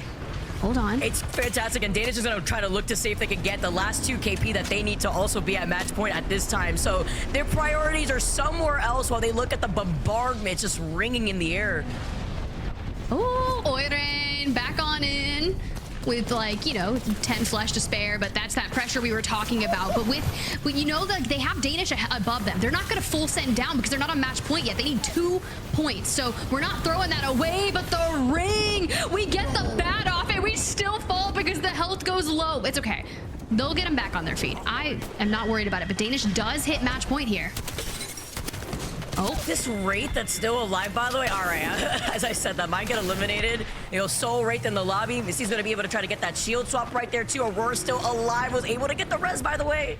Wow, Aurora, real opportunity still. I know they're down low. I know that at the moment the odds are against them, but I've seen them fight out of situations like this before. If they can bide their time, if they can allow everyone just to do damage against each other, this is still winnable. I mean, let's do it. If Aurora wins, Gaskin and I just have to go silent. There's no speaking from us. Oh, you're right. You're right. Is it my time finally? Let's see. It's the fact that they got away with the reset, though. We have to see what the way that they're playing around the bubble. BRG get eliminated. Kazakh, though, goes down first. They see the res right in front of them. This is the opportunity, but it's SJP2 that says, Vicky, you thought, but not today. Dang. Not today. But Vicky, you are casting the next game as well. Woo! So you're saying there's another chance? There's another chance for Vicky to get a final call? There's another one? Listen, on set, there is no TSM coming in from the heavens. Not this time. No, there's not. No, it was there's not. a good opportunity for Aurora there, though. I mean, they had to do everything in their power to try and stay alive. Sadly, they're going to have to go again. That is good news, though, for the likes of, well, there's like 6 other teams that are going to be on match point now. So it's going to be good news for a lot of teams as SJP2 put 23 points on the board. Ooh, that's actually pretty good. I think they were just around 20 points or so before this match. So they're going to be almost on match point. And if we just keep going after this next game, there's a good chance that happens. Danish grab 18 points. They move on to match point. NIP 17. I'm just saying. 14 kills. That's actually crazy, considering I think they got 0 points within the first 3 games. I'm gonna go back and look at it. Hold on 2 seconds. Give me I have to scroll all the way down. Might have even been the first 4, honestly. Oh, it was the first, maybe first. I don't see any points for them except 1, and they had at least 3 before this. The actual comeback is ready to go. Also looking on the other side, we're Hungry with 6 KP, EXO as well. Tough rotates for both those teams here.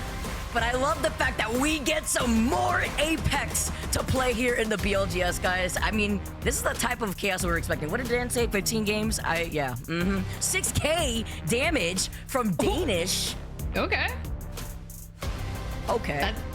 It's respectable. Sherbert's the only one that just didn't break 2K. Very close, though, and a 9 kill out of them. So they did what they needed to do, right? Because we were curious if they were going to drop down on Aurora when they were hitting that reset. No, just keeping that high ground and allowing them to put pressure moves them onto match point. Now going into the 8th game, we have 6 teams on that coveted 50-point match point. And sure, SJP2, they tried. They were 3 away from eclipsing 50. Yeah, and also looking over here, that cusp is slowly starting to close in. SJP2 right there, Eternal also right there too. A big game from SJP2 all the way down to FaZe could really shake things up here. Half the lobby almost at match point. NIP 26 points away. There's definitely a chance for it to happen. Will it happen? They'll maybe need a few more games. Maybe it's going to be 15 games, like I said. We are going to go for a quick break, but when we come back, it is going to be match number 8 here in the BLGS Regional Finals of EMEA. We'll see you on the other half of this.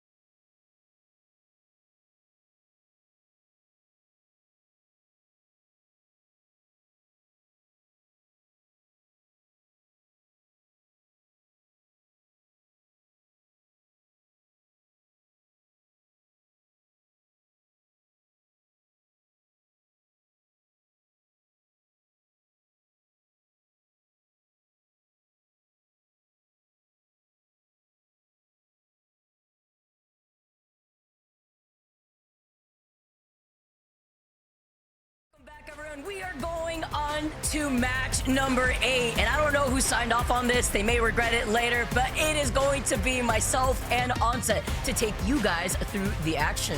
Who signed up on this, man? I don't know. Time to get unhinged. That's all I can think of right now. Oh, they're going to regret this one, but it's going to be a lot of fun. Before we get into the game, though, I've got a couple of things to address from the last cast because I wasn't there to defend myself. Interesting how that happens, right? How everyone gets brave, gets big, and thinks they can say certain things. Firstly, I'm going to stand up for us both, Vicky, because I have, you know, that when we carried Graceful? No, oh, I cannot get over this, by the way. Like, Tiff goes, but like, and messages, like, well, that's crazy to me. That's crazy to me. You know, you make your own decisions on what you think of that. But the other thing is, like, Dan throws a lot of shade when I'm never there. You notice that? I don't know if you noticed. Also, I noticed that you didn't throw anything. Did I? Oh, I did it? Oh, there you go. There you go. Totally planned and calculated as I knew that we were going on to a game A, obviously. Yep. It's very, very, very kind of you. Very, very kind of you. Tiff, I'll remember that. I'll remember it for a long time. Also, we did carry him. So you can say what he wants. Show the VODs. Show the evidence. Remember, I taught him everything he knew. Exactly. The Pathfinder zipping in and I'll hold on to the other comment there. But... but you can fill in the blank right there. But it has been such an enjoyable time here within EMEA for the BLGS. Look at this, Forbidden with the 3-timer. Pete here being able to take 3 games, and also 2 of them being on Storm Point, 1 of them being on E-District, showing that, you know, World's Edge all on the horizon, but we're not going on to World's Edge. We are going on to Storm Point. We are indeed, and it is interesting to see, you know, the consistency from a couple of our teams, right? You look at that, you look at the teams that are on match point, and there's a real opportunity here. And I've got to say, I think Aurora might be kicking themselves a little bit after that last game, because you don't get many better opportunities to win than what they had just had. It was last bubble down. It's a bubble fight essentially to close things out, and they can't quite make it happen. But maybe they're going to get an opportunity here to get some revenge. But of course, they might have a little bit of an NIP problem in this next game as well, because we do know that Trident is going to be fought over. If it is won by Nasky, or if he decides to go for it again and he gets it, that can slow down the rotate. All these things play into how this game could turn out. But the fact that we've now got 6 teams on match point that you can see in front of you. Alliance Forbidden, Nephilim, which I'm still struggling to say, Aurora, Danish, and VC Go now joining them. It's also very close behind that. I mean, look at FaZe. FaZe only needs 7 points now, and they could be right up there as well. Exactly. 3 of these squads that I mentioned earlier are just so close to meeting up with the rest of the teams that are already at match point. But you talk about consistency. We talked about Forbidden already winning 2 games on Storm Point. We are moving on to Storm Point. NIP took a little bit to wake up. Will Nasky be able to steal the Trident from Aurora? It did not work the last 2 times he attempted, even with the Legend swap. But there's so much to anticipate going into this 8th game. Well, I think the fact that we're here on match 8, production didn't think it would happen. We didn't think it would happen. We were hoping it would happen so that we would have the opportunity to probably put down what is going to be known as one of the all-time ways to exit the industry in this commentary that we're going to throw down. But it's going to be fun, man. The fact that we've got so many teams on match point. I've got a feeling, Vicky, you might get a final call here, or maybe I'll just shout over the top. No, let's just not say anything at all. We just go mute. It's like ASMR end zone. We both panic. It actually would be fun if we both said something at the same time, or just say just something, or scream something as incoherently as possible. We both just scream, just literally scream. Making sure you guys are actually awake. All right, will it be time? Will it be my time? In the last game, SJP2 said nah. I feel like anytime teams, especially in LAN, see like Onset coming up on the mic, they start sweating bullets. They know that these games may end. High chance they will. But then when I come up on the mic, it's like, oh no, we got another one. Don't worry. There's no stress. It'll be like game 11. But all right, here we go. Match number 8. You joke about that, but I definitely had someone say as I walked past last time, oh, guess it ends now. So it's becoming a thing. We'll have to see if it's going to be the case once again as we head into match number 8. We are going to see the 1v1. Nasky trying to get that Trident. Can find 2. He's also got the entirety of Aurora on him. Yeah. This is ugly. The Frozen Claw melee coming in from Oirain. Sounds like a wrestling finisher, doesn't it? It's the fact that they all jumped him. Like they all try to beat him to where he was just to completely prevent that from happening. I mean, is the Trident really worth it? Is this like GTA? Just the next level of GTA that I haven't seen before when it comes to Storm Point? I mean, Trident's very good. You can see why they're fighting for it. The speed at which you can rotate is pretty nuts. However, if it doesn't work that many times, by the way, Nemesis have also been eliminated, so some of our contestants have wrapped up nice and quickly. Going with some more points on the board for themselves. VC Go, though, much more serene, much more calm. Very mindful. Very chilling. Very demure. Sorry, I ruined it. I thought that's where we were going with this. I heard Tim say that earlier, and I was ready to go. It's, what is it? Pla? Oh, yeah, pla. Maybe that's what we say in the end game. Like really loud or just very like calm, collected? Just say nothing for the end game, and then at the end of it, just go pla. Pla. Period. That's how you end a bet. So you have nothing else to say out here. But I do have a lot to say with a similar zone that we're actually seeing right here on Storm Point. Could this be one of those Jurassic endings, or could this pull slightly over to the north? I feel like in a zone like this, it could go 50-50, but I've seen it mostly pull towards Jurassic. We may have to see, because it being a little bit more to the left compared to the right side, like we saw right south side, like we saw before, I'm expecting that it could pull mostly a little bit more north than what we saw before. Yeah, the crazy thing about all of this is, you're right, it's 50-50, right? You see some teams moving to the north already, some teams might bank on Jurassic, but I think where NIP are trying to set up in some of these buildings, just on the lower side of the kind of hill runoff towards Jurassic is a potential end zone as well. But I want to talk about NIP quickly, because Nasky obviously goes for that Trident, right? Doesn't get it. It's all cool. Oh, hello! Oh. 1, 2, double pop on the PK. Oh, love the patience to get that knock. Love the eyesight. I didn't see him. I'm not gonna lie, I didn't either because of the shield in front of him. But he did. He saw exactly what he needed right there, and he got the kill for it too. So I was gonna say, Nasky loses that initial like battle, whatever, doesn't get the Trident, but he's immediately rezzed over at CO with the rest of his team. So they're already in a good position, already on a good rotate. I'm sure they leave a loop path for him as well, so that if that does happen, then they can essentially continue their game. So it doesn't hurt them too much here, NIP. FaZe, though, we mentioned how they're kind of creeping up on things. Well, now they only need 6 points as they secure another one.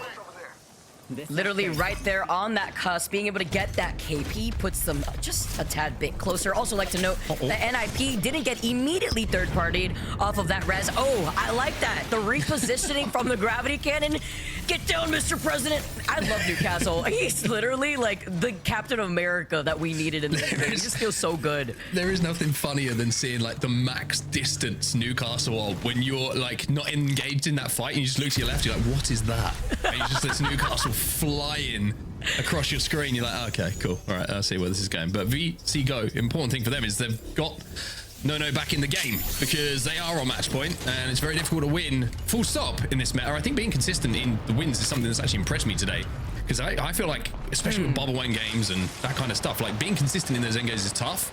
So for them, back up to 3 is stage number 1 as we see G-Dolph just raining down some bullets. You know it's G-Dolph, right? Because yeah. it is the Rampart from a distance. He is an actual, like, Rampart aficionado.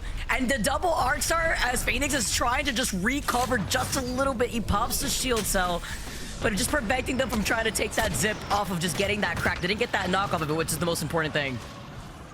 Oh my... Bubble's good. Bubble's good. Phoenix will now. Yeah, Phoenix will look through the double sides of the bubble to say you got a long way to go if you want to get through to me. Zuni, by the way, on the Mad Maggie.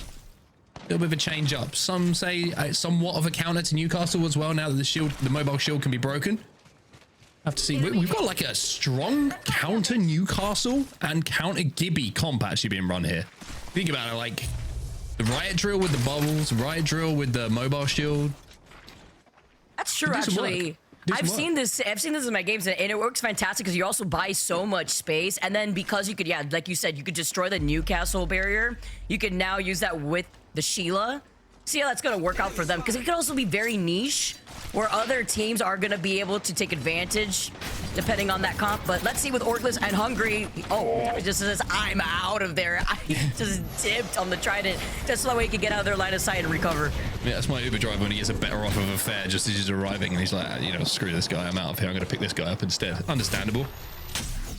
Nephilim trying to fight their way in as well, taking a little bit of damage here, but they're in a pretty good spot as far as zone is going for later on. But I'm always a little bit worried when you're looking at blue shields early on. If you find yourself not putting yourself, or your routing isn't perfect and your pathing isn't perfect to where you want to play, very difficult to play off of other teams because you don't have those shields to kind of poke and prod. But the fact that they've got into this high ground position now and they can, if they need to, wall their backs, they should be able to rain a little bit of damage down.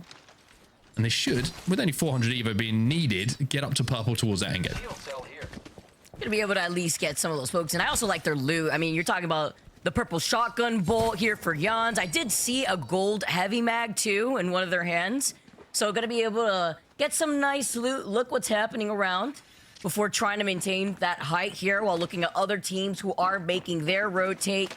Full English coming out of wall finally. Golem had actually gone around to go right back into lightning rod so that way they could approach from that northeastern side because this zone is completely shifting over by Jurassic like we saw before, but it's actually going on top of Jurassic. Yes, Prod heard exactly where I was going with this because this zone is exactly pulling towards Jurassic. That's what I was saying. It could have been that 50-50, but with the consistent Jurassic zones I've seen thus far this season, I'm not surprised to see this again. Yeah, I'm not either. I think NIP might be a little bit frustrated maybe that they thought it was not going towards Jurassic and they made the call that it's going to pull back, which obviously would have made them in a great position had it not, but now they find themselves having to make a tough rotate uphill towards it. BRG looking for some KP. They need 12 points to hit match point. They're hoping this will go on a little bit longer. They secure one of those points that they require with that kill onto Zuni from Atlas. And they will be able to secure a second one here onto G-Dolph as well. So Atlas are struggling a little bit here. The counter pick meta maybe fell over a little bit. When you're not able to really get things going together as a unit, it's pretty difficult to work with here. BRG are going to be able to walk away with some of that KP, but so many teams or outside of this next zone, as they start making their rotate, I'm mostly scared about the lackluster like real estate you have over by Jurassic, especially if it ends up pulling towards that northern building similarly, or that middle building that's close to that building. Over to Jurassic, there's a lot of little space to get out of it. Yeah, it's going to be a tough one to get into, I think, for a lot of these teams as well. Like you say, like, where do you land? Like, it's not a lot of places to land. I mean, you can slam, you can bubble, you can get a wall down, but the damage that you're going to take in the meantime makes it very, very tough to make that a high percentage play. Atlas have been eliminated in the meantime, all of them now gone. So we have 18 squads left in our lobby as we see Aurora with their Trident, which I think is fair to call it now, right? I think they've won it every time. 100%. Yep, Yeah, they have worked for this. They've wrapped it, everything. Now, I have to ask you a question on set. As we see Aurora find themselves inside of this building now, Okay. what was that groan? I have to ask you. So usually good things don't happen when people start with that. you didn't address one accusation, which is you stole Dan's teammate to compete in the BLGS. Oh my god, wild. Let me. All I will say is, Dan, how did your BLGS games go? Oh, he was in there. What was his teammate? No. He wasn't in there. That's my point. Oh. Like, how can you steal a teammate if you don't play? Crazy. Actually crazy. Yeah. He started typing so fast, by the way. He had to defend himself. He's a keyboard warrior, of course. Doesn't say it when he's on broadcast, does he? When I'm there to defend myself. But as soon as the keyboard's there and he's off, he's frame one. I had to, he did say ex-teammate, to be fair. I just had to stir the pot a little bit there, since he's now out here. Oh. Stirring up some confusion when it comes to me pronouncing their name. Getting better. Oh, they are out. It looks like they just teleported right through that wall. But they preemptively used that bubble, thinking that they were going to get shot from above, and Harkins like, where do they go? Go next, realizing they already moved. A little bit of an eye on some of our other match point teams now. Alliance are taking a little bit of damage from SJP2 as they're making a redeploy onto the hill to the east side of Jurassic at the moment. You can see the landing spot they found. They do manage to reset and they will be pretty comfortable. Also, you can see they've got ring 3 information, which is vital for them. They'll know it's going Jurassic, so that's why they're trying to get an entry position here that's going to be a little bit closer to where this zone is going to be finishing, and the game is potentially going to be finishing. Elsewhere, keeping an eye on Aurora. They are not interested in trying to get into the next zone whatsoever. They are just chilling at the moment outside of Barometer, just to the north side of that. Forbidden, Bang Center. Danish, Bang Center as well. I'd say for Aurora, a little risky there for them to take their time. I mean, I understand with so many teams out in the distance, they're by spider caves that when you exit out of Barometer, but once you're forced to go in, at least you can make the decision. Do you want to approach from the hilltop where FaZe is holding that choke, or do you want to approach from where Danish is? And they're pretty split up too, holding that backside just to make sure it's clear and that there are no late rotators. And one good thing for NIP, by the way, I mentioned how they might be a bit disappointed on the zone call, but they've got a mythic bin. So they're going to be able to get those shields up. They're going to have some good weapons to try and fight their way in a little bit later on. VC Go also just down in the trenches at the bottom of that little waterfall to their south as well. Like I mentioned with Aurora, not interested in anything at the moment apart from watching their backs and kind of letting the lobby play out in front of them before they try and make some decisions. So interesting to see how they play this. Oh, we're going to see a bubble fight. Double bubble? You got a Venn diagram going on here. Golem looking to take this fight. The Mastiff gonna be able to get that knock. And they're also one of the other teams running this Rampart. They may not have that Mad Maggie comp, but it's the fact that the Rampart has just been able to do that damage, like we keep mentioning, on that Newcastle barrier that can now finally get destroyed. And I say finally lightly, with them now being able to slide in, seeing they can try to close in this gap, and they are out of there, taking the zip line all the way up. Now NIP, so another fight here. Zone pulling all the way towards that northern part of Jurassic 2, by the way. So slightly shifting away from that last storm point zone that we saw. Hostile spotted.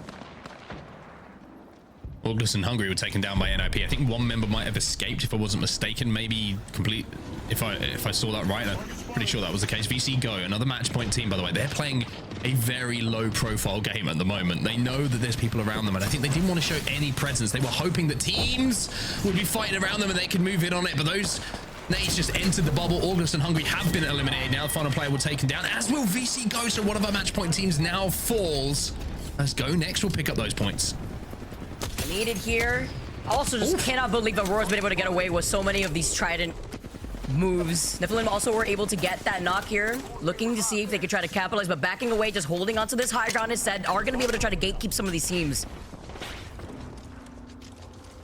We'll be safe, but they know that the closer they get to that fence line, there's going to be teams waiting. NIP is one of those teams who is waiting at the moment. They are stacked up in the corner. FaZe Clan are in a position to look at it as well. Aurora on the other side of the fence, inside of where the zone is going to be going. So tough decisions to have to be made here.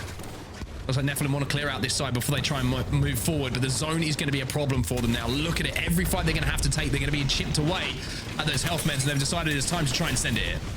Oh, the sliding in Pathy. He gets hit once, and look at his health. The Massives just so strong. Golem get eliminated in your feet here. The later bubble just helping out Nephilim instead, and that last shot is just enough to take out Infernal. And you were talking about teams that are waiting for them on the fence line. NIP hears this fight. They are right around the corner, but they can't fully send it, or else they give up their spot for FaZe to come up behind them instead alongside Go Next. Interesting spot here for Aurora as well. The tree and the trident, the double T's, the T squareds, if you like, holding it down, providing that cover. They have to move towards that zone. You can see that they know there's people on the other side of this. You've got NIP, Go Next, Nephilim, and FaZe Clan all on the other side of this fence line. So they can't afford to rotate in any earlier than before these fights take place, because they're going to get shot in the back. So it's a really tough position for Aurora to have to play. But I feel like Aurora sometimes play their best Apex when it seems like there's no way out for them. They can just jump. NIP, by the way, eliminated. They can just jump in that trident, bubble it, and fly towards zone like they have before. And they literally could get away with it, because that's what they've been able to do. Oh, just coming in again. Captain America, wall versus wall, grand slam. He slides over the wall originally, tries to split up attention on this fight. Synthetic actually manages to get away before he gets snuck, and Go Next get torn apart. You try to take that fight over here for FaZe, but FaZe was able to play around both those walls and try to keep calm and collected with those massive shots. That was super clean from FaZe, that fight. That bubble fight was beautiful from them. Barely anyone took damage. It was only one player who went down, and they managed to clean it up before any more damage was really done. Not even the shields were broken towards the end of it. But now we see the zone pulling, and it is going to be pulling towards the platform, towards where those big pylons are.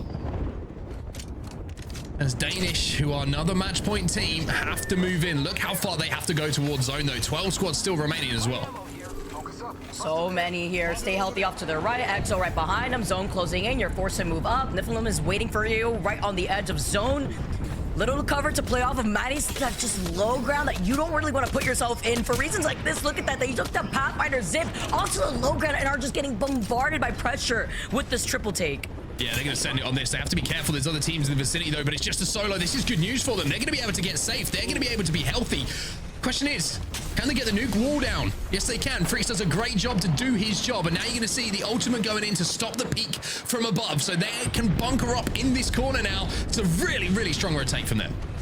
And look at the trident right above them, too, just to act as a makeshift cover here. I cannot believe where Aurora is right now. How did they even make... I mean, obviously, the trident and the Gibby bubble, but the fact that they are now up on high ground, it's like Aurora's like an enigma when you keep watching where their positioning is. BLG eliminated. I think enigma is the perfect word for Aurora, because a few moments ago they were behind a tree, and now they are on the highest point right inside of zone. Very, very strong rotate from them once again, and you have to probably think the Pathfinder zip was a big part of that rotate alliance, though. Look at the position they find themselves in. They've got to be careful of SJP2 firing shots onto them on their next rotation. Aurora, of course, up on the high ground as well. This is a tough job here for Alliance to make it into this zone. Again, you're going to be looking at that zip line for the Pathfinder to cover the ground and take as little damage as they can. Clenching to see what cover they can work with up on the high ground, on the sniper tower. FaZe also on the other side. Nephilim, who was able to be right here, actually, on this other side, away from the line side of not only Aurora, but FaZe on the other side of them, too. Oh, that is scary. I was for a second there, I was like, we're not going to have a snipe down moment, but we're not. We're good. The crafter, the bubble was going to keep him alive. Alliance now know that they have to move, know they have to rotate. This is an opportunity for them, but it's a tough one to take. Effect is going to take so much damage, though. Look, shield's broken. All health removed as well. Skynade's going as well. They're going to walk forward with this Newcastle cube, but the difficulty is that's going to be shredded. You can see already Aurora are focusing them. Effect is in danger. He was able to pull off though the med kit. He's called in the catwalk, but unlucky. Cannot get into cover in time. The Nemesis taking off his head. Aurora actually cutting them off, staying on that high ground, and the Alliance with just Effect alive is trying to make the magic happen. Effect's flying in. He might be able to finish off this res that's coming in. He finds one. Finds two. Can he stay alive though? Can you get the shield swap? Effect can. SJP2 are out. Exo Clan are eliminated, but Effect has it all to do himself. And with the way that these games have been going, Alliance have been kill heavy, but they haven't been able to get that W. 5 match point teams. Well, now with Alliance going down, 4 match point teams. Alive in this lobby. Aurora up on height. This is such a crazy spot that Aurora was able to obtain right now. The only way they would get booted out of here is with a Gibby ult, but that's what they're conserving that Gibby bubble for. It's not like they have a new castle wall to help them fortify this. Do have the bang ult as well. Something to keep in mind. So they not only have a bang ult, they have a Gibby ult here, Aurora. So they can rain down on so many teams. If they can wait those bubbles out, the end game is going to be messy for sure with the amount of utility that's going to be flying out of the skies. But FaZe, we mentioned how they've been creeping up on match point. Maybe they can be a team here who can make a difference. 4 out of 6. Well, this could be big. Yeet. If this lands. Oh, it went on the other side. What? I'd be fuming, actually. Calm and collected, though. Still looking at Aurora, who's up on height. Has everybody's attention, looking to see if they can reposition themselves. You see the bang smoke on the other side. They take the zip line. They get on heights. Nobody to stop them, and now they drop down. Can't stay there. That's the problem. I don't think that's a playable spot, and they've just found that out. Oh, Hoirain's going to get the shield. Wow. Kazakh is having to pop a battery, and now you've seen the bang ult go down. Danish down on the low ground. Sherv is the last player alive for them. The last hope. They will be eliminated. 5 squads remain.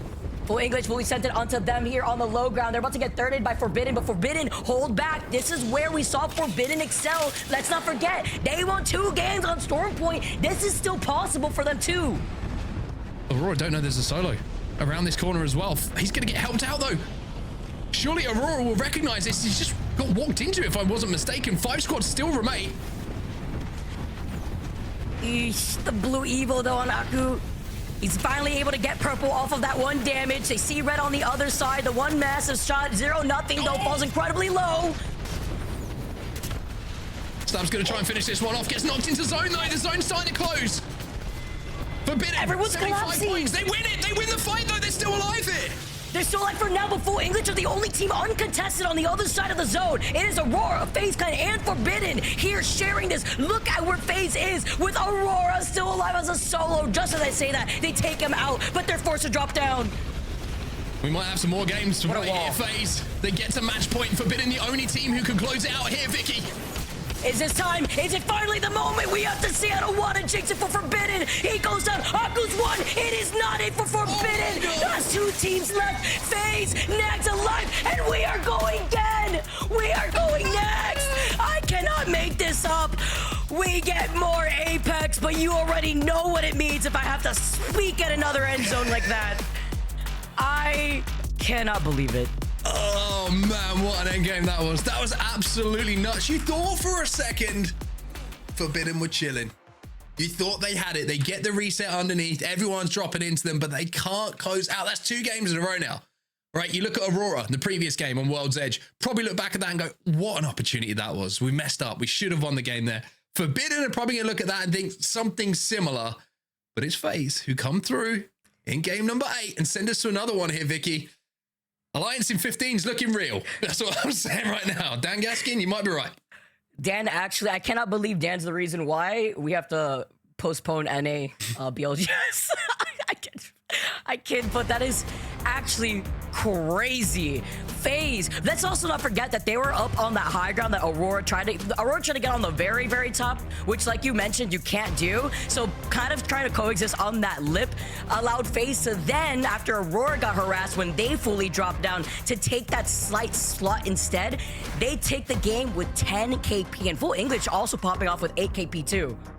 Yeah, very, very good end game navigation there from FaZe as well. A couple of decisions that were made. The one where they saw Aurora were down numbers on that high ground. They managed to get up, clean that up, and then they drop a little bit later into those bubble fights that are going down and managed to convert beautifully. But there's a few, you could see there's a few teams I felt like in that lobby, I don't know if you agree with me on this, that the teams were on match point played a little bit scared. You look at like VC Go, they were trying to show no presence for a lot of the time. Kind of in the early game, to be honest with you. Really weren't interested in trying to either rotate or fight. They were trying to hope that other things would happen around them to open things up. And even though we did have was it 5 out of 9 teams in that top 9 were on match point, it's FaZe who come out on top and give us more Apex. It's just because I was on the mic. I just cannot believe this. But now what I am happy to see, I am very happy to see that nearly half the lobby is at match point right now. Look at the damage done here for FaZe to get that 10 KP. But I also believe it was Full English that was able to get to match point. Yes, here we go. And SJP2 are going to meet them there, hitting exactly the 50-point threshold.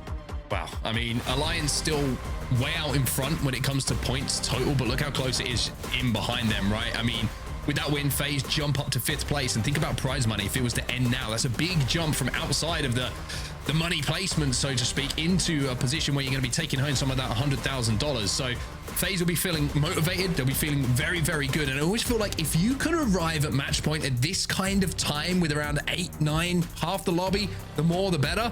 You've got the best chance of doing it, because that means no one's going to be focusing you. Nobody's going to be thinking about what teams are on match point. Everyone is going to be thinking about how do we win this game. And I think for FaZe, it's the perfect time to arrive to the dance, so to speak. And now the question is, can they take it away? The opportunity is there now. I'm also just scared. The fact that you're welcoming even more teams to match point at this point, like there is so much that could happen here going into this next game. It certainly is. And if it wasn't enough for you and me, by the way, we've got some NA BLGS coming up a little bit later. So let's take a quick look at that and see what you can get ready for.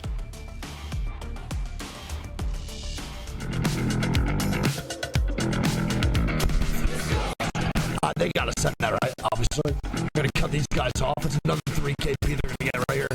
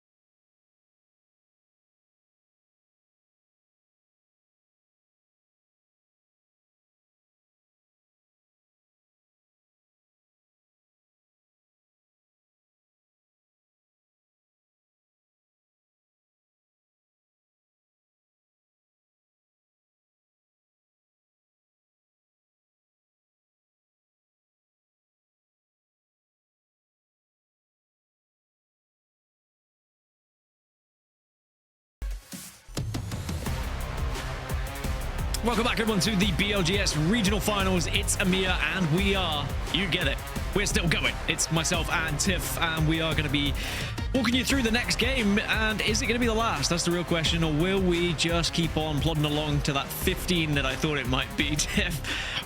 It was a bit of a joke when I said 15 earlier, but now it's starting to get a little bit more likely, really. It's seeming very real that that's going to happen. Honestly, it probably ends here just because Vicky isn't on the mic, but let's look at that match rewind, because let's be real. As soon as I saw that circle and where Forbidden was positioned, I was like, you know what, maybe this is where we end here, because that's exactly where they played it the last time we pulled a Jurassic. I mean, 5 out of the 9 teams that were alive were all on match point. It was over 50% of the teams left, and somehow still the odds were stacked against the teams that weren't on match point, and FaZe still were able to pull it off. I mean, position, they were in a great spot, but they also were able to output an incredible amount of damage in this final circle, hitting those shotgun shots when they needed to. And sadly for Forbidden, the shots were just too good. And then there's Nags left alive, just trying to hold it down right there if can, and then drops down. And I'm like, no, poor Vicky. One day she'll get a final call, but I guess maybe not today, unless we go again, because I don't really know. Our run of show kind of ended with this match, so I don't know what the future holds for us. All I know is what the past looked like, and as you can see, Forbidden won a ton of games within the first 6 matches. Now, when they need it the most, when it's worth 40 grand, can they close it out now? All I'm saying is there's 12 matches laid out there. Will we actually start to complete them one by one here? Will we see World's Edge again? Because now we've got back-to-back E-District, and I think this is going to be interesting here, Tiff, because I feel like E-District is the hardest map to find a win on. Or it seems to me, because it is the newest added to the rotation, you're going to have the least amount of confidence about pulling off a victory. There's going to be the extra amount of what if from some of these teams, and maybe it will create some new winners that won't be those who are on match point, and maybe we do end up on Storm Point and World's Edge again. Maybe. I mean, there's a real possibility, but I mean, this is the best way to shake things up because, like you said, E-District, newest map to competition. It's just so chaotic because there's a lot of different angles and nooks and crannies to play in some of these POIs, which can allow for a lot more teams in that end game, which it doesn't matter how many teams that are on match point because clearly we don't know when this is going to end. We don't know. We could be here. We could never see NA. I know it's the preview, but we could just never get to North America. I might as well just go back to Birmingham. Just in Birmingham Airport, waiting for something to happen, waiting for someone to actually win it here. I mean, you know, we've gone further before, so it's not like we're in the realms of craziness just yet, but we're starting to walk that line very closely because there's not like loads of teams are on match point. You know, we've been there before where 12 plus teams were on match point before we actually found a victor, so it very much could keep going here in EMEA, and I'm sure North America are eagerly waiting in the wings to kick their games off as well. It's true. Were you waiting to see how many teams were on match point? Is that how you were? Yeah, I think it's 9. Yeah. I think it's 9. Almost half the lobby. My standings aren't working. You know, it's okay. Technology and all that. Hearing 9 teams you for were match right, 9. Tiff. Not that I ever doubted you. I'm going to be honest. You should never I would never doubt you.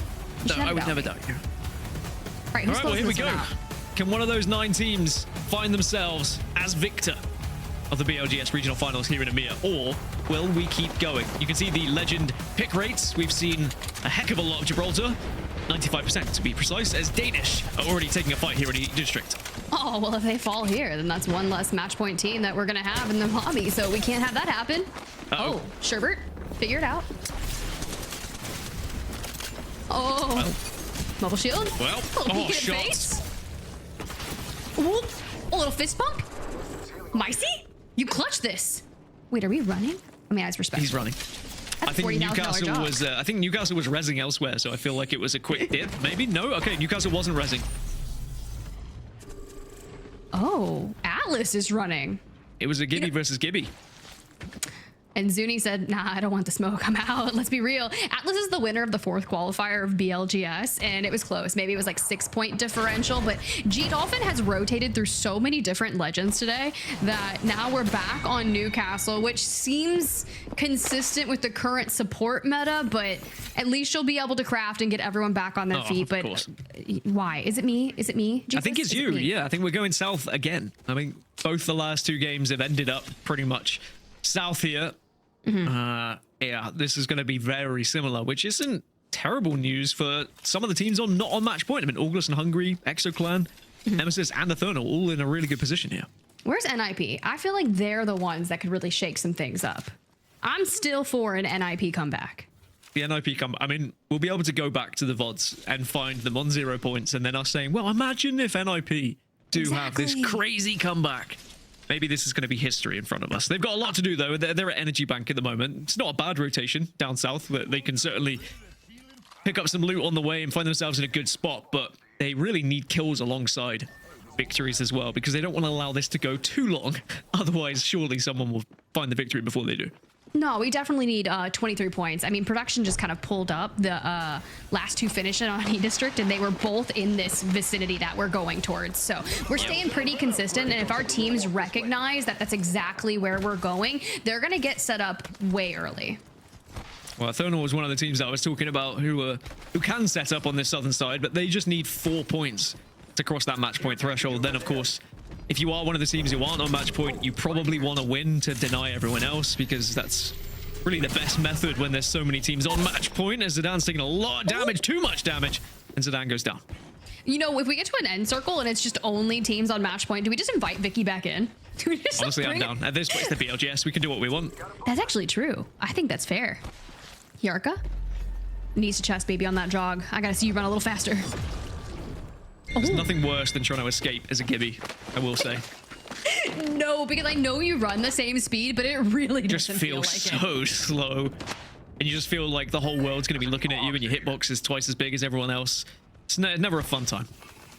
You cannot be like any kind of like snaky. Like you're not being all slippery and stuff. No, you can't be discreet at all. As a That's a Gibby, good you're way just to put it. Like, stomping that's around. what I was trying to say. Thank you. You know what? That's why you got color commentator of the year that one time. 100%. I can't remember the word tantalize though, and I want to say that. So, you know, we all have issues. That was like 2 hours ago. No one remembers. I still remember. I'll never forget. I I'll wake be up in the middle of the night crying later. haunted by that How word. dare I forget a word? I'm just gonna like message Glitter one day and be like, can you just go walk over to Dan and just say tantalizing? Just comfort me, please, rather than cause pain. Ooh, Nephilim on 70. How close are we getting on these points though? Because like at the end of the day, we knew Alliance had a ton of them, and if they got second, great. But Forbidden's on 77, we got someone on 70, Alliance at 93. So let's say someone ends it here. There's a good chance they wrap up at least second. And that was, like you said, that was the position that Alliance were in for so long. But it gets scary when everyone gets close on these points totals, because it goes to the back of your mind. Instead, you just start thinking about that win and you drop points, and then someone else catches you up with a big game, and then suddenly that 20,000 for second place is starting to slip through your fingers a little bit. I mean, I'm okay with maybe a Nef win. It's not World's Edge, so That's true. if we get different. to World's Edge again, then maybe If it'll be we theirs. get there, I don't even know when If. we'll go back. Or Like, it's gonna be when we get there. because we're never going to NA at this point. We are just full EMEA, and you know how it is when like Twitch chat comes in and they're like, "Where are these teams? Where NA later? It's always later." There's multiple regions, baby. We got EMEA, we got Alliance here, looking to potentially close things out. Jayhawk, you heard him from like what 30 minutes ago? Not even that. It was like an hour at this point, and he was like, "Yeah, Alliance is gonna do it." They haven't yet. There's a good chance they might. I think I feel like they should. They're the team who's been the most consistent today with points. That's why they're first, but it's not True. always that easy to get over the finish line. Especially on E-District, I find, but maybe they can do the unthinkable here. Just give him a Or maybe they Kraber. can give someone else a chance, you know? Alliance have had their winning moments this year. That is actually true. We might as well just give it to someone different. I don't know what that's gonna look like. I don't know if Monsoon and the boys at Complexity were able to like motivate Aurora by any way, but maybe that would help. If so, a little love letter from Monsoon to little 9 Impulse and see if that helps. Maybe if the games go on so long, the North American teams just start joining and the lobby just becomes even bigger. And suddenly then the prize pool goes and gets doubled, and whoever wins gets double the prize pool. Ooh, that is the craziest jump from a Newcastle I've witnessed with an ult there. Just looking for an angle. Patient as ever. It's been a tough day for Golem. It's probably because I couldn't get their name right. Golem. I like it. Golemer. Golem. Oh, Aurora from the outside looking in. Defensive bombardment out on the low ground here. Pop the zip. Can we find an angle on this team out here? Because let me just say, if we're all the way in the north, we got to get through go next to get inside. By the way, so many of these teams committed like heavy south, and it's pulled back up towards draft point. To be expected, though. We have like 10 teams outside of the circle that thought they were probably going to be able to survive, but of course they just went for the safer option on the southern point. And the circle has gone down, fooled them. You can see it here. Look at it. Look at them all. Would you just look at it? That bounce back Fools. goes crazy. Ha! You thought. Well, here's the cool thing here. You got Alliance, and 2 of them are invested on that ring console up there in Energy Bank. Now they're getting information that Go Next is rotating in, but that's smart of Alliance. They are making sure that they grab that next ring information if at all possible. Sure, they're going to be a little late on the rotate, but it doesn't matter because guess who's already here? It's Neff. Now, can they withstand the pressure of all these teams looking to pop back up north? Maybe. That's a $40,000 decision that we'll have to see if it pans out. It's NIP who are above them at the moment. And you know full well, if NIP gets some damage here, they're sending it. That's how they've been playing in these last few games. You know, it's kind of wild because, like, that team is good. Like, it really is. I don't think this team is indicative of how they played throughout their first couple matches. Here we go. And then he misses 3 shots. Come on, Nasky, please connect it. Hit that Gibby. He has the biggest hitbox. Do it. I can't that you can wall bounce. I'm so proud of you for that movement, but it killed this man now. There we go. Wow, Nephilim eliminated. One of our match point teams will fall, and NIP slowly but surely starting to tread towards that 50-point mark. And you know, they're in a pretty good spot right now as well. Danish maybe is their immediate concern, but I think that both teams will happily reside near each other. And instead, August and Hungary, the last remaining player, henchman or henchman, whichever way you want to put it, needs to try and win this fight. Oh, there it is. Eternal down and out. Nephilim, who was on match point, down and out. Alliance starting to make their way into that next circle, encroaching on Danish's territory, where henchman is trying to get the crew back together, performing a heist of their own.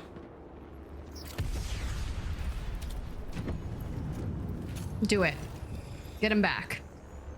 Should be able to successfully do this. I don't think anyone's going to be able to stop it. So August and Hungary will be back onto E District. All right, fair enough. But look at where NIP won that fight, right? So good. They're in a pretty good spot, not only for potentially where this circle could be going, but also all those teams that are going to be arriving from the southeast. NIP will have views on that and potentially could pick up some KP along the way. But Alliance have now joined them in the building north of them. Danish are there. We knew that. Golem, Mind. 5 teams now, pretty central. Aurora's playing for like that next ring information that we're going to be able to pop here soon, and then they'll come out of that zone eventually. But for now, I'm just curious which way we're going to pull. Like, who is going to get that favored Apex Legends god status that we need for them? All right, give me a... Oh, okay. Yeah, that's pretty freaking solid. Nasky made a call there. He was like, we need to win this fight against Nephilim, wins the fight, and puts themselves in a god tier positioning. If you look at the choke just towards their right, FaZe and SJP2 are going to bump into each other going through that, because FaZe is going to have to move with Forbidden and EXO at their backs.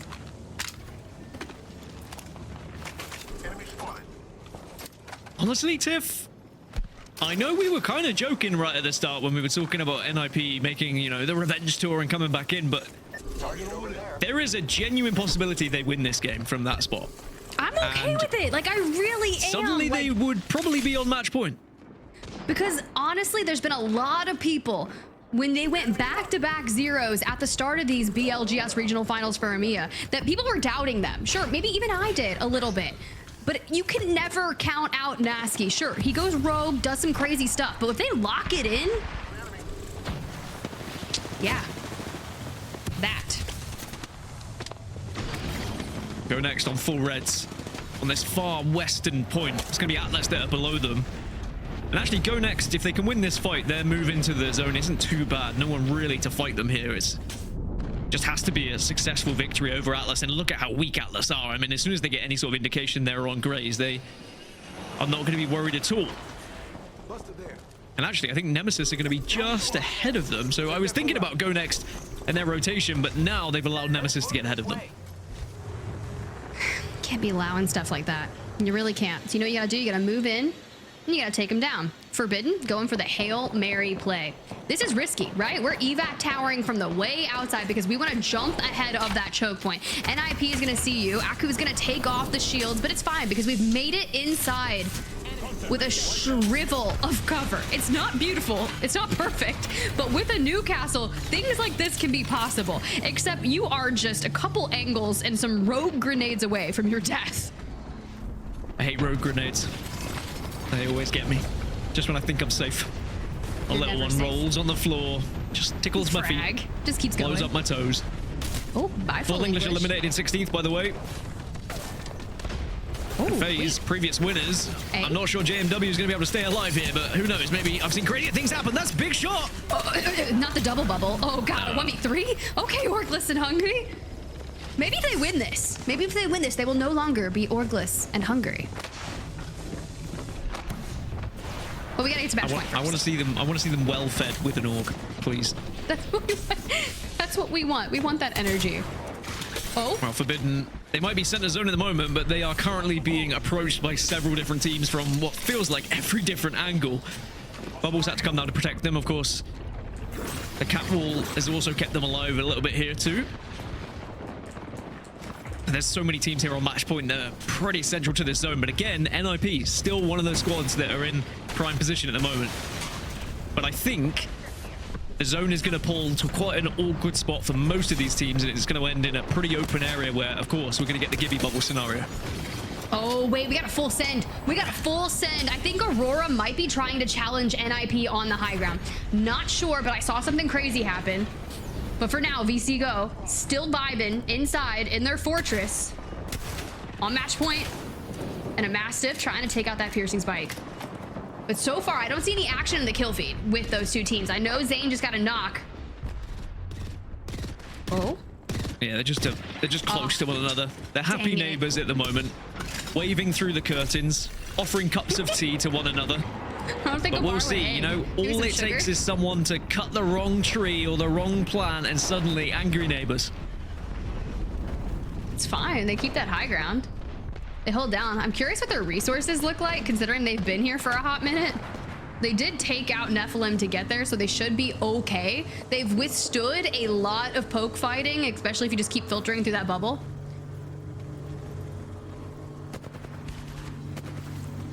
Orgless and Hungry trying to join in on that building, which might create a little bit of commotion over on the eastern side. That's too many. And there's so many teams that have to move in. I mean, I think everyone in this circle is going to be fine, so I don't think the kill feed's going to light up too much. Nemesis do get eliminated. Maybe Atlas might go down as well, because they're going to be kind of pressed by Exo Clan. Well, actually, I don't even know if Exo know that Atlas exists. Atlas are just hunkering down and trying to survive, keeping their heads in the sand. They had a really tough beginning of this match, so for them to chill, it's totally fine. For VC Go, well, they're fighting forward. Someone decided they wanted to make a play for this space. No way. Goodbye, Golem. No way. Oh. Shots. Hello? Kinda? Oh, Orgless and Hungry did get involved, but sadly they walked straight into the Eva 8. They gotta get him back up on his feet. Hopefully they do. I mean, I don't see why they wouldn't. I don't think Aurora jumps down on this, because if they do, NIP is just gonna be upstairs on their roof just being like, all right, cool, it's an easy third party for me. I can take this whole building to myself. Oh. Still 11 squads left and plenty still on match point. But there are a few that could spoil the party or keep the party going, depending on which way you see it. Are you one of those teams who wants it to end? You're in the prize money right now. Or are you one of those teams that needs it to go to the next so that you can try and catch up? SJP2, remember, they hit match point previously. Could they hit match point and then go straight into finding a victory and steal this one away from the likes of Alliance, who have been there for ages, Aurora, who have been there for ages, but just have not been able to get the job done? It's true. You got to close it out. You've definitely got to be a finisher. You can't just start things. You got to finish what you start. So, anyways, we got ExoClan. They're inside the next circle. They're not on match point. They could play spoiler. I believe Go Next are not on match point either, as long as NIP, Orgless, and Hungry, and Mine. So, plenty of options to keep this one extending. Okay, Mine down and out, so they're not going to be in it to win it. SJP2 have to move from this northwest. They actually have a safe rotation in, because I think all the team's going to be in the building and not looking at them. But now these buildings are starting to get a little bit over-occupied, Tiff. And it's not easy to stay alive.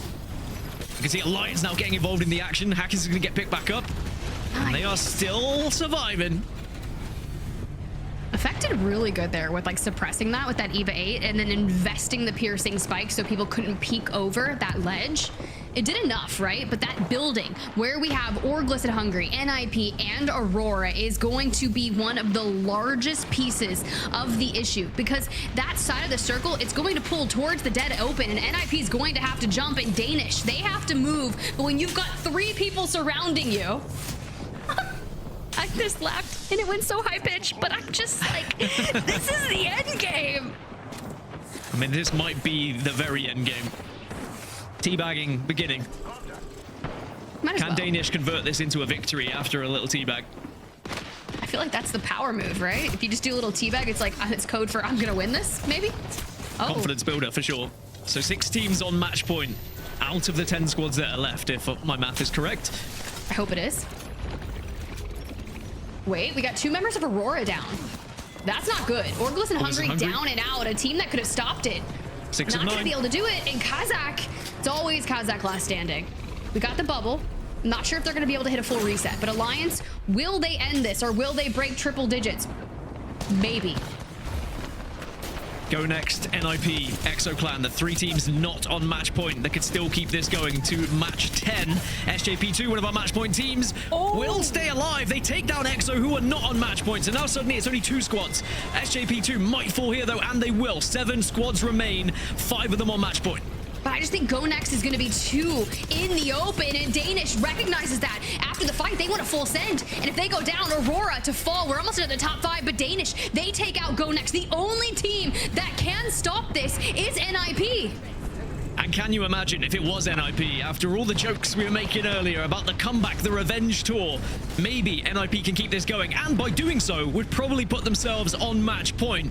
But we still have Alliance, Forbidden, Danish, all on match point, all in really good positions at the moment, as well as VCGO. It's 4 versus 1, essentially, here. Can NIP do the unthinkable? I mean, they're on the high ground. They're going to have to jump straight into the open arms of Alliance. But if you can invest some nades down onto them, it's NIP. They're taking down Slab. They're putting damage onto VCGO. They are doing everything that they can to whittle down the competition before they have to drop. It's going to be Alliance who maybe are going to be the biggest pain in the backside for NIP and Zane. Zane's been getting a lot of kills in the kill feed. Danish having this merry dance around the bubble right now. Forbidden eliminated. NIP have lost 1 as well, though. Maybe this could be for Alliance here, Tiff. But Frix goes hard. It's just unlucky last standing. I understand Nasky's still fighting back with the Mastiff, but it's NIP down and out. Danish and Alliance, the last 2 teams. It's happening. It's ending. Surely not. Surely it does. Danish, 6 kills, go hard. I cannot imagine what it feels like to end this one. Danish, out of nowhere, will be your BLGS regional final champions here. Just when you thought maybe NIP were going to be able to pluck something and keep this going, Danish find themselves in what, a crazy last fight with Alliance there, and a team that have been, you know, up and down today, finding points here or there. They will find it right at the very death here in match 9. I can't believe that just happened. It literally is Vicky. Vicky is the curse. She is. Because as soon as we pull her off the mic, it ends here. And to be fair, when you have 9 out of 20 teams that have eclipsed that 50-point threshold, it is bound to end in match number 9. Maybe the lucky number is actually 9. And Danish do it with 13 kills as well. So it's not like they limped to victory. They very much dominated that match. Speaking of people who can dominate matches, Onset is also in the building. I've heard he dominated a few matches throughout the BLGS in the early rounds. Correct. Just to clarify, Mark, I never said you stole a teammate. I just wanted to...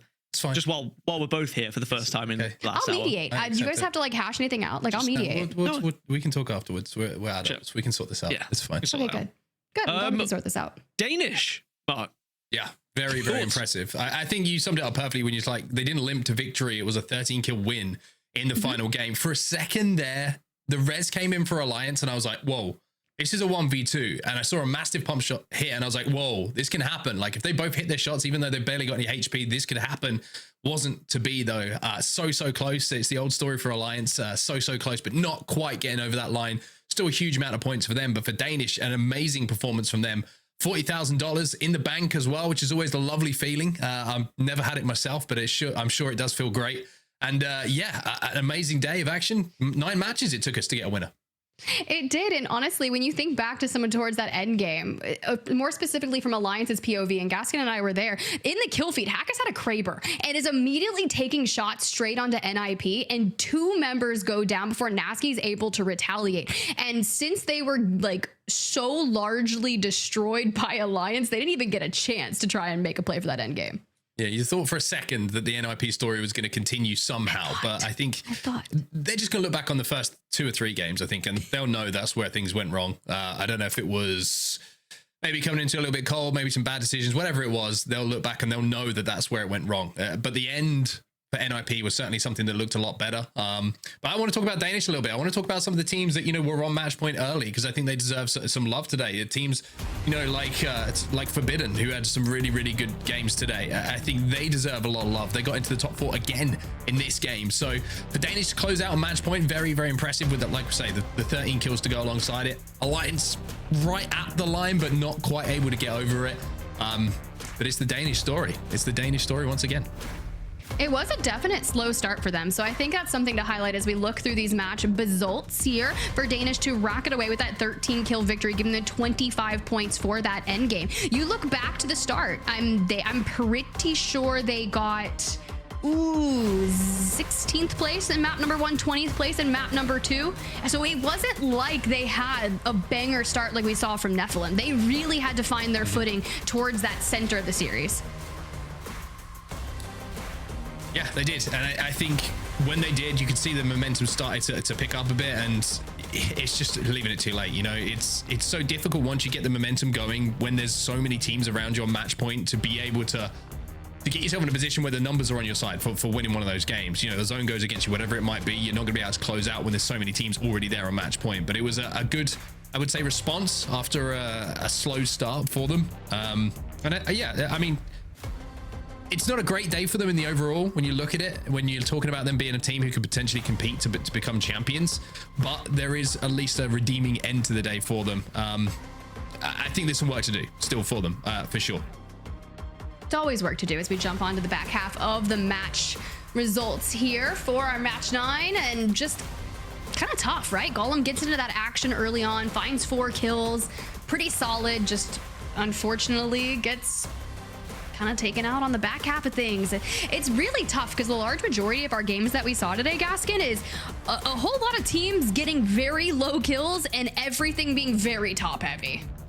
Yeah, I think that there were a few teams who struggled in this lobby, couldn't really get going, and other squads who maybe took advantage of that, saw some weaker teams that were perhaps just kind of running away a little bit and then being more than happy to chase them or take advantage of them giving up space and using that rotation accordingly. So it was a struggle, but I think there was lessons learned as well for some of these teams in these lobbies. I mean, it was an amazing experience, I'm sure, for all who were involved, and maybe they'll get the chance to do it again. I mean, I know we have a lot of our teams that compete in the ALGS championships, but you've got to remember there were squads here formed for the BLGS, and they fought right through every single qualifier to get here to the regional finals.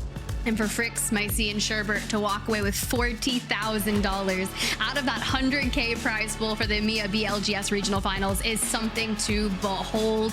42 placement points, 46 kills, 88 on the day. We knew Alliance eclipsed triple digits throughout that match number 9, so they locked in that second place, which, you know, may not be what they would have wanted, but they had plenty of chances to close it out. They certainly did. I think, once again, like, match point shows that usually the best team is going to win. If not that, it's one of the top 2 teams. And when you look at the overall points, second in the overalls is Danish, right? And they were the ones who managed to clutch up and close out. And I think that's the difference, right? You look at those final moments, it comes down to our top 2 teams who are fighting to try and win in the match point format. So I think those 2 teams deservedly in first and second place, they'll take away, you know, the bulk of the prize money. I do want to give a shout out to Nephilim though. I think they were really strong today. Numerous wins across the day, and I think they're a team to watch in EMEA going forward for sure. Ooh, well, as we kind of go back through some of these point standings, I just want to call out, like, as you look through the qualifiers, Danish didn't win any of the qualifiers, right? They came in from the BLGS point standings. That's how they got into the EMEA regional finals. And you know what place they were? 20th. Oof. They were the last team to get into this lobby. So it wasn't easy. always been about peaking at the right time, right? That's the situation with BRs. You can have average performances week after week, but as long as you get to that final lobby and give yourself an opportunity, that day could be yours, and that is very evident for Danish here today. And they do steal it away from some of the other teams that, you know, were able to outperform them. But I guess by the end of it, it was only Alliance who outperformed them on points. So Danish, it's not like they didn't deserve it, and they're one of the teams who just barely got it in the day. Like, they had a great performance today. It was stellar. And to be fair, if you're going to be the last team to make it into this lobby and then you end the day second place in points, you get the 40K, you win the match point finals. It's all about proving to yourself that you can do it. We said it at the start of the day. Anything can happen. It's the BLGS, baby. And to go out like that, I couldn't write a better story. One thing I've always loved in esports is having an open format of some kind where everybody can play through, right? Because it gives you stories like this. You know, don't get me wrong, Danish, very talented players. We've seen some of them in the Pro League, and they are one of the best teams in EMEA, and they've just proved it by winning here. But like you say, it's not an easy road. It gives people the opportunity to not only progress, to play against some of the best teams in the world, but also just to get a squad together. You know, you think back to the first round of qualifiers, and I mean, idiots like me are playing in it. You know, it's so fun to be able to get into the competitive spirit once more, get those competitive juices flowing. And I'm very hopeful that BLGS Part 2 takes place at some point, because I love the opportunity for people to play and experience what it's like to play in these comp lobbies. You got to experience it. I did. I got ratted on. I got the full competitive experience. Didn't you say the team that ratted on you was actually in this lobby today? No, they weren't. They weren't actually. I double checked. They weren't. Oh, He hasn't. okay. He's not telling us who it was. He's keeping those names private to himself, just in case he needs to use them at one day. I don't know what for. But In court. He doesn't have like a vendetta or anything. It's not personal in any way, shape, or form, right? It's personal. Yeah, totally. I'll remember it, and there will be revenge extracted at a time that I see right. So if you were that team who ratted on my team in Command Center, and you know who you were, watch your back. That's what I'm going to say, right? I can imagine like they qualify for an ALGS finals one day, and they're in the final zone, and they lose the fight, and Mark just goes, yes, and the other team wins. It just scrolls across the main stage, and their booth is just empty. It's just me sat in it. Remember? Revenge. Remember Command Center? Is that where it was? It happened at Command Center? Yeah. We made the right play. I stand by it. We made the game-winning play. We were like, we fight this team outside Command. We walk up to the doors. Doors are open. We're like, there's no one here. Like, why is there no one here? We walk forward, and they are literally 3-man stacked ratting one corner and just nuked Adam and I. And it is what it is. We would have won the whole thing had that not happened. But back to your previous point. But back to your previous point, that is the beauty of the BLGS and the open system, is that anyone could have played. And even though, I mean, we joke and, you know, your experience, you got ratted on, whatever, but you actually had a very fun experience getting to compete. It was awesome. Like, yeah. It was so like fun. you said, it's been like 10 years, well, longer than that since you last competed, since I last competed in a video game. So to get that competitive drive again, I can only imagine, was very fun. Yeah, and I'm sure it's going to light the fire under a lot of people who have competed for the first time, right? They're going to be playing through the CC, they're going to be joining Scrim lobbies, they're going to be doing all that good stuff. So that's why the open format is always so important for esports, and it's amazing to see it in the BLGS. That's true. Now you just get to commentate and take your break from competing. You got a little death note behind the scenes writing those names, unless you want to keep them nameless. I love that for you. Their time will come. I think we're waiting to see if we can get an interview with Danish, by the way. It'd be cool. But yeah, I'm not just sitting they're here being waiting to problematic. have a good time to talk about Onset. Like, as much as I love having Onset talk about himself, here, I'll show you guys a Nessie in the meantime. Oh, wait, it got chroma keyed out. It's totally fine. It's still there. It's kind of transparent. Got little headphones on. Yeah, it's gaming Nessie. I tried to steal the one from the last LAN, and unfortunately I couldn't get away with it. But yes, I did get an order in, so thank you. Here it is. Wasn't there like a golden Nessie in the green room that we were told specifically not to take because there was one of them? I have a golden Nessie. I have a golden Nessie. Oh, it wasn't. Do you not have a golden Nessie? It was a different Nessie, but I do remember. Yes, I remember being told we weren't allowed to take it, and I think we all considered it. There was also a Nessie hat. Like, I wanted a Nessie hat. Oh, the bucket hats? Aren't they for Oh, Japan? God, it's so cute. You seen those? The Nessie bucket hats. At this point, I never know what I'm allowed to talk about and what I'm not allowed to talk about. It was on the Just timeline. always- It was on the timeline. Every time you say Japan, I panic a little bit because I You're still like, forget. oh god, I don't want any leaks about Have we Japan. announced Japan? It's time for us to reveal where the entirety of the next season of the LGS will be. I mean, both of you are in Birmingham. No, that's not true. I'm so everyone. sorry. That's Hold on not a real. second. Hold on. The entire EA team has just panicked, but we're good. I just want to let you guys know it is a green screen. Some people were very shambled. I saw some people in Hal's chat as he warms up for NA. Don't worry, guys. This is not the same room because his says Falcons right here. I'm in the old rendition. It's a green screen. But while we wait for our interview with a member of Danish, let's go ahead and look at some match highlights from matches 7, 8, 9. All three. By the way, Sheila appearing throughout today was great. I think legend diversity is always fun, but I know we're in a meta right now where we have at least 2 very prolific legends. And the fact that I think it was 95% for both Gibby and Newcastle today throughout the majority of games. Right. Yeah. But then there was just, you know, the flex pick of who you put with them. I will say one team that I feel a little bit let down by today is August Hungary. I feel like we didn't really talk about them at all.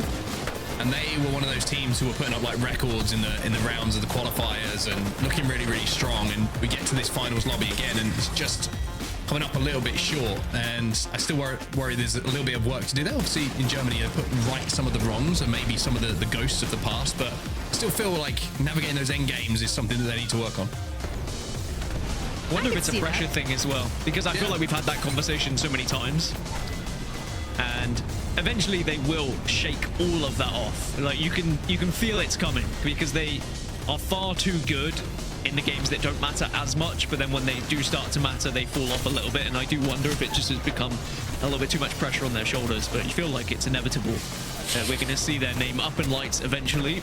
In this game, we saw FaZe's name up in lights. Somehow, FaZe were able to win this game, by the way. Danish were actually in this one. Holy, I didn't realize how nuclear that Nags actually went in that in-game. That's crazy. Needed to. He had Aurora up top with him. They like basically took him off the high ground. Then we kind of run back through this. Now, we didn't get an onset level end game call, and that's totally fine. I'm okay with it because I was more shell shocked that they were able to close it out. But this is actually giving us the look back of what happened to NIP. So they make an evac tower play trying to get above Alliance, and that's probably where Hackis went on that Kraber. Yeah, you can see that NLP were damaged when they fell for sure, so they're certainly taking some damage. This was a bit though, look, I mean, Sherman tries to poke, he gets taken down, and then 2 players on their feet, but immediately the Renok comes in.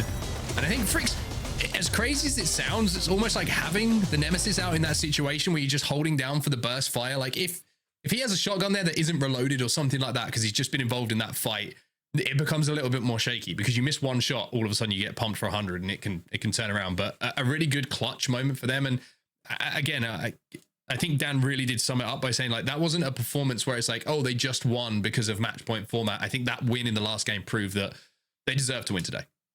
Well, yeah, I mean, even if you step back from what we witnessed just towards that end game, Dan, do you remember when Danish full sent the third party across the circle? It's not like they had a really stellar positioning. They had to leave and look for different space and take it away from another team.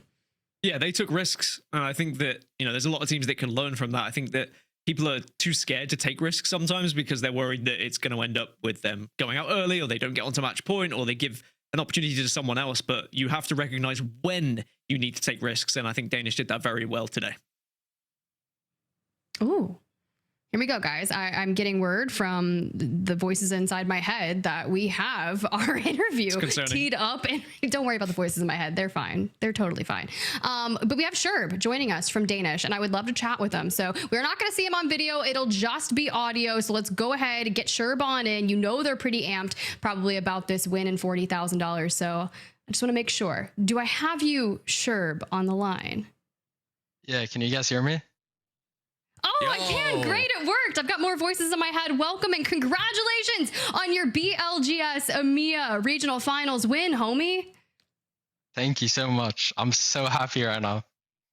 It's actually insane.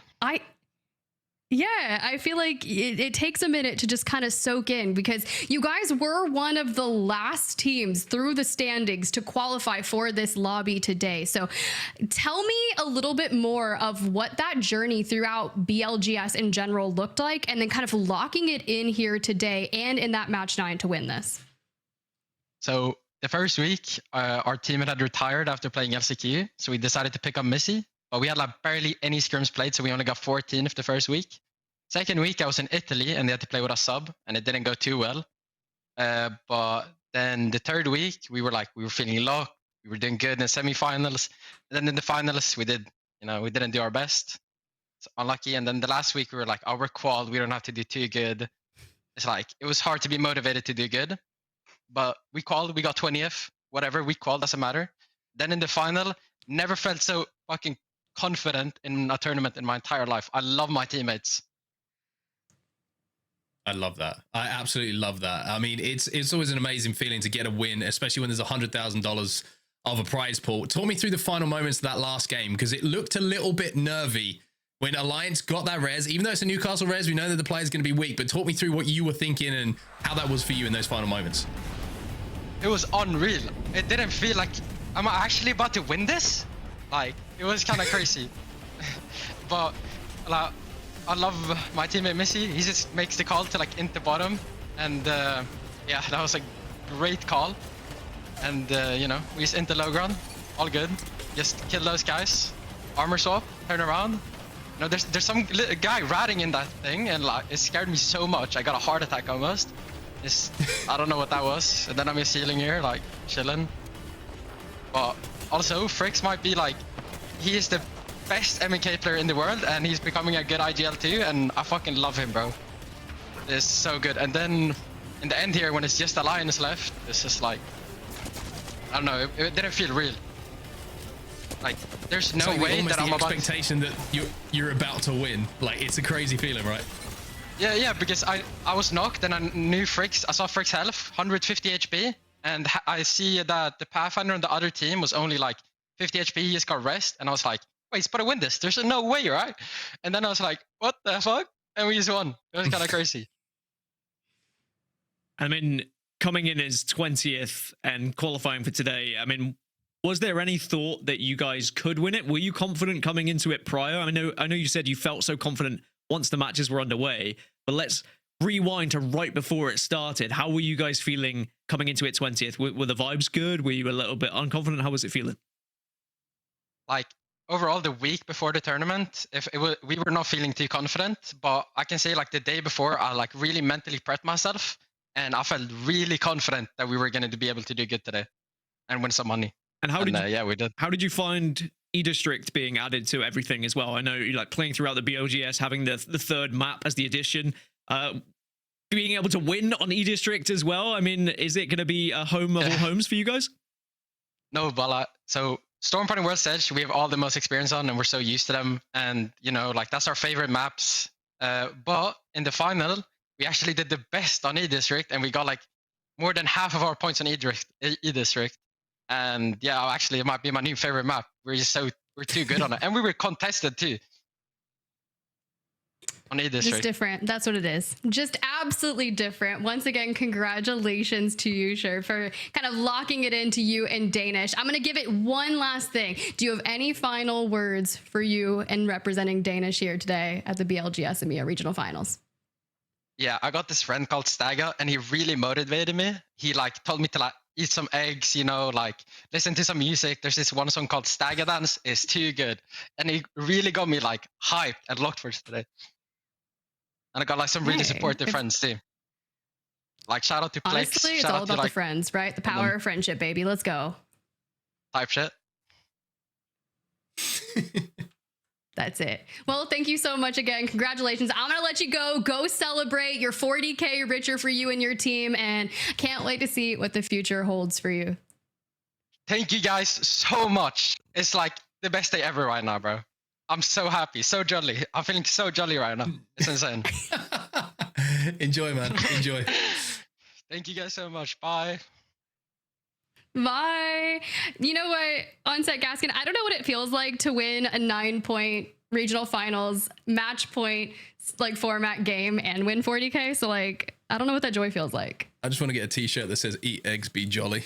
That's my new. Eat eggs and be jolly. That's my how new I'm going to motto. spend my whole Christmas. Actually, that's my motto for that Christmas. Honestly, is an incredible way to live your life. So you should do that more, everybody. Eat eggs. You should. Be jolly. You know what? You should go get a shirt because, you know, we're not done for the day. We've got more BLGS action to come. We have North America just underway, which is insane. It's going to start here at 7 p.m. Eastern, which, according to my time, because I'm on the East Coast, not you British lads, that's an hour and 3 minutes from now. So everyone that's been asking in the Twitch chat over there at the Play Apex, when NA, well, it's right there on your screen. Right there. Thanks for watching. Subscribe to the channel.